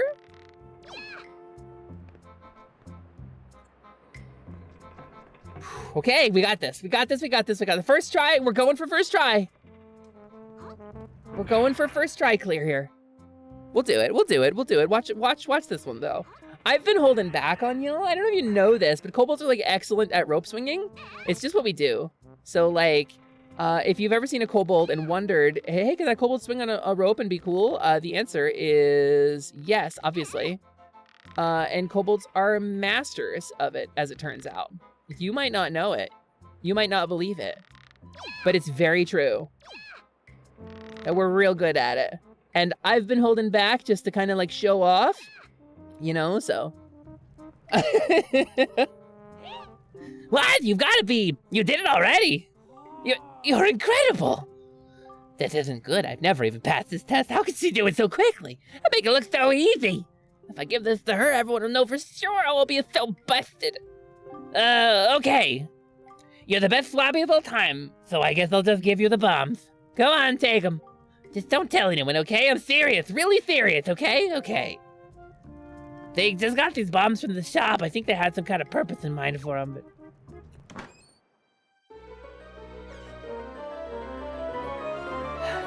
Every time. Hey, Gad, welcome back in. It is nice to have you. How goes the Zelda? Zelda's going quite good, actually. I don't know if you heard, but I was just talking to the guy with the big rat tooth. That's mighty courageous of you, trying to steal treasure from pirates. Amulet! The magical omelet! I suppose I should be shocked, but I'm more amazed that you managed to survive after being tossed out of that tower. Also, you impacted that wall at about 500 miles an hour. From the look on your face, I have to guess you haven't saved your sister yet, huh? You don't give things much thought, do you? You just rush in, never thinking how badly things could go for you. Like just now, the only reason you got what you did was because we left a simple-minded little rat like Nico behind to look after things. And he's like got his finger in his ear. He's like, what? Is someone talking about me? My ears are burning. No one else would have parted with our treasure so easily, I assure you.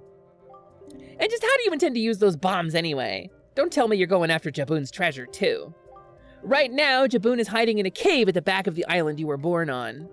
But the entrance is blocked by a giant stone doorway. You can't get in without breaking down the door. We're gonna relax in town and eat our fill of whatever this town has to offer, but we'll be leaving for Outset first thing in the morning. If you manage to find Jaboon tonight, then I guess you win.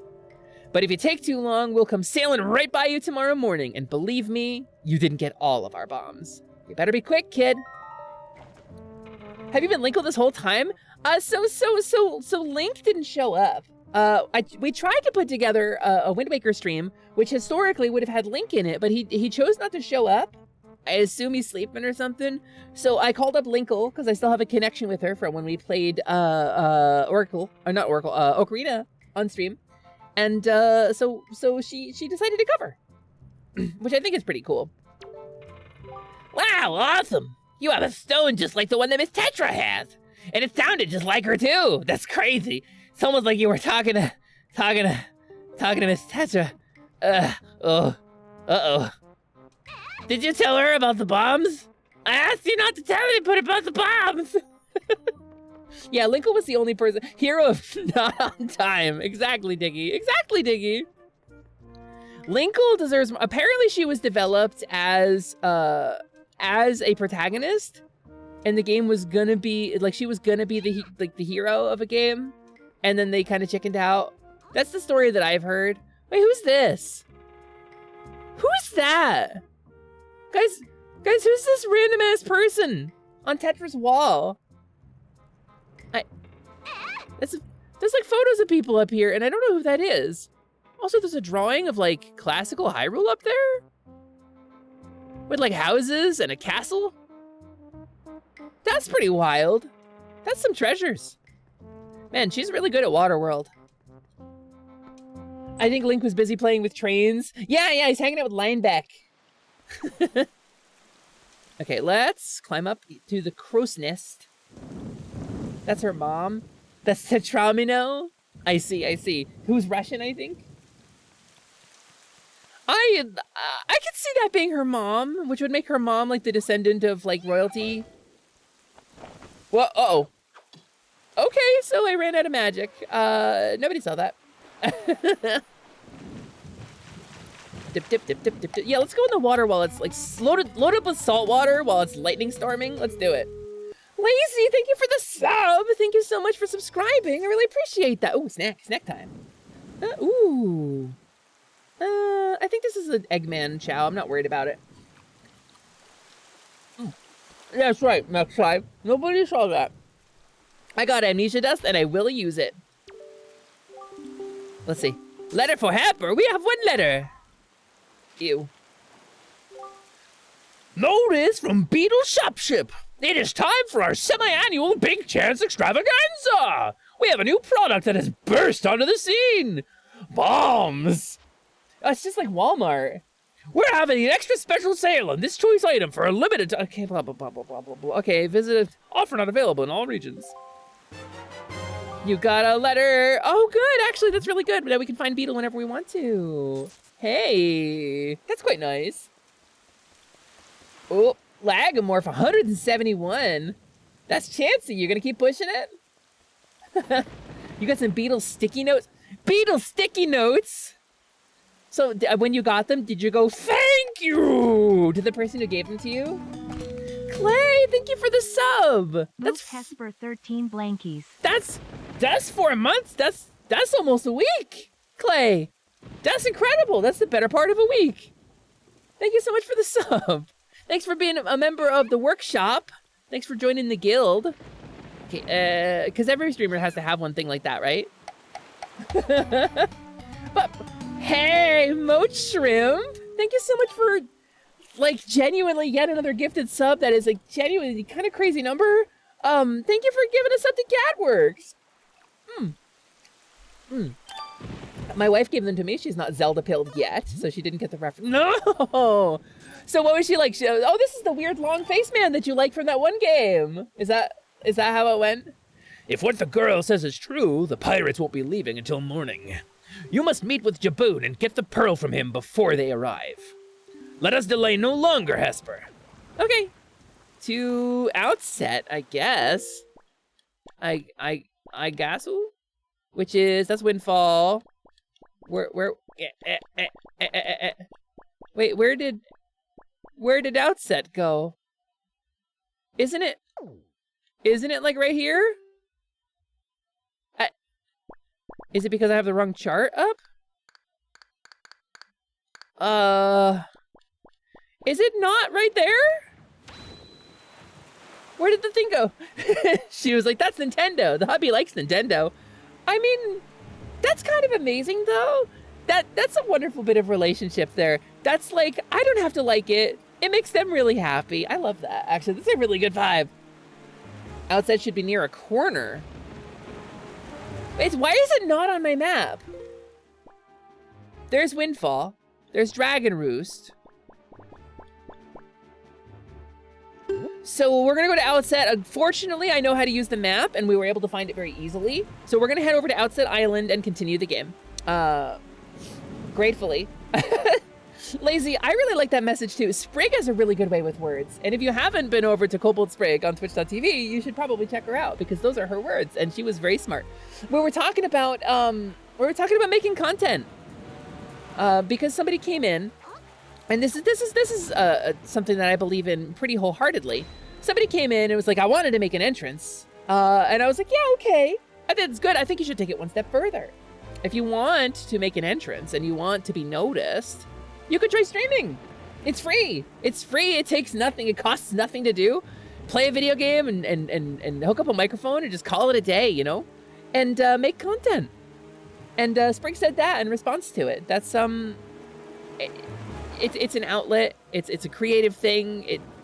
It's been really wonderful for me. And this is the whole ass bad guy island.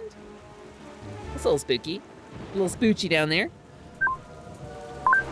But I think that at the end of the day, a lot of people make a lot of excuses to not make content, to not do their art or their music or their streams, or they come up with a lot of, and this is not meant as like a disparagement of anybody. It can be difficult. Mental health is a real thing. It is a real significant problem. Like if somebody has mental health issues or if they have physical health issues, sometimes it's difficult to do. But it's really easy to get wrapped up in that as like a reason not to from start to finish and just never actually do it. And so sometimes I think it's good to encourage people, just go make content. You can. No, like you should. It's just the first step is the hardest, you know? Be content by making content. And that's streaming. That's what streaming is like. We're digital buskers. That's what we do. I am the content. I'm sorry if I came off rude. No. That's not what I'm saying at all, Beholder. I couldn't remember if it was you for sure, because again, the brain injury thing is not a joke. I did have a brain injury. My memory is really crap. You didn't come off rude at all.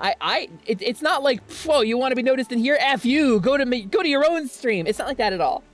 It's not like that at all. And there are taboos about talking like your stream or trying to take over a streamer's chat. But frankly, that stuff usually doesn't bother me that much because it's an opportunity to talk about stuff. And I really, like, it's not me saying, F off and go make your own stuff.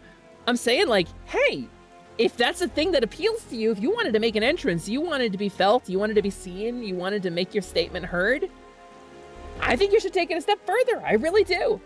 Yeah, I don't want to do that. Oh, you don't want to come across as horrible? Oh, you didn't. You didn't at all. Have you noticed, Hesper? Morning is not broken since we arrived at Greatfish Isle. And meanwhile, Linkle's like, what? The land that was so ravaged by monsters. It's as if time itself is frozen. Perhaps this is the curse that Volu spoke of. Whatever the reason, if this night does not end, then we need not worry about the pirates overtaking us. In fact, it might not be a bad idea for you to visit your hometown and family again after such a long time away. We can speak with Jaboon after you do. Sure? That feels like a bit of a reach, but okay. Crab. Become crab. Crab. Can I really not hit the crab? Wait, there's monsters all over the island? Yike. I do stream, I just have a situation right now, so it causes anxiety. You know, that's pretty relatable. I actually almost didn't stream today. If I'm being fully honest, I almost didn't stream. And I understand having a situation. Please don't feel like I'm reducing what you're saying or that I'm trying to minimize it, because I'm not. I think it's very valid, and at the end of the day, you are the arbiter of whether or not you can do it, right? You are the one who gets to make that decision and nobody else. And that's very important. And I support that. I endorse that. But let me put this on the table. I've talked about it a little bit. I've had a really rough couple of months. It's been really bad. And historically, I have a little mental health issues. I have some emotional health issues. I have some mental health issues. I had a brain injury. I have some emotional problems. Things can get pretty difficult for me. And so a lot of the time when things are really hard or really bad for me, or when things have gone bad for like a really long time, or when I've had a big fight with a friend or something like that, it gets to the point where I get that like screaming denial in my head. It gets to the point where it's like, I can't stream. I can't do this. Where the hell am I going to get the energy for that? And as a person who suffers from panic attacks, genuine, full-blown, debilitating, absolute shutdown panic attacks. I got to move away from this cliff while I'm talking. Please trust me when I say I understand anxiety. If there's anybody who understands anxiety, it's the person who has generalized anxiety disorder and panic disorder. I get you. But sometimes, and again, you are the only arbiter of when this is possible, but sometimes you gotta just do the thing. And that's the only way to get over the anxiety. Like, chronic panic disorder, I have a heart condition. I have a heart arrhythmia. It's a benign heart arrhythmia, but sometimes I can feel it going crazy in my chest. And my mother has atrial fibrillation. She has AFib. And so I'm always worried that I'm going to develop it because she needed to have surgery because she could have died from it. Mine is benign, apparently. And up until this point in my life, it's benign. It's been fine. But when it happens, it can set me on a panic train that doesn't stop. And the panic gets so severe and so overwhelming that I have difficulty standing up for fear that I'm going to drop dead. I get it. The full body shutdown panic attack is very real for me. The tightness, the sweating, the shaking, the lack of thoughts. And when I first started streaming, that's what I was going through. I had had a brain injury and I had been diagnosed with a heart problem, and I was still having difficulty remembering my wife's name. I was having pretty regular seizures. I started streaming 3.5 years ago while dealing with that. And I'll be honest with you. There is nothing in my life that has helped my healing more than starting to stream and doing this. Like, honestly and truly, it's so many things required to do this, and so much it occupies you so wholeheartedly and fills me with so much positivity. I don't think I would have gotten better if it weren't for doing this, but it was so hard to start. It was so hard to start because of the panic attacks and the anxiety and because of the situation I was in. Please understand, I get it. And again, you're the final arbiter of when you can and when you can't do it, but I would have wanted a push. I would have wanted that push, so I'm giving you that push right now. I think even if you're feeling anxious, it's worth doing. It's worth taking a minute. Hesper is amazing and strong. Don't make this about me. This is about you all. You are amazing and strong. You guys, I see so many people in this chat who are streamers or content creators or artists or people who have done incredible and amazing things. We got game developers. We got people who worked on some of my favorite internet media. We got folks who are, I mean, even the other streamers I respect in here. People who have written some incredible computer code or made amazing sculptures. All of y'all, I see you in the chat. You are amazing and strong because life is hard and complicated and confusing, and you're doing the thing anyway. Because it's hard and complicated and confusing for everybody, and you're doing the thing, and I think that's goddamn inspirational. Every time I go live, I see y'all in the chat, and I'm like, oh, I know that person. That person went out and did this despite this holding them back, and it's every time I see a name in the chat, I know this. So, yeah, I'll give you that push, Beholder. I'll always give you that push. Hesper is the true Giga Chat. Have you seen my chin? I can barely pull, baby Yoshi, and you want to call me Giga Chad? I have not got the Giga Chad. I can't even say it. I can't even say Giga Chad.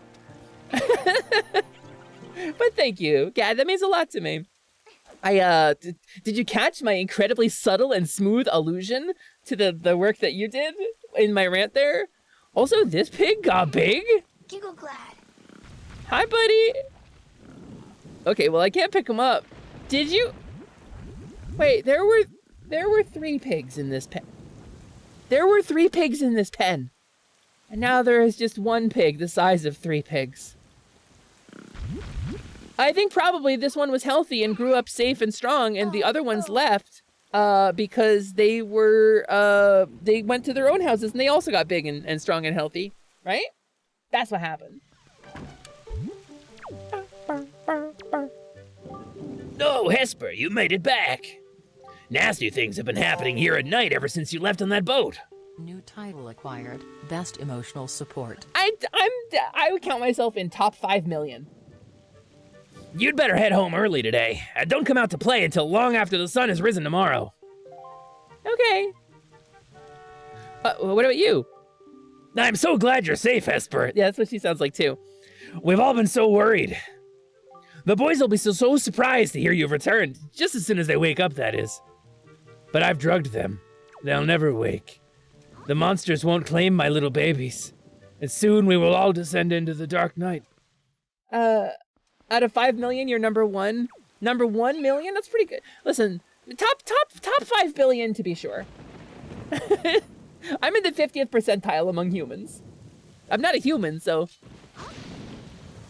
The black pig at the end is the hardest boss in the game. Do you think it's foreshadowing? They're foreshadowing Ganon? Suddenly we're back in Majora's Mask at the cow farm.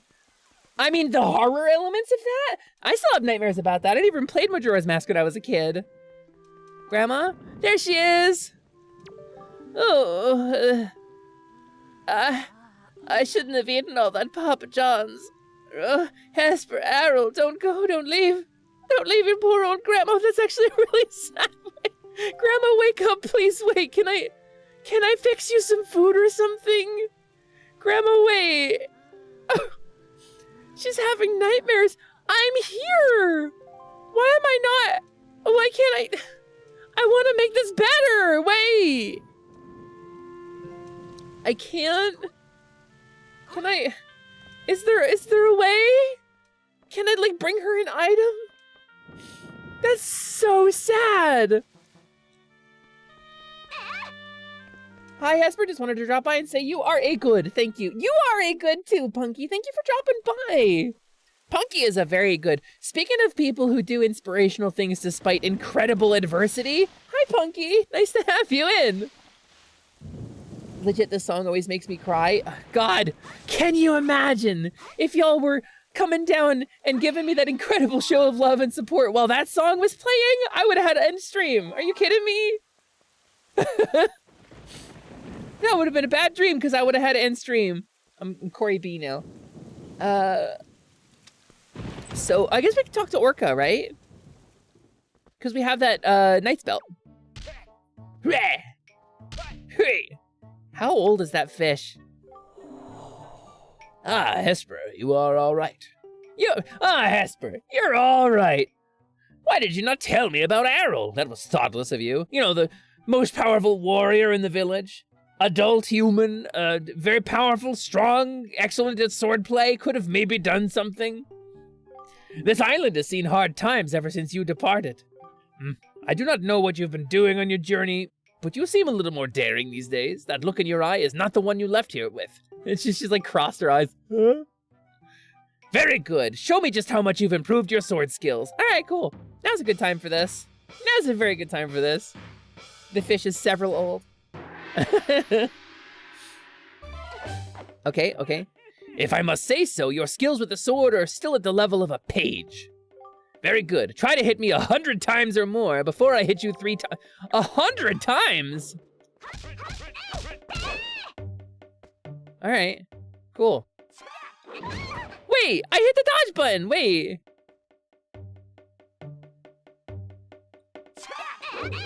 There it is. All right, so I could just kind of spam this dude, right? Oh, I see, I can't. So these hits are counting though. Enough! Okay, we'll try that again. 20 blows, huh? Remember, though you may grow in strength, others grow stronger as well. Are you kidding me? You leveled up? No fair. How come you're not helping me? Like I know you're helping me by teaching me, but how come you're not like fighting Ganon with me? You don't even have the excuse of like, oh, I'm not the chosen hero. I'm not either. I also am not that thing. All right. Okay. Page level. All right, sick. Still only counts as 1 though, as Gimli would have put it. All right, cool. I like that little whip crack noise. Kind of like I hit him in the butt. Oh, okay. All right, cool. Cool, no, I love that for me. Sometimes. All right, cool. So it does warn me when he's about to attack. And I think that's what that's about. That's less about parrying his attacks and more about telling me an attack is coming. All right, cool. Whoa, that's actually a really big area he covered with that. Boo, BS.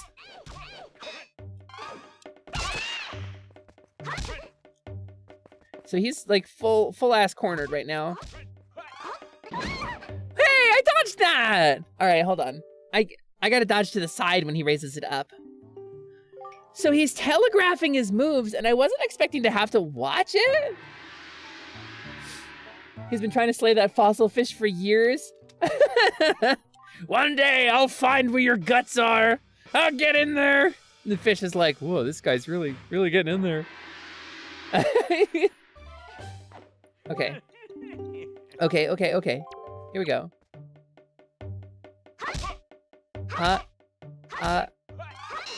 Oh, boo!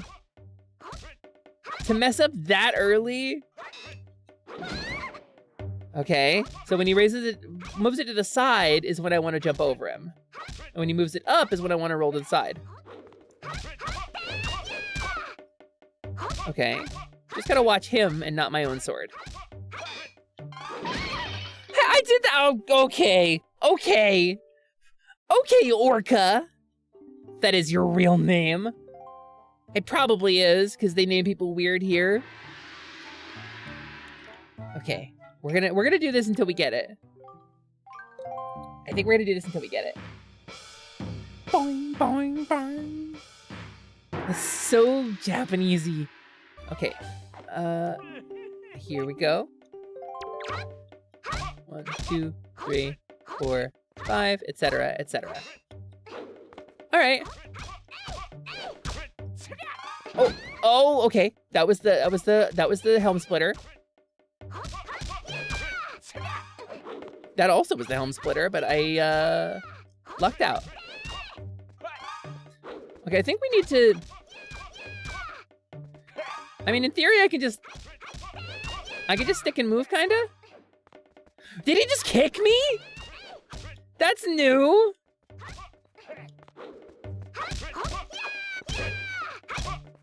Is there no way to break his guard and like get a couple of free hits on him? I just have to stay this alert the whole time. I guess when it clangs, he counters me, right? Whoa, wait! I did it!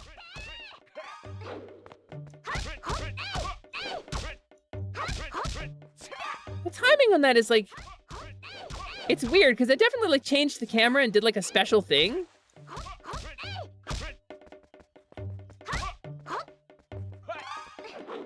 Okay. Okay, we've beat our record. God, talk about the grind though.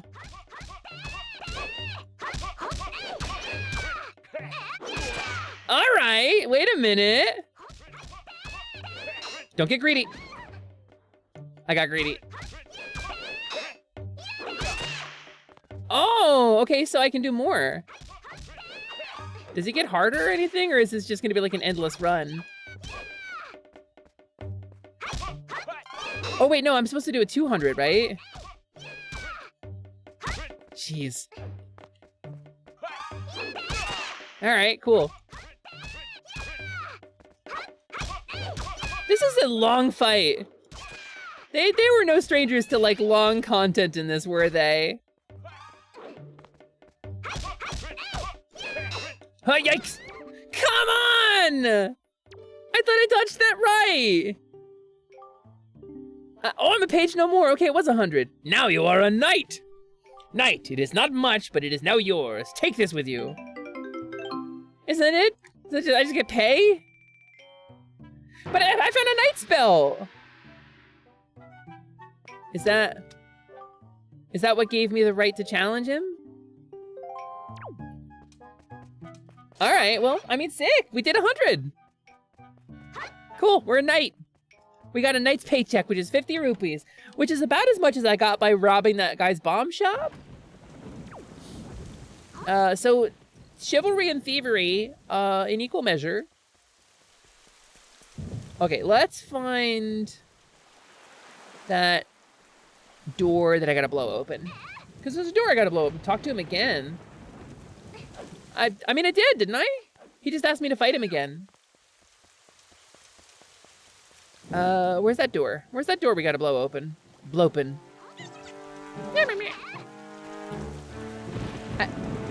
Egg. We love an egg snack around here, but they're not free anymore, Beholder.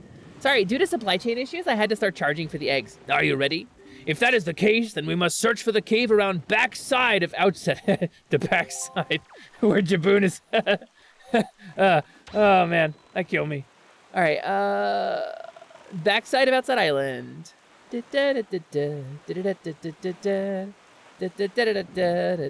Thievery from capitalists is not unchivalrous.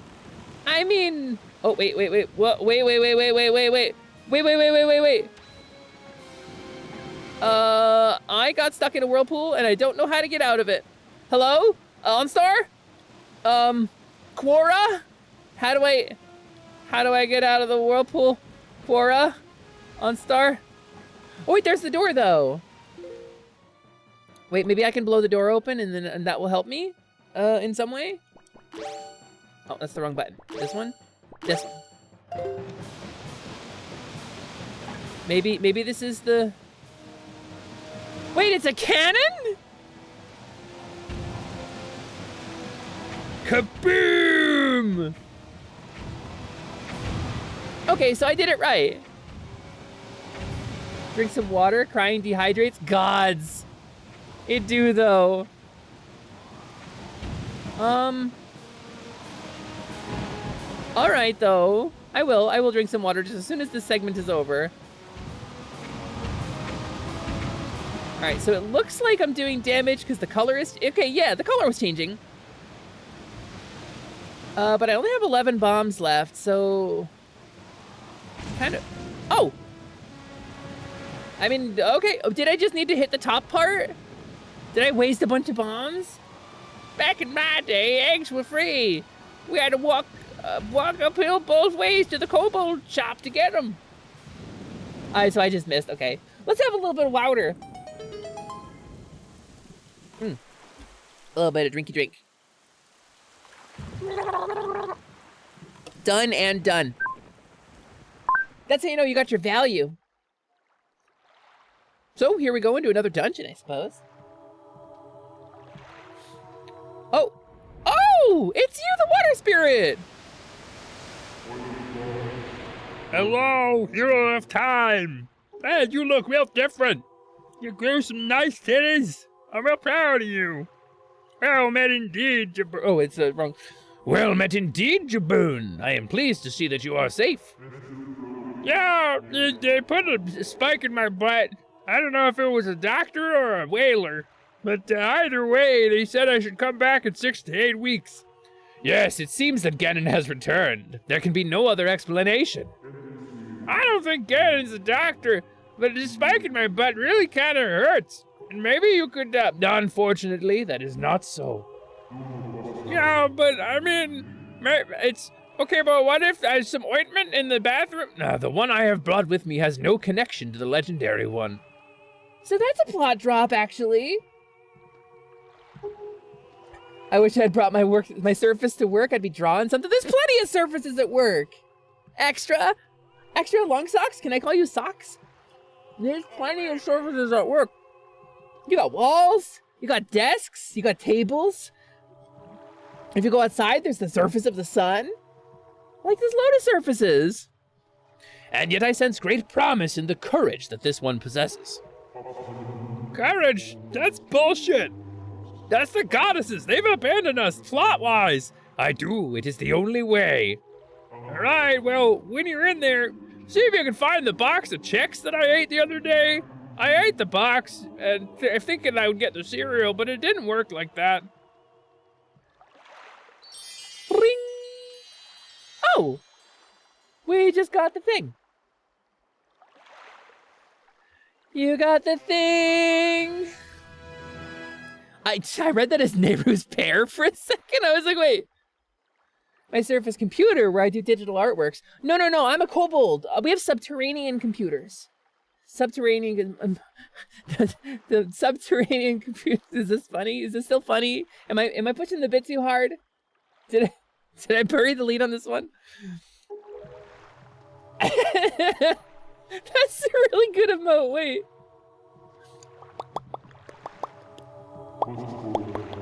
So anyway, as I was saying, if you want to hang out and get some pizza sometime, so that foul rain and endless night. Hello, King of Red Lions, were indeed elements of a curse brought on us by Ganon. He must intend to cast this land into pure darkness for all time. I'm still here. It's so lonely in the cave. I believe I have. All right, well, you should give her a bath, though. She's covered in salt water and smells like sunlight and pain. I buried the hatchet. Ganon's curse has been broken by the power of the pearl that Jaboon gave us, so morning should come soon. It is well that we have gathered all of the pearls, and thus completed the entirety of the game. Are you ready, Hesper? I have marked the places where you must set the pearls on your sea chart. Once you have placed each of the pearls at its proper location, the proving grounds for your courage will become apparent. But not become apparent like have a child, I mean... Clearly the search for Jaboon has shown that Ganon has begun to make efforts to block up... Clearly the search for Jaboon has shown that Ganon has begun to... Well, what defenses they have will be directed towards a large-scale assault. I don't think they'll think of single fighters very much. And besides, it couldn't be much more difficult than what we saw in Aquilay or Sullust. It is certain that the perils ahead will be greater than any you have faced thus far. That's a deep cut, by the way. You should finish any business you have here on outset right now, so that you shall not have any regrets later. Oh, I got... Please. I got a ton of regrets, King of Red Lions. You don't gotta worry about my regrets. So I guess daytime can come now. That's pretty cool for us. Ba-ba. Ba-ba-ba-ba-ba. Ba-ba-ba-ba. Yark, yark. There's no music at night, and it's weird. We do get going pretty quick, though. Maybe we should buy more bombs, too. Ba-ba-ba-ba-ba-ba. Hey, King of Red Lions. Hey, buddy. You this boat? I think she was looking at you, buddy. I'm not normally a boat. I'm cursed. Yeah, but I think this boat was making eyes at you. Okay. Yoy! Oh, the pirates sold you the bombs? Okay, I guess let's buy some rupees, some bombs. Let's buy some bombs with our rupees, my goodness. Okay, and can I buy some bait?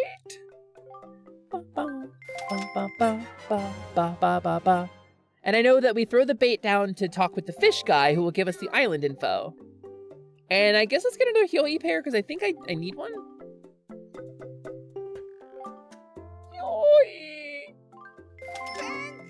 Thank you. Did you want clue for Grandma? It's okay. I'll figure it out. We'll throw a bomb in her face. That'll wake her up. All right, let's swim back to the shore here. Let's save a little bit. Let's do a little shaving the game. And I think I'm gonna go back to the title screen because it has been about 5 hours that I've been live. And I think I mentioned this before, talking about the discussion on stuff. But I almost didn't stream today because I'm kind of in low ability level. So I think that's... I really wanted to give you guys like a lot of stream because you showed an incredible amount of support for me and you've been very kind. But I think I gotta go be horizontal for a little bit. I think I'm a little broken and I need to go heal up. But I want to throw a quick shout out because this Thursday I will not be live on this channel. I will be live on twitch.tv/ShiningHeartVT. That is my friend Ryusei Shining Heart, one of my dearest friends in the whole world. We will be doing our third ever Throwdown Thursday. That's right, it is a collab between me and Ryusei where we gather up as many random games from a particular generation or genre as we can, and we compete to see who is peak at garbage bullshit. And it's very fun. It's going to be a really good time. We're going to be starting that at 6 p.m. Eastern on Thursday on twitch.tv/ShiningHeartVT. If we can throw a shout out for Ryusei so people know who to follow, where to find me. It's pretty cool. We get both of our models up on screen and we play video games. It's really fun. Printers is there. Printers is normally the judge.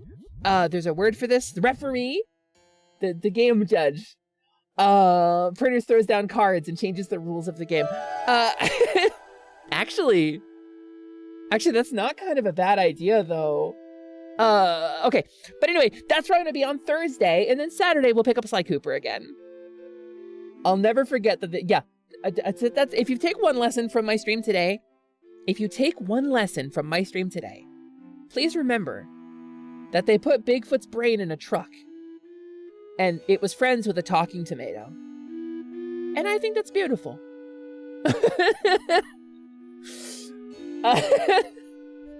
Frankly, it's been a really fun stream. I've had a ton of fun. Also, don't forget, Dropout.tv exists, and you should look at it. All right, let's see who's live so that we can see who we're rating out to. But also don't forget, if you want to be involved, Positivity, the group that I'm a part of, has a Discord. I have a Discord dedicated to the stream specifically, Atelier Lumi, which is where we go hang out. And if we are vibing, we have some TTRPG people, we have some art people, we have some programming people. If you want to chat with the community and I'm not live, that's a real good place to do it. We got a pretty cool community full of a lot of really cool queer people. Hi Nat, welcome in at the very end. Yeah, remember what Mo Trim says, don't take life too serious. It is a mess, but you know what? It's our mess, and it's got all the things that we like in it. A mess can be made of many things, right? Speaking of positivity, I think I want to raid us over to my little bro, Classic Carnage, who is my model brother, a very dear friend, and currently playing Getting Over It with Bennett Foddy. Carnage is one of the gentlest, kindest, most charming, but like passively and peaceful guys I've ever met in my life. I've never seen him actually angry. So today might be the day. So we're gonna go right over to Carnage. We've got some predictions going in his chat right now. Hold on, do we beat it tonight? Yes, I'm gonna go ahead and say hell yes. I still want to participate. I want to predict with custom amounts. How many points do I have? 35,400. Vote. Beautiful. He better beat it tonight, otherwise I lose all of the channel points I saved on his channel. It's gonna be really exciting. So we're gonna raid Classic_Carnage. I love this dude. He's one of the founding members of Positivity alongside me, Bancha, Misa, and Ryusei. And I hope you all have a wonderful time. Vivi, thank you for being here. Vivi, I think you're wonderful. And I want to just throw a quick special shout out for you, Vivi. Hot Grandma VT, if you're interested in seeing a super cool NB streamer, they have a really amazing energy. We've played some clips from them earlier today, but I think you should go follow them. They're super cool. and one of the creative peers that I am the most proud to call a creative peer. So, and not that I'm not for anybody else, but you know, Vivi special. I think everybody agrees that Vivi's special. Thank you so much for being here. I love you all. I will see you next time. Hopefully I'll see you Thursday over on Ryusei's channel, and I'll see you later. I love you much. Mwah. I'm gonna go lay down.